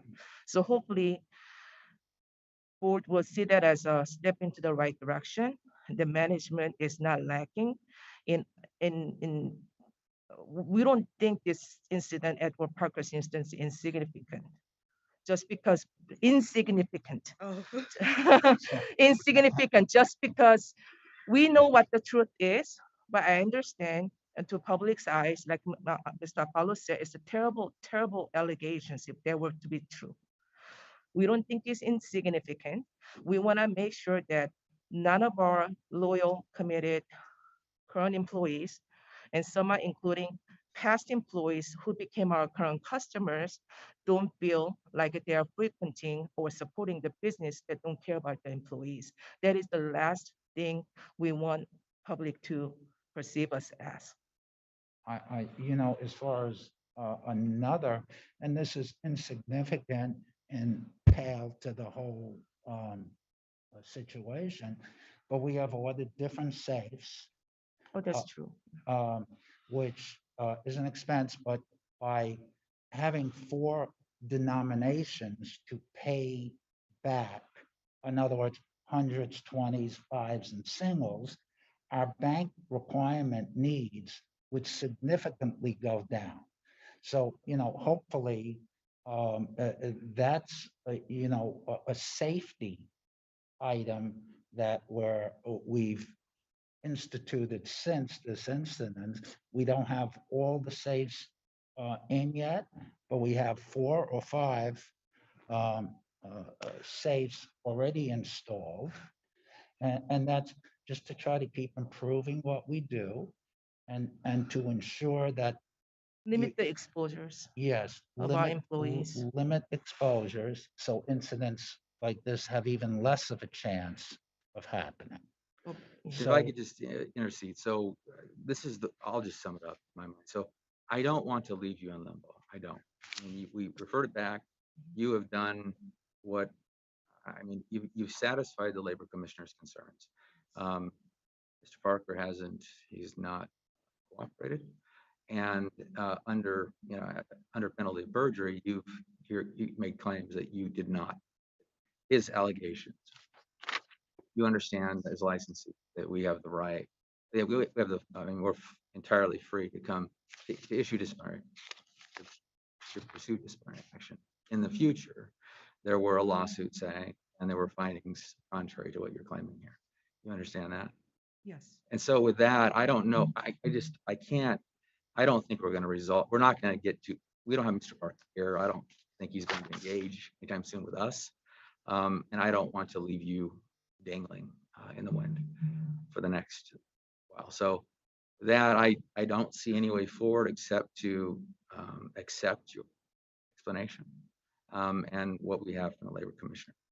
Although I want to make sure you understand the distinction between satisfying the labor commissioner's concern with a settlement and a check and our concerns about probity, right? That is your actions and how you treat your employees, right? So they're different concerns, and you understand that. Yes. Okay. All right. Yeah. I'd appreciate. I would like to hear Pizarro's thoughts on. Please. Sure. Before I go, I'm getting a gesture here from Mr. Geminani. Just one more thing for the record, that may have gone unnoticed, but the applicant did hire labor counsel to deal with the labor commission. So when the issue came up about requesting the initial complaint and things like that, that'd probably be something that labor counsel would handle. Labor counsel is not with us today, but I wanted to make sure that it was on the record that the applicant didn't ignore this, that they actually went out and hired counsel skilled in that area of practice to assist them. Just Well, actually, you hired outstanding labor counsel. I'll give you that much. There's a great firm. Well, the labor counsel certainly wasn't me. He's a very good lawyer too. You should know. My concern was just that the representation that there was no concern for the complaint. I don't know what the record actually states, but you seem to express that you didn't care what the actual complaint said and didn't care to see it. And to me, that statement was a bit concerning. If I can correct on the record, what I said, if it sounded that way, I sincerely apologize. Nothing com- Nothing comes from government agency, labor commissioner's board, anybody, regardless of the size of the matter, severity of the complaint. We take every single complaint seriously. It's just that in Mr. Parker's situation, there's so many curveballs thrown at us, and then we weren't aware of the first complaints. However, now they reopened the complaint, and we have that in our file. So our focus was to focusing on that. I simply personally did not think to ask for the first one because we have the original complaint. So if I can correct it for the record, it's not that I didn't care about previous complaint. So, but if it sounded that way, I apologize again. And so I mean, I do agree with Chair. I'll let Member Casaros go ahead. Please. I just want to square one thing. I want to understand what was paid exactly, because a minute ago it was a reference that the amount the check was written for was reimbursement of the funds that were stolen plus interest, which I imagine is a very minor amount. What other amounts were cut from the business to the individual, I, if any? I believe. It's the you- check. I'm sorry, I yeah. have the check copy of the check in front of me. So its check was written for $5,520. Okay, and what is that composed of? It's the 3,900 in wages and 1,620 is in administrative penalties. So what is the administrative penalties? Educate me here. I'm not so well versed in labor laws whatsoever. That I cannot answer. I'm sorry. Mr. You got great Gemignani, counsel here. Then. please jump in. if you would. You have good counsel, but the counsel that they used for resolving this in the Department of Labor isn't me. It wasn't my firm, but my understanding was that it was primarily for the interest and for the repayment of the funds, but there does seem to be additional. I'd say so, Yes. because interest, yeah, today would have been 20 cents probably. Something. I don't, Okay, so yeah, we got that's $1,600 in administrative penalties, which is a fine, is not a fine, is. Okay. As far as Is I there- know, it's not a fine, Okay, but I'd have to go back and look. no worries. So that's the amount. Let's just round it to 5,000. Is there any additional funds that were paid to anybody, Labor Commission? No. Okay, Not so that was the amount total. Labor Commission didn't have any other levy Nothing. whatsoever. No. Mr. Paul, correct? No, I don't believe so, but that was the total amount of 5,500. I think it was interest or some other levies. There's no other payment made in regards to Mr. Parker's case to anybody, but Okay, understood. 5,520. That 5,500 was all that was paid for this Yes. matter. 1,600 was whatever the administrative fee is, and then we have some interest. That's it. Who Yes. told you to pay the additional $1,600, and what did they tell you that was for? Labor Commissioner's Office's settlement agreement. So Labor the Commissioner said, ones- okay, this is the amount, this is what you need to pay. You didn't ask what the extra $1,600 was. No, it No, was that was listed there. included in. The 55 has the 1,600. The 1,600 is over his wages, 3,900. And that was the amount that was stolen from the robbery. And the additional was interest and fees Mhm. for a total of $5,500. That's clear to me. That's clear to me. I want to know what the fees are. That's it. It sounds like nobody here Yeah, knows. it doesn't what- break it up. It doesn't break You were it up. just told to pay the $5,500 and you said, fine, be done with it. It was told to pay the 5,520 consists of 3,900 plus 1,600. So at that point, we knew the breakdown. We paid it. We didn't ask what the 1,620 was made up of. Okay. You understand my question, Mr. Yemenine? I do. Okay. I do, and I can't answer it either. regardless of the outcome here, I'm gonna want to follow up on that, just to understand what it is for my I knowledge. How's agree. that? Understand? I agree. First, I was under the impression that the settlement agreement came from you, that is with amounts. But that's not the case. Labor Commissioner imposed she decided the amount. Yes. Yes. So you said we'll settle, and then you drafted a settlement agreement.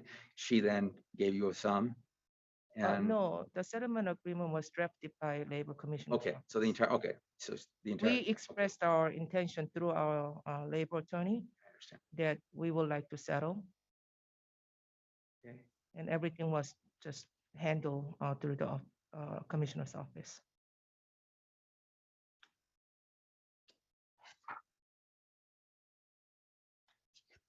We're trying really hard. No, I to get this past understand. us. My challenge now is the way that they've characterized the additional $1,600. I mean, it was an attorney who drafted this. I just don't know why they would call it an administrative penalty if it was not a penalty. We just didn't think, look, if he were, I believe Mr. Parker's repayment plan he signed for was over some out of 6-month period. So we thought that it was a reasonable amount to go back to 6 months in a wages and plus interest and penalties at that point. Because I believe you don't just pay interest, you have to pay something for. Well, you pay a paying this penalty if later. there's a fine, Yeah. if there's something that happened. Yeah, so we given the amount, given the length of the time that it originated from, we thought it was reasonable because we are covering 6 months of time after. Actually, it's more than 6 months. This was settled in October, but then incident happened in December of 2020. Okay. Let's pull it back. I think we've engaged as much as we can here. Yeah, so Thoughts? I guess I'm trying to think of if there's a way to get this done, and I'm open to any suggestions for a motion. Member Katara, do you have any suggestions? Well, I don't have an objection to moving forward. I understand the concern here. And if in fact there is something untoward that we find post of dealing with these applications, we can always seek to remedy that or take further action at the board level, disciplinary action or otherwise. So I don't have an objection moving forward with these two applications, given the history of the licensee, numerous locations, et cetera. But I, of course, would reserve the right, as we always do, to seek disciplinary measures if needed, if things turn out differently, if things are different than otherwise represented here today. And so I'm glad we've got a lot on the record that we could go off of in case things turn out differently. I guess to Member Casares' point, if an administrative penalty turns out to be a penalty that was determined based upon some kind of wrongdoing in any measure, that could open you to a complaint. Just so you understand. But I mean, as things stand right now, without the Labor Commissioner here to explain language, or Mr. Parker here to explain his side of it, we can't. There are no additional things that we are able to gather. Understood. Yeah, I guess I would agree with a statement that Chair Gibson had made earlier in reference to, you being on the record today stating your interpretation of what happened and us not have it, essentially, Mr. Parker here for us to really determine what actual facts are and not having a statement of facts or a finding of facts from the Office of the Labor Commissioner, or not really even knowing entirely what the result is there and why. Um, I don't want to, I guess, punish or continue to have you endure negative consequences due to that when I don't have the answers and already referred it back. Um, so I guess that I can get on board with Okay. supporting this. Yeah, I mean, I just, referring it back, I mean, we would come to this, we'd come back and we might limit it. We were to find that the penalty was a function of some kind of wrongdoing, but it's a minimal amount. So it'd be probably a limited license. I guess tantamount to that would be us, just you understanding that we can bring a complaint if that's what we find. And I guess the fact that we have the ability to do that sure, makes me comfortable. And also considering license history, I think that's another consideration that you have licensing history. Okay, well, thank you for engaging in that conversation. And thank you, Mr. Gimignani, for enduring that and for traveling to Carson City. I appreciate you doing it. Thank you, Chair Gibson. Thank you, Member Fitzgerald. Thank you, Member Watkins. And a lot of thanks goes to Agent Finlinson. She did a lot of hard work on this. She was fantastic. I noticed her name is coming up a lot today. She's been awfully busy, so really appreciate her ability to find time for us as well. Thank you. Thank you for that. Okay. Ask for a motion then. All right, here we are. I will move to recommend approval of restricted item number 14 as read into the record by Secretary. Madam Secretary. Member Katsaros. Aye. Member Watkins. Aye. Chair Gibson. Aye. Thank you. Thank you for your time. We Thank really you very much. appreciate it. Okay. Is there two? Nice to see you. Yeah, it's on the phone. I flew up Thank you. yesterday. Yeah, I flew All right. early yesterday. My flight was delayed by a couple of hours, so. Let's go on to our next item. Madam Secretary, please read our next item. The next item for your consideration is the excluded person nomination of Kendrick Laurent Witherspoon, as noted on the agenda. Okay. Mr. Somps. Mr. Chairman, board members, Madam Secretary, my name is Mike Somps. I'm with the Attorney General's office. And the matter before you today is a determination of whether to nominate Kendrick Laurent Witherspoon for inclusion into Nevada's list of excluded persons. Before I go any further, I'll note for the record that in accordance with the requirements of the Nevada Open Meeting Law, Mr. Witherspoon was provided written notice of today's meeting, and that the board would consider today whether to nominate him for inclusion into the list. And I do have a copy of the affidavit of service of the written notice that I'll provide to Secretary Bell and to ask that it be included in today's record.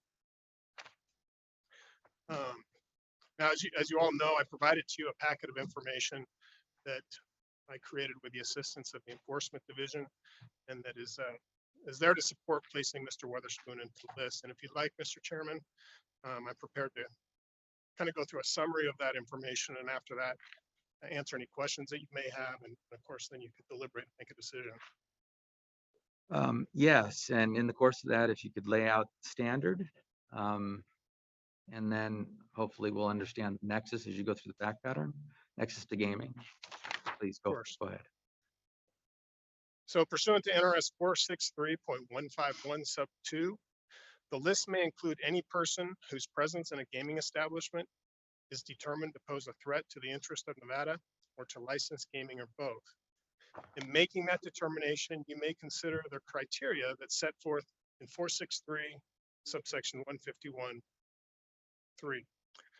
And then pursuant to regulation 28.010, if you determine that any one of the criteria is met, the board then can nominate Mr. Witherspoon to the list. With Mr. Witherspoon, he satisfies two of the criteria for inclusion. First, he has prior felony convictions in Nevada. And then second, he has a notorious or unsavory reputation that would adversely affect public confidence and trust that the gaming industry is free from criminal or corrupt developments. So first, let me go through the prior felony convictions. Going back to December of 2002, Mr. Weatherspoon was convicted in Nevada of possession of controlled substance with intent to sell, and ex-felon in possession of a firearm. Both of those are felonies. In September of 2001, Mr. Weatherspoon was convicted in Nevada of possession of a controlled substance, cocaine. That is a felony.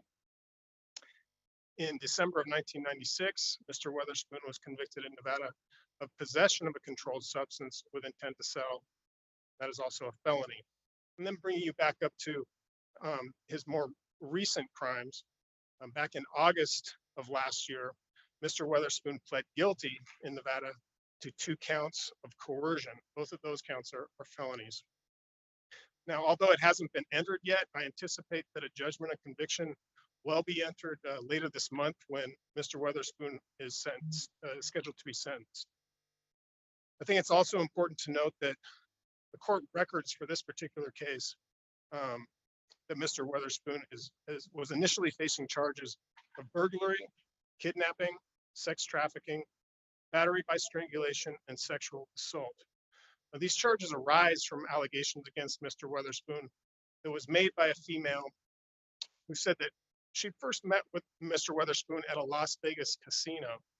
She alleged that a few months later, she agreed to be a prostitute for Mr. Weatherspoon, and he instructed her to go to another Las Vegas strip casino and to engage in prostitution there. However, while at that casino, she changed her mind, and upon returning home, she alleged that Mr. Weatherspoon was there, and he proceeded to batter her and sexually assault her. So with these 3 prior and this additional anticipated felony convictions in Nevada, NRS 463.151 sub 3A is satisfied as a basis for placing Mr. Weatherspoon on the list. Next, going on to Mr. Weatherspoon's notorious or unsavory reputation, which would adversely affect public confidence and trust that the gaming industry is free from criminal elements. There's a number of items that support this. Of course, the previously described convictions and the anticipated convictions are all evidence of Mr. Weatherspoon's unsavory reputation. And I'll highlight again that his most recent crimes revolve around his use of licensed gaming establishments. Additionally, Mr. Weatherspoon's unsavory reputation is his extensive criminal history that is described in the enforcement agent's affidavit that's included in your materials. And that includes allegations regarding his activities at Nevada licensed gaming establishments that evidence allegations of his involvement in sex trafficking, that show other allegations of criminal activities.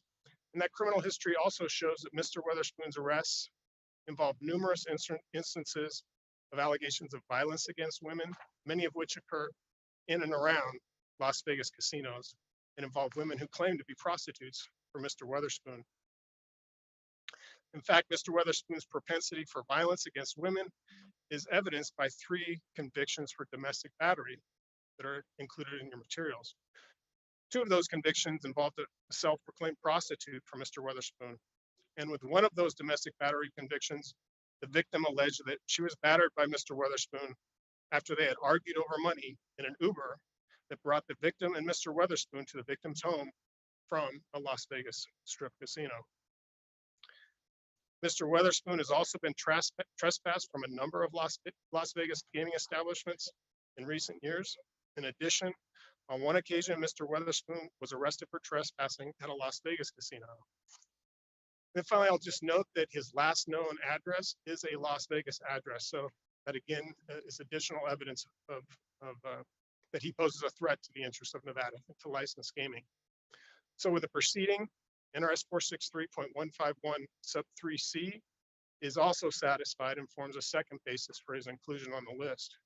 As I stated earlier, establishing any one of these criteria is sufficient to place an individual on the list, and with Mr. Weatherspoon, he satisfies 2. Accordingly, this board may, if it so chooses, nominate Mr. Weatherspoon for inclusion in the list and this matter would proceed to the Nevada Gaming Commission. If that occurs, Mr. Weatherspoon will be provided notice and an opportunity to request an evidentiary hearing before the commission.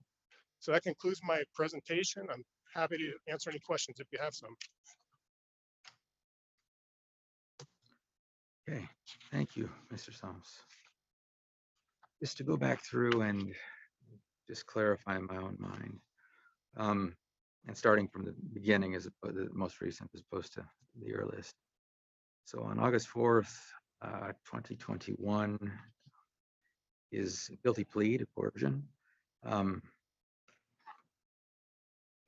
see here, we have in association with that, we have Agent Garcia in the arrest report.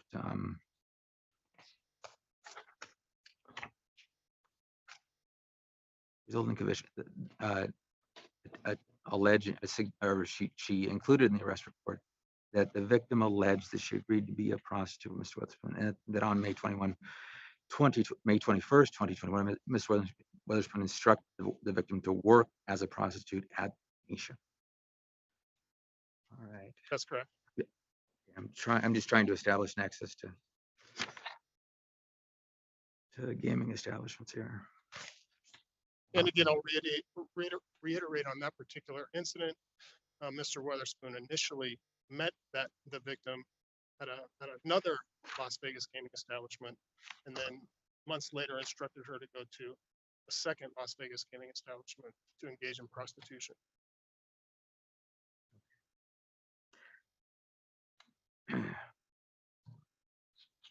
Do we have any more information, or do you have any information on the trespass? The trespasses is being trespassed to various casinos. No, other than what I already indicated, that I don't have the details of why he was trespassing those casinos. I don't have any indication that it was related to sex trafficking, but he was trespassed at various casinos.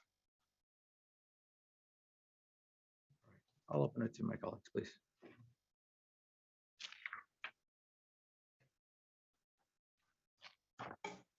I was just looking through my notes here on the trespasses to recall what that number was, but it seemed to be at least a half dozen, perhaps up to 10, if I recall correctly. Do you have that number? I believe he's been trespassed from at least 5 different Las Vegas casinos. Okay. And then perhaps just reading through the various arrest reports, etc., he seemed to have a regular nexus or affinity towards attempting or towards conducting business in and around the Strip corridor and other casinos around Las Vegas. It was totaling them up, and it was definitely over a dozen, I believe, with respect to him either meeting at a casino or departing from a casino. I think the taxi ride or Uber ride at one point was certainly from one of the Strip casinos. Correct. Okay. And there is one incident in your materials where he was arrested following an incident where he was chasing a female through a casino into the women's restroom and then following her out of the casino onto the Las Vegas Boulevard.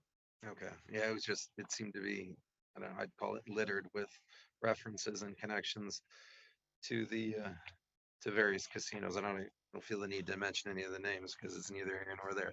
The reality is they are gaming licensees here. That's correct.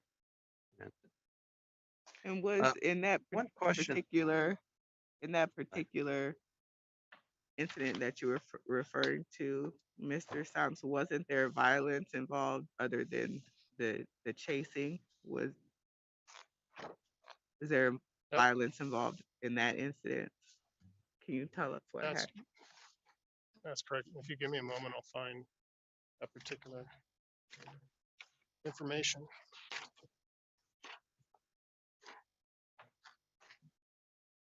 This was back in 2016,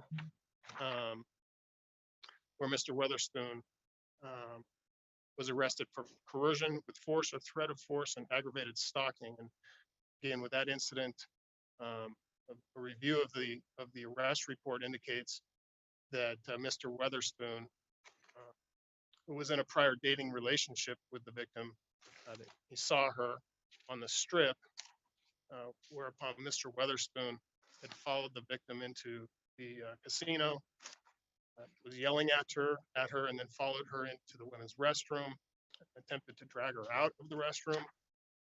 The victim then ran back onto Las Vegas Boulevard with Mr. Weatherspoon chasing her, eventually catching her, placing her in a headlock. Is there an indication of how he intended to drag her out?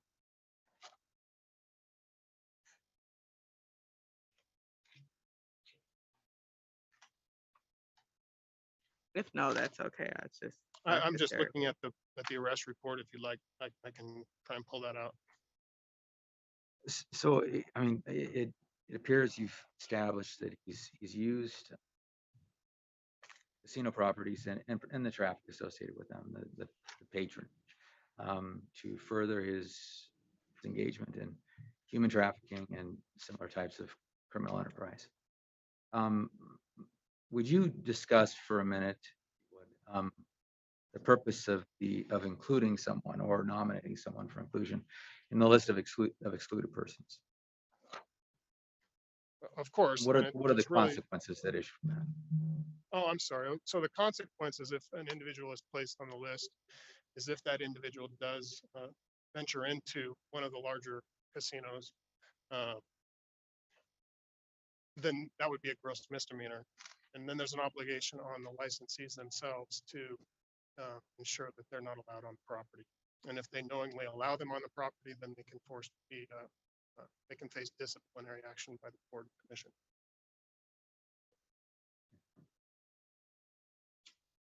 And the types of gaming establishments we're talking about here under the statute are licensed gaming establishments that conduct pari-mutuel wagering, or that operate a race book or sports pool for games other than slot machines only. So basically non-restricted casinos. Assuming they're not slots only. So even a slots only non-restricted wouldn't qualify. Right. He would someone who's on the list could venture into slots only non-restricted location. But it really puts the industry on notice as to the individual is, and they have an obligation to monitor that individuals that are on this list are not allowed to patronize. Correct. And as the board knows, that the board publicizes who the individuals are that are on the list, including a picture.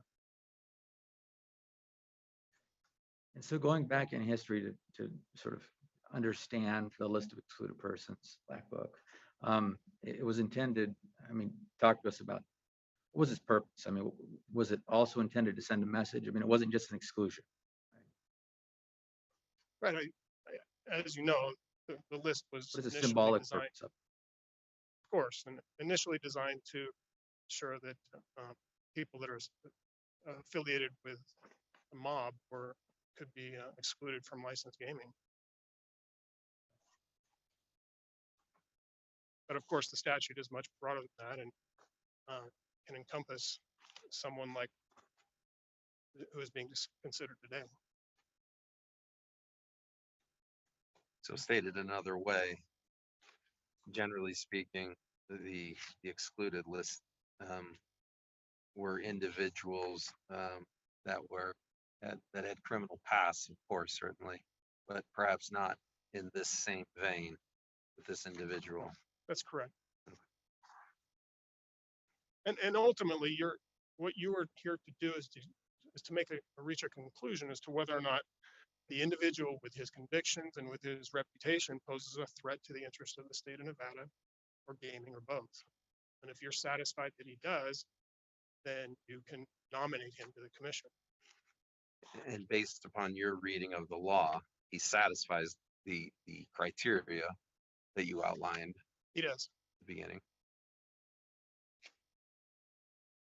And so the question is, what action would we want to take? Because obviously there's a lot of history here. There's a lot of information here. Certainly this individual's got a really disturbing track record in past.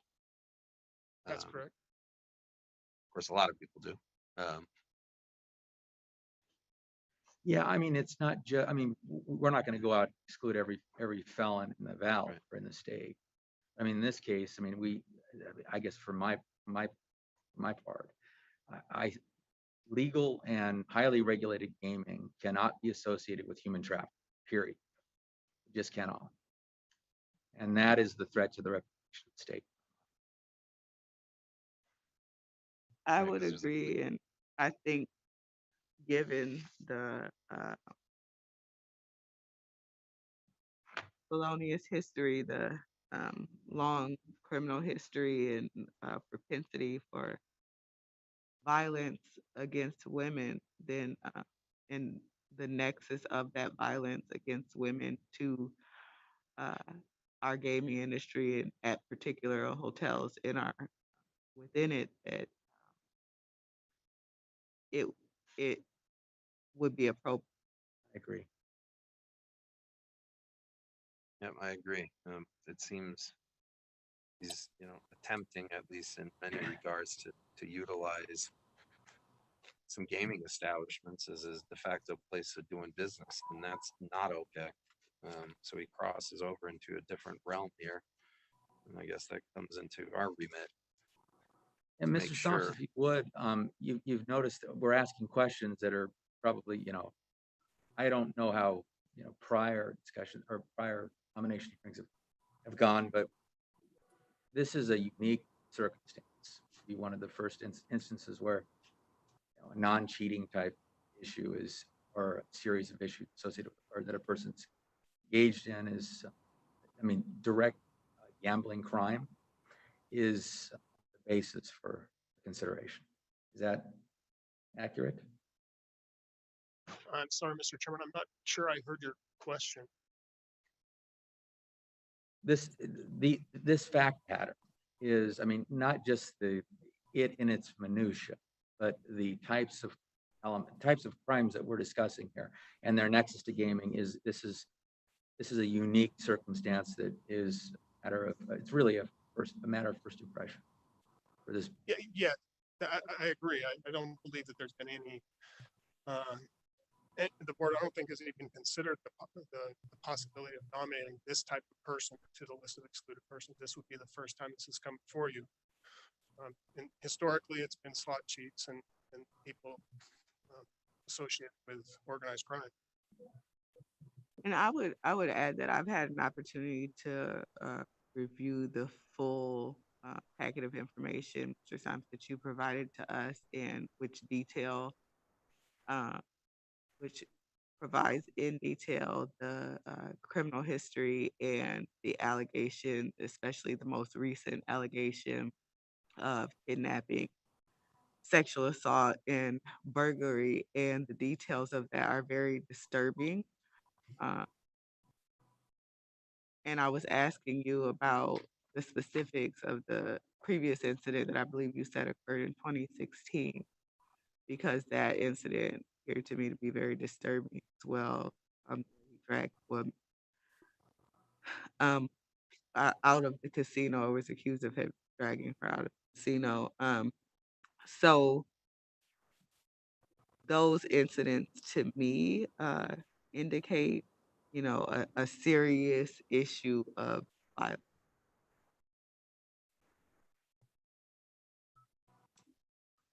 I agree. So yes, I would ask for a motion nomination. I want to send a message to the criminal element in our community that engages in violence and crime against women and human trafficking. That, I mean, one, they can't do it, period, but they certainly can't do it within gaming establishments or using the kind of traffic and patronage that a gaming establishment is associated.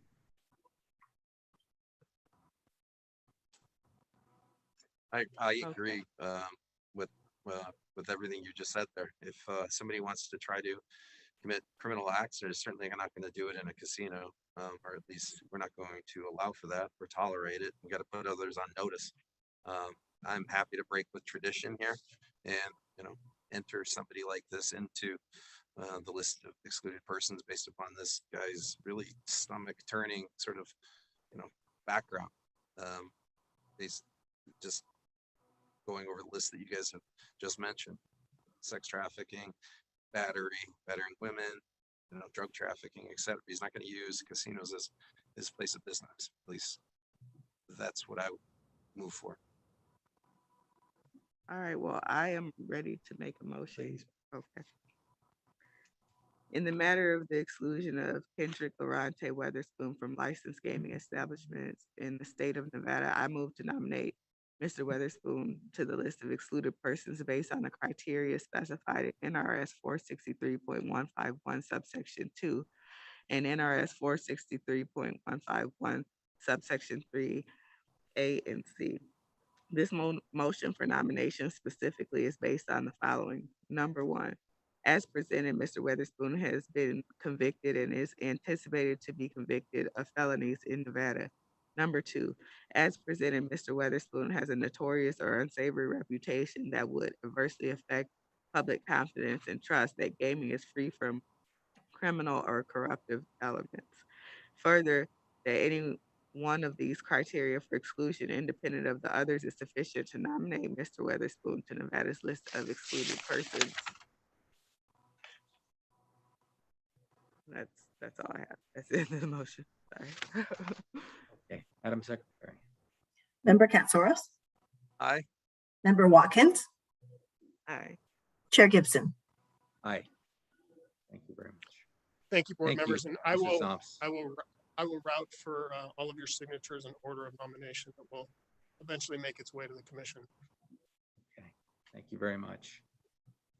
All right, Madam Secretary, I believe our next item is a casino player dispute appeal. Yes, you have one casino player dispute appeal. The hearing examiner recommends the agent's decision denying payment be affirmed. That item is Anthony Hill versus Dinos. All right, is there any discussion? None for me. Either. None for me either. I've had an opportunity to review. Okay. With that, I ask for a motion. I move to approve the hearing examiner's recommendation that the agent's decision denying payment of $60,000 be affirmed. Madam Secretary. Member Katsouros, Aye. Member Watkins, Aye. Chair Gibson. Aye. Thank you. All right, Madam Secretary, our last item is public comment. This item is please. Sorry. This item is placed on the agenda to give the public an opportunity to comment on gaming related matters.